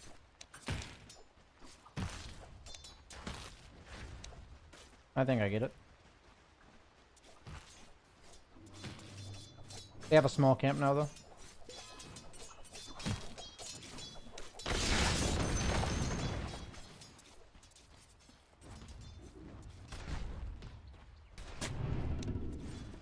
I'm holding wave, I'm fine.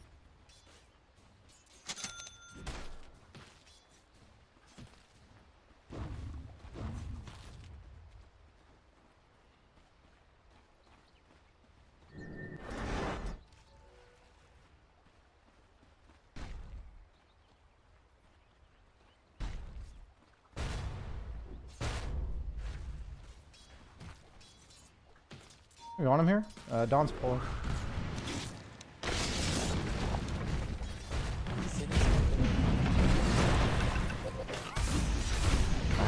Actually, probably a fine trade. I'll come back full. I think I'm overestimating. Boots of speed. I'll start playing for pulls or stacks, I think. Can you give them to me? Sorry, I didn't see.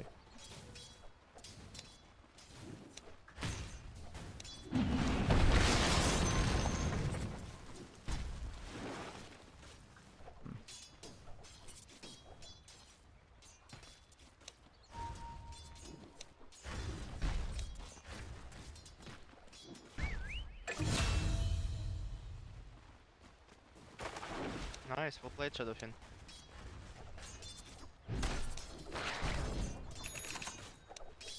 I'm gonna stack triangle. Let's back it.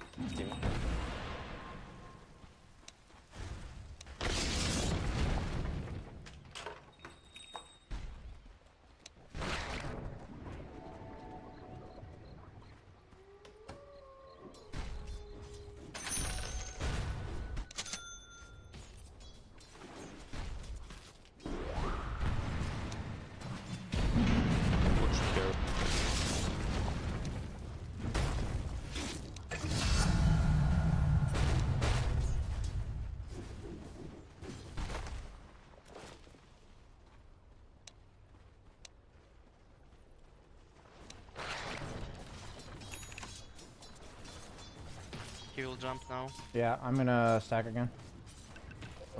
Go, go, go. Push miss, guys, be careful, maybe bot.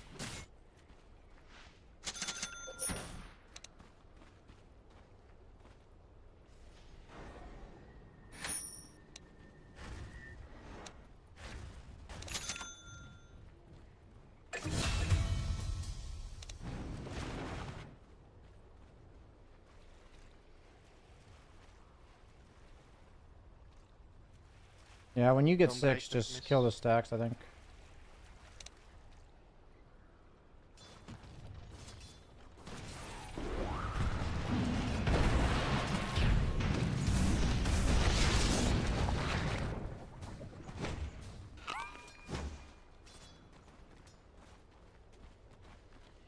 Long cooldown on that W.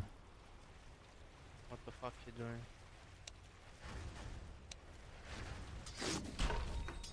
Some calf bot, guys. Will die fast. Oi, oi, oi.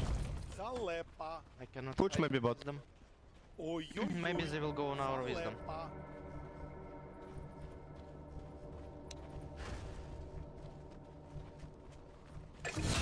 Nice. Nice, nice.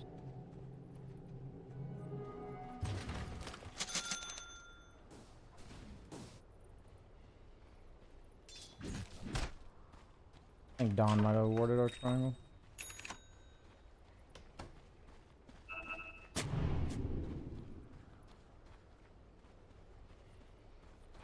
Six stacks.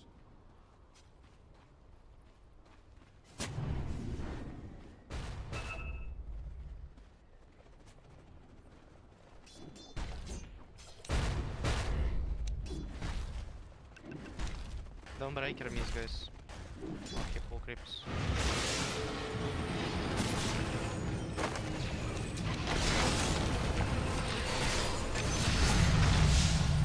Roar. Back.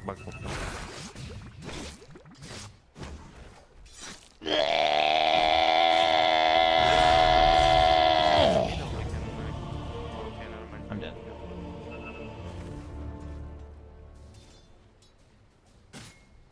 NFT, guys. Fudge is respawning SF, careful.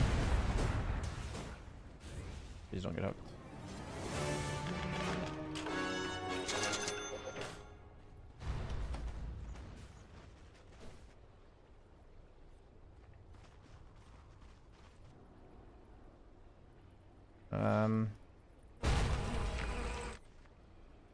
Fudge bottom.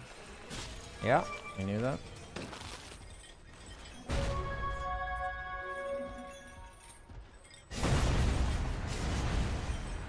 Yes.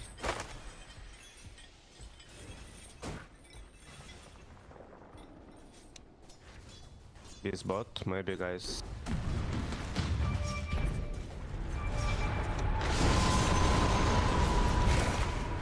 It's nice, it's free.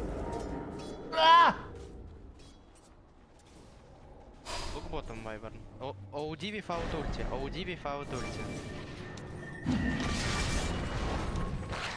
Help Shadowfin.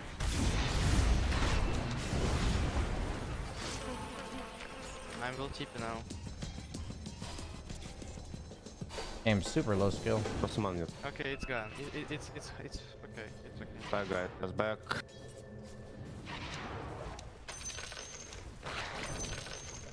Need my blink and we can play Dota, guys. Look top. You can def.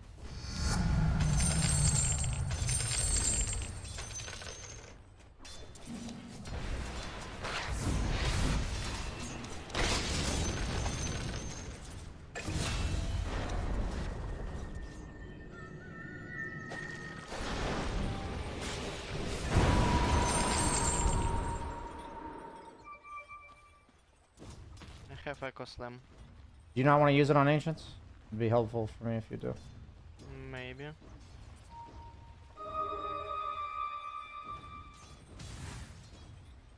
BSJ.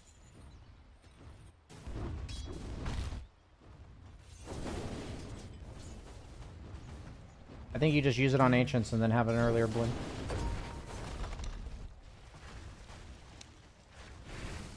Done. Up to you.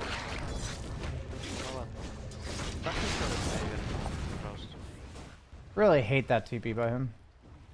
Really hate that TP. Because I need my 6. Such a, like, he can just TP here and stack this. Like, really grease my game, actually.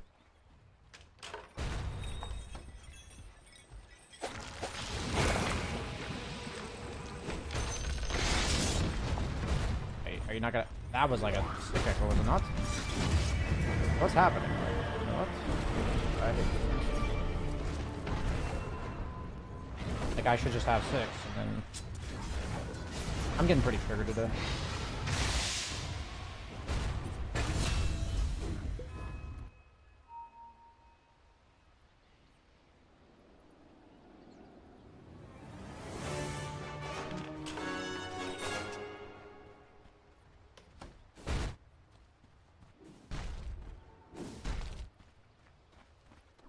Beast meat.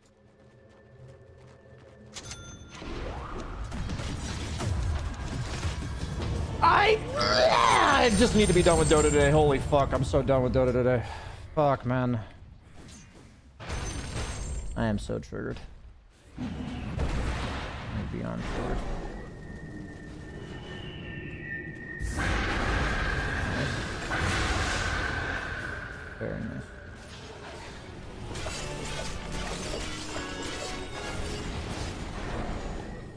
Holy fuck, Dota today sucks so bad.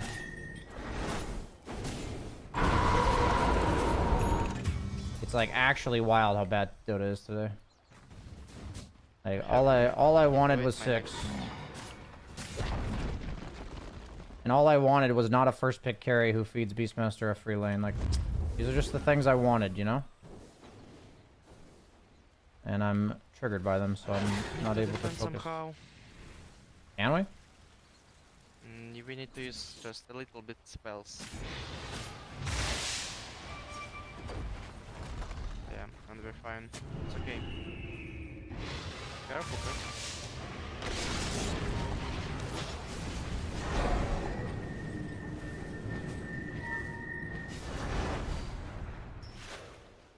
Wait bottom, guys. Don't fight them.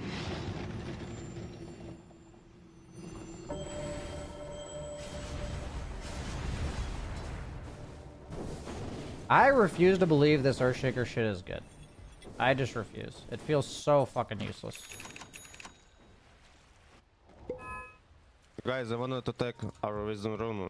Like, I feel like heroes that create consistent pressure are good. Heroes that, like, rely on wombo are, like, not good. Right now.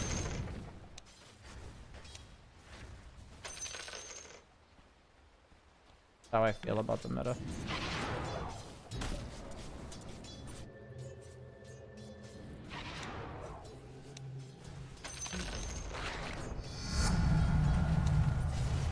I have ulti. Okay, we can smoke. Clear this wave. Watch out for Pudge.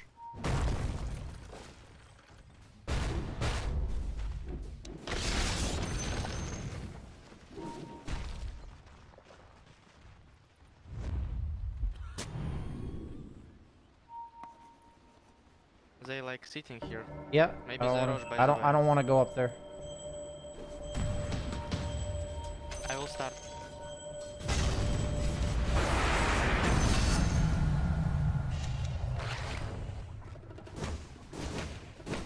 Ooh. We're good today, we're good. I'm dead.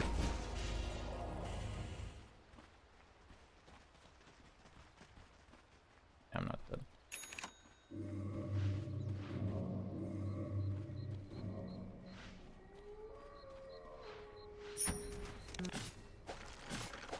Very good. Guys, I have blink. They don't know about this. Super. We can kill Marcy again with your ulti. Yeah, we just need Beastmaster summons to hit shit. I have shard. I think they know we're, like, I think they see this area. I'm still very scared. I think it's just, hopefully you fish for a really good curse. I'm not gonna be there. Oh! Can easy defend. Okay, I broke smoke. Very good. Yep. I'm useful.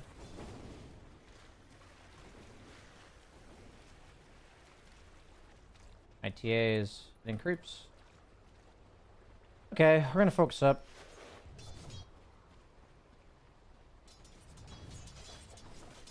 I have a good team fight.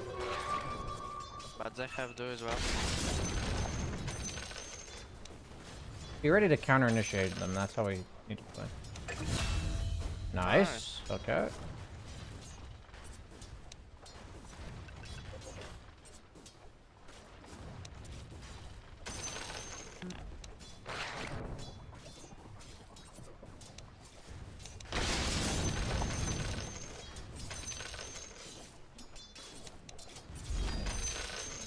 Please, GPM.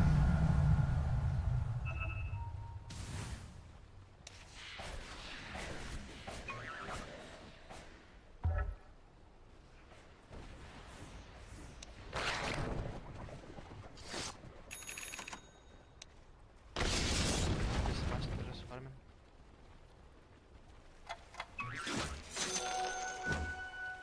I want to go on Dawn top maybe with. Yeah.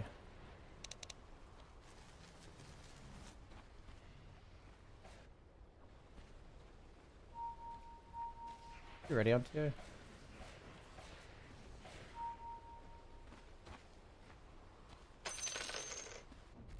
They want to fight you guys bottom. What the fuck is this? Marcy's top. Guess they have a ward there.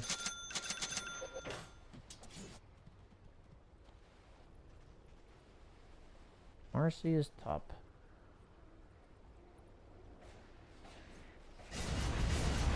Okay, we have SF Blink as well. Miss Master is far Honestly, away. it's probably a I wanna correct go play like for them to be this. separated like that. They probably don't need to all be together, so.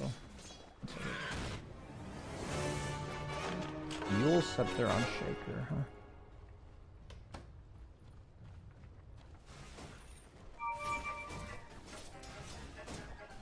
Blink? No. It's not that far, guys.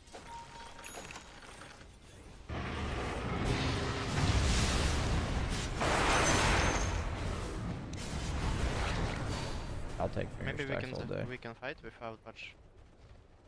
We have all spells. Там ХБ, ну... Не знаю. За не убьем. Выставь падлу, давай. Надо отдать. Minute on his Aegis, minute on Aegis. Need to kill Mars, Fight guys. D. Yeah, I don't Or want to go on Marcy. Beast. I don't want to go on Beast. Mars. I don't have Blink, so Yeah. I'm running towards you. They have Marcy Dawn. is Keep that in mind. They have Dawn. Beast medium. Вы там втроем еще.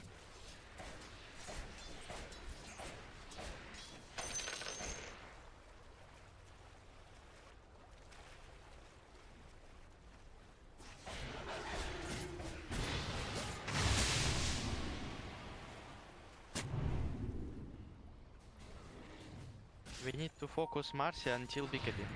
Or poke him.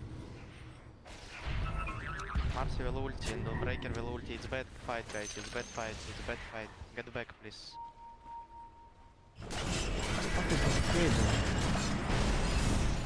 Cannot fight like that. I mean, we have Wyvern. I feel like we're already good on them.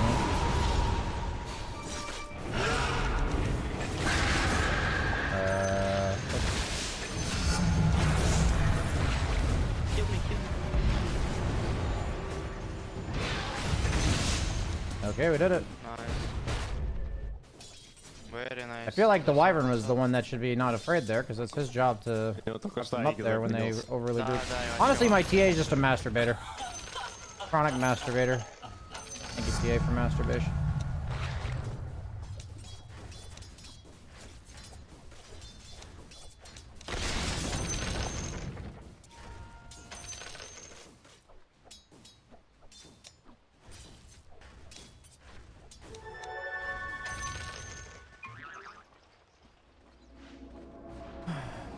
I'm gonna buy a 4-staff. It's like insanely good against their lineup. Watch in middle, maybe in smoke, not sure. This is not a blink end game. This is a kite backwards kind of game. They have Marcy, Pudge.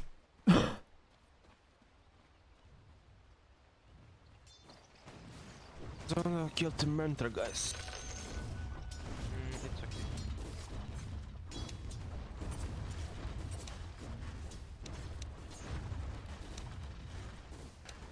I can destroy bottom tower actually.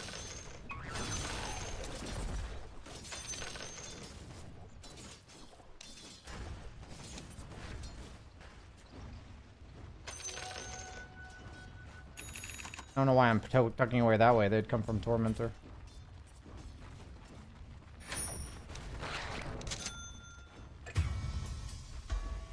Nice.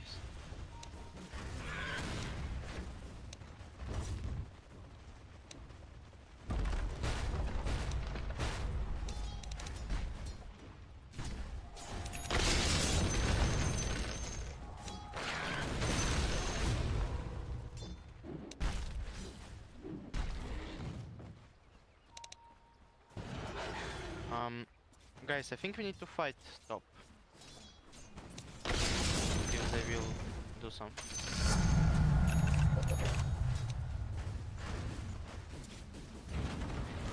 I will take this.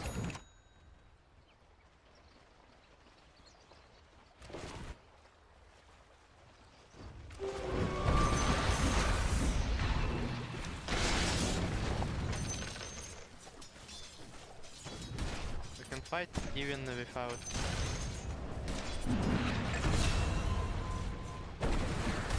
I'm fine. Careful, don't break your ulti or Marcy. I'm canceling I it. will Marcy. I will. Okay. МКБ на Марс. Если что, я в него нажму ульту.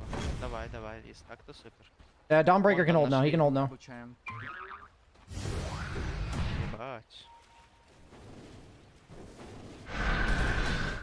После БКБ разъебем.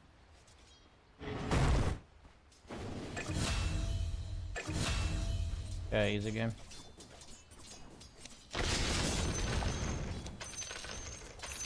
У меня типа персонаж всех драв контрат. Так, верно, еще гиперэмба вообще. Okay, Уже несколько патчей. I'm allowing myself to untilt here. Вообще красавчик. Я просто этого персонажа видел. I definitely should be done for the day though, because I'm definitely tilted. Это хорошо ты сделал.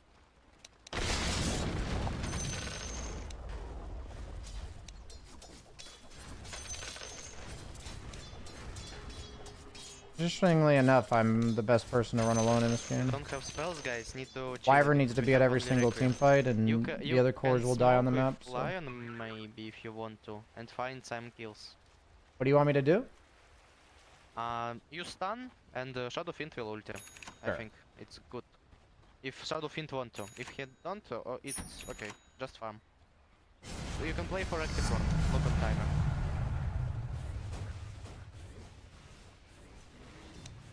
Guys, smoke, be careful. Shield run. Share smoke to me. Echo in 10. Rush out, guys.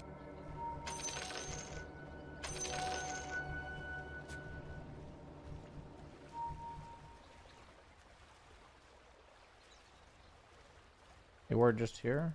Maybe go through Twin Gate. He's here. Oh dear. Yeah, we can go Twin Gate. Oh, Marcy. Marcy. I will start.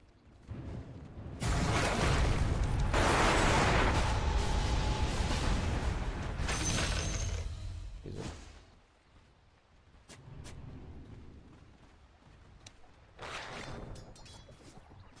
Have one more small guys. They playing here.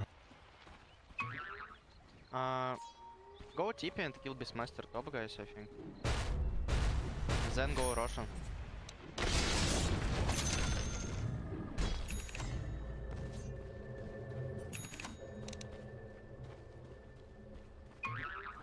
Roshan's up. He walked through river.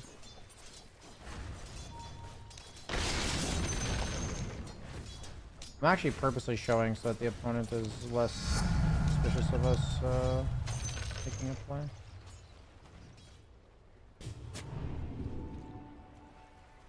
Okay, now it's not a good to rush. We need to kill someone.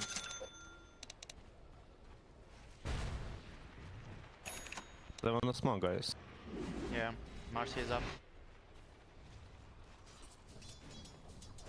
By the way, we can kill this guy. We need more heroes. Критик на рампе, я не знаю, не подходите. Слишком далеко. I was just fucking with him. I wanted to see if there was anyone behind him. It didn't show.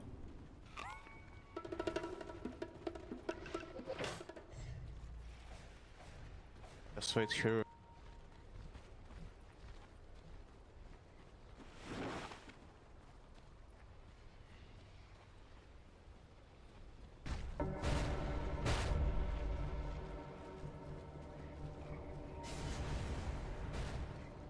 Marcy bot, maybe with TP.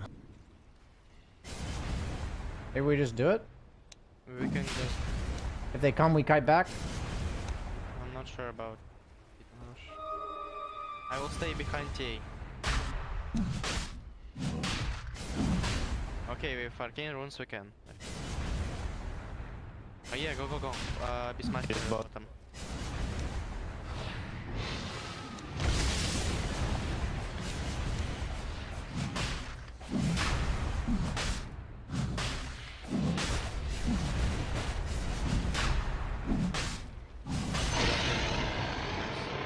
Fucking drop 9. Anybody set up with me, SF? I'm watching as well.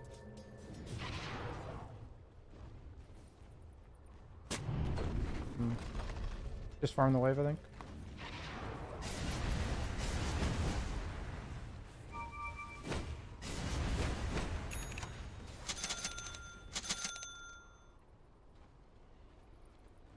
I want to go back across the map.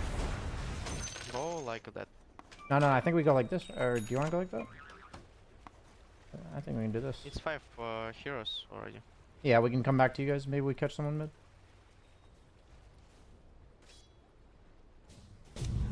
Dragging these waves to you. That's it.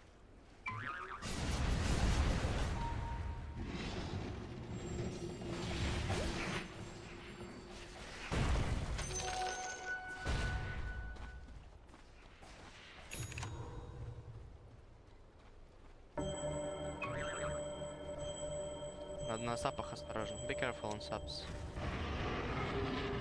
Just let tape.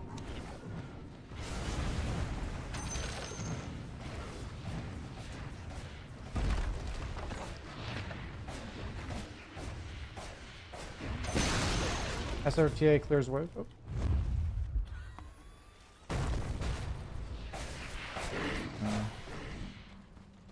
I don't know if I like him showing like that, but...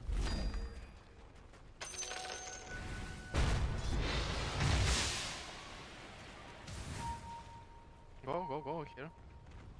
I don't have a ward for you. TA is walking through,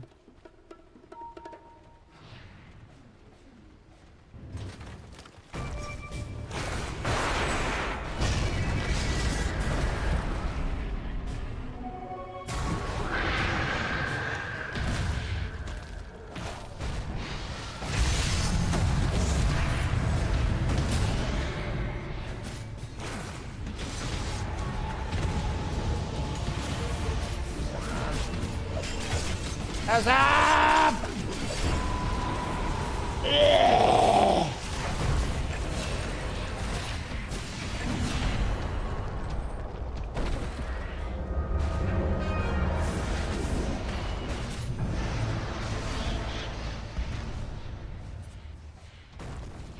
How does he have four?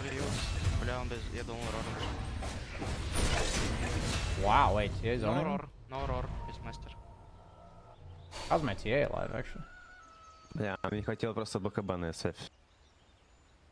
Ну, пофиг. Не так плохо. It's fine anyway, guys. Good fight.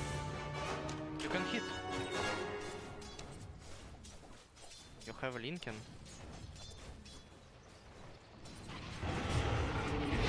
Now you can... A lot of Svens go MKB for sure. I wouldn't say Sven can't go MKB.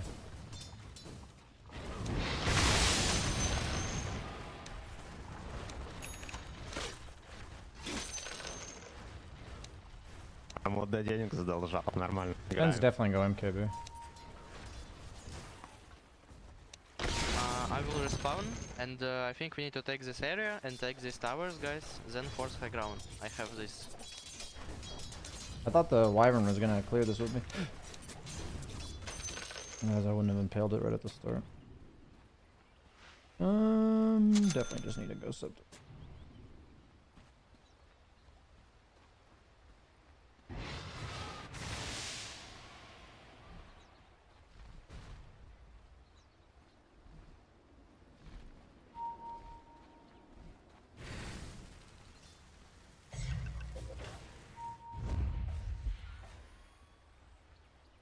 I'm gonna be more patient with going in.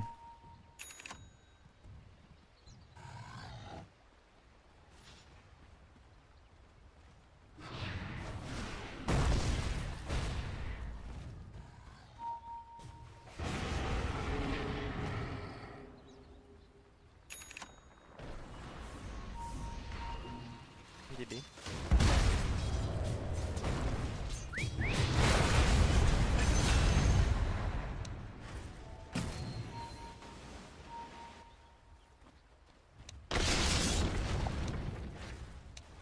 Mogę kończyć.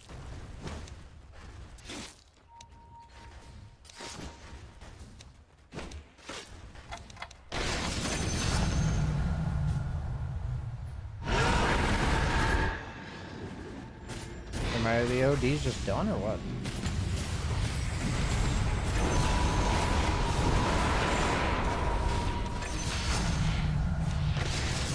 Really nice, boys. Like, what the fuck? He's just done? The games today suck. He's actually just not playing. Wild.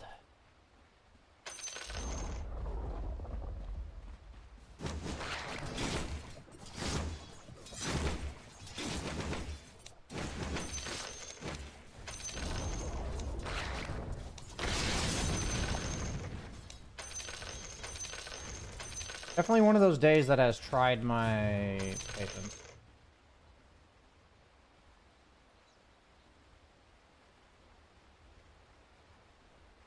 Chill, baby. A lot of Spins I've seen have a Satanic, an MKB, a DKB, a Swift Blink.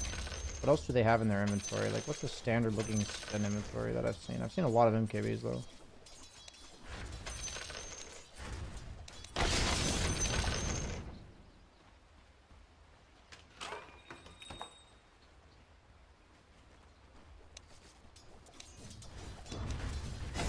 Maybe they're still playing.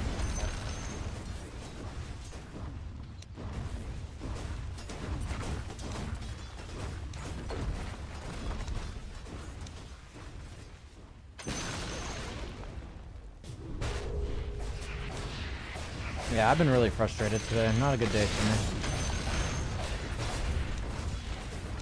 Yeah.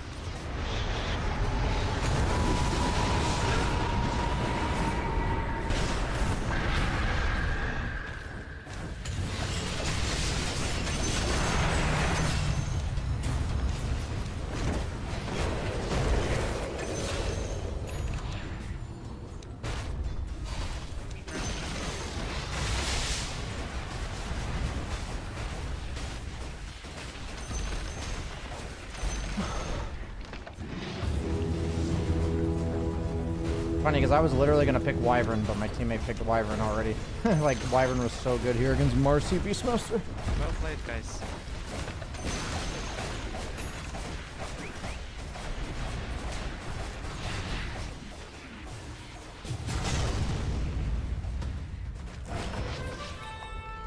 Sure. Good luck next. That was not Yeah, Sven can't really scale like that, though, is the problem, Doroxy. Eventually, what Sven has to do is, like, blink in, they buy kiting items, and then you have, like, Satanic BKB and a Harpoon, and you, like, lock back onto them. Like, Sven ends up dropping to, like, low HP and then Satanicing. I feel like it's, like, your late game inventory looks like this a lot of the time. Let me think. Like, Satanic... BKB, Swift Blink, if you need an MKB, of course. And then usually it's like a Harpoon, and what's like the other item? Could be AC, could be Daedalus. I've actually seen this, usually. I think this is like a pretty standard inventory. Maybe the Harpoon gets replaced by Daedalus, but I think the Harpoon's pretty necessary for mana.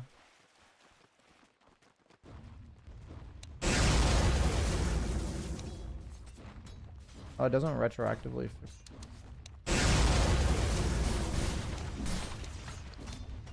Boots? Nah, Sven ends up late game without boots a lot. It's not really a choice of like whether or not you're fast enough. You just don't have enough item slots.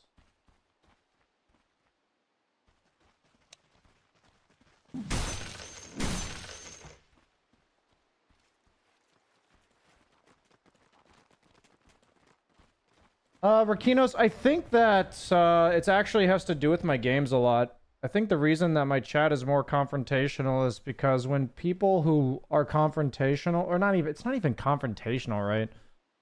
I'd say it's more like negativity. When you have people that are like that, that generally default to that, when they see it happening in my games, they're gonna speak up a lot more. Is what I feel like happens.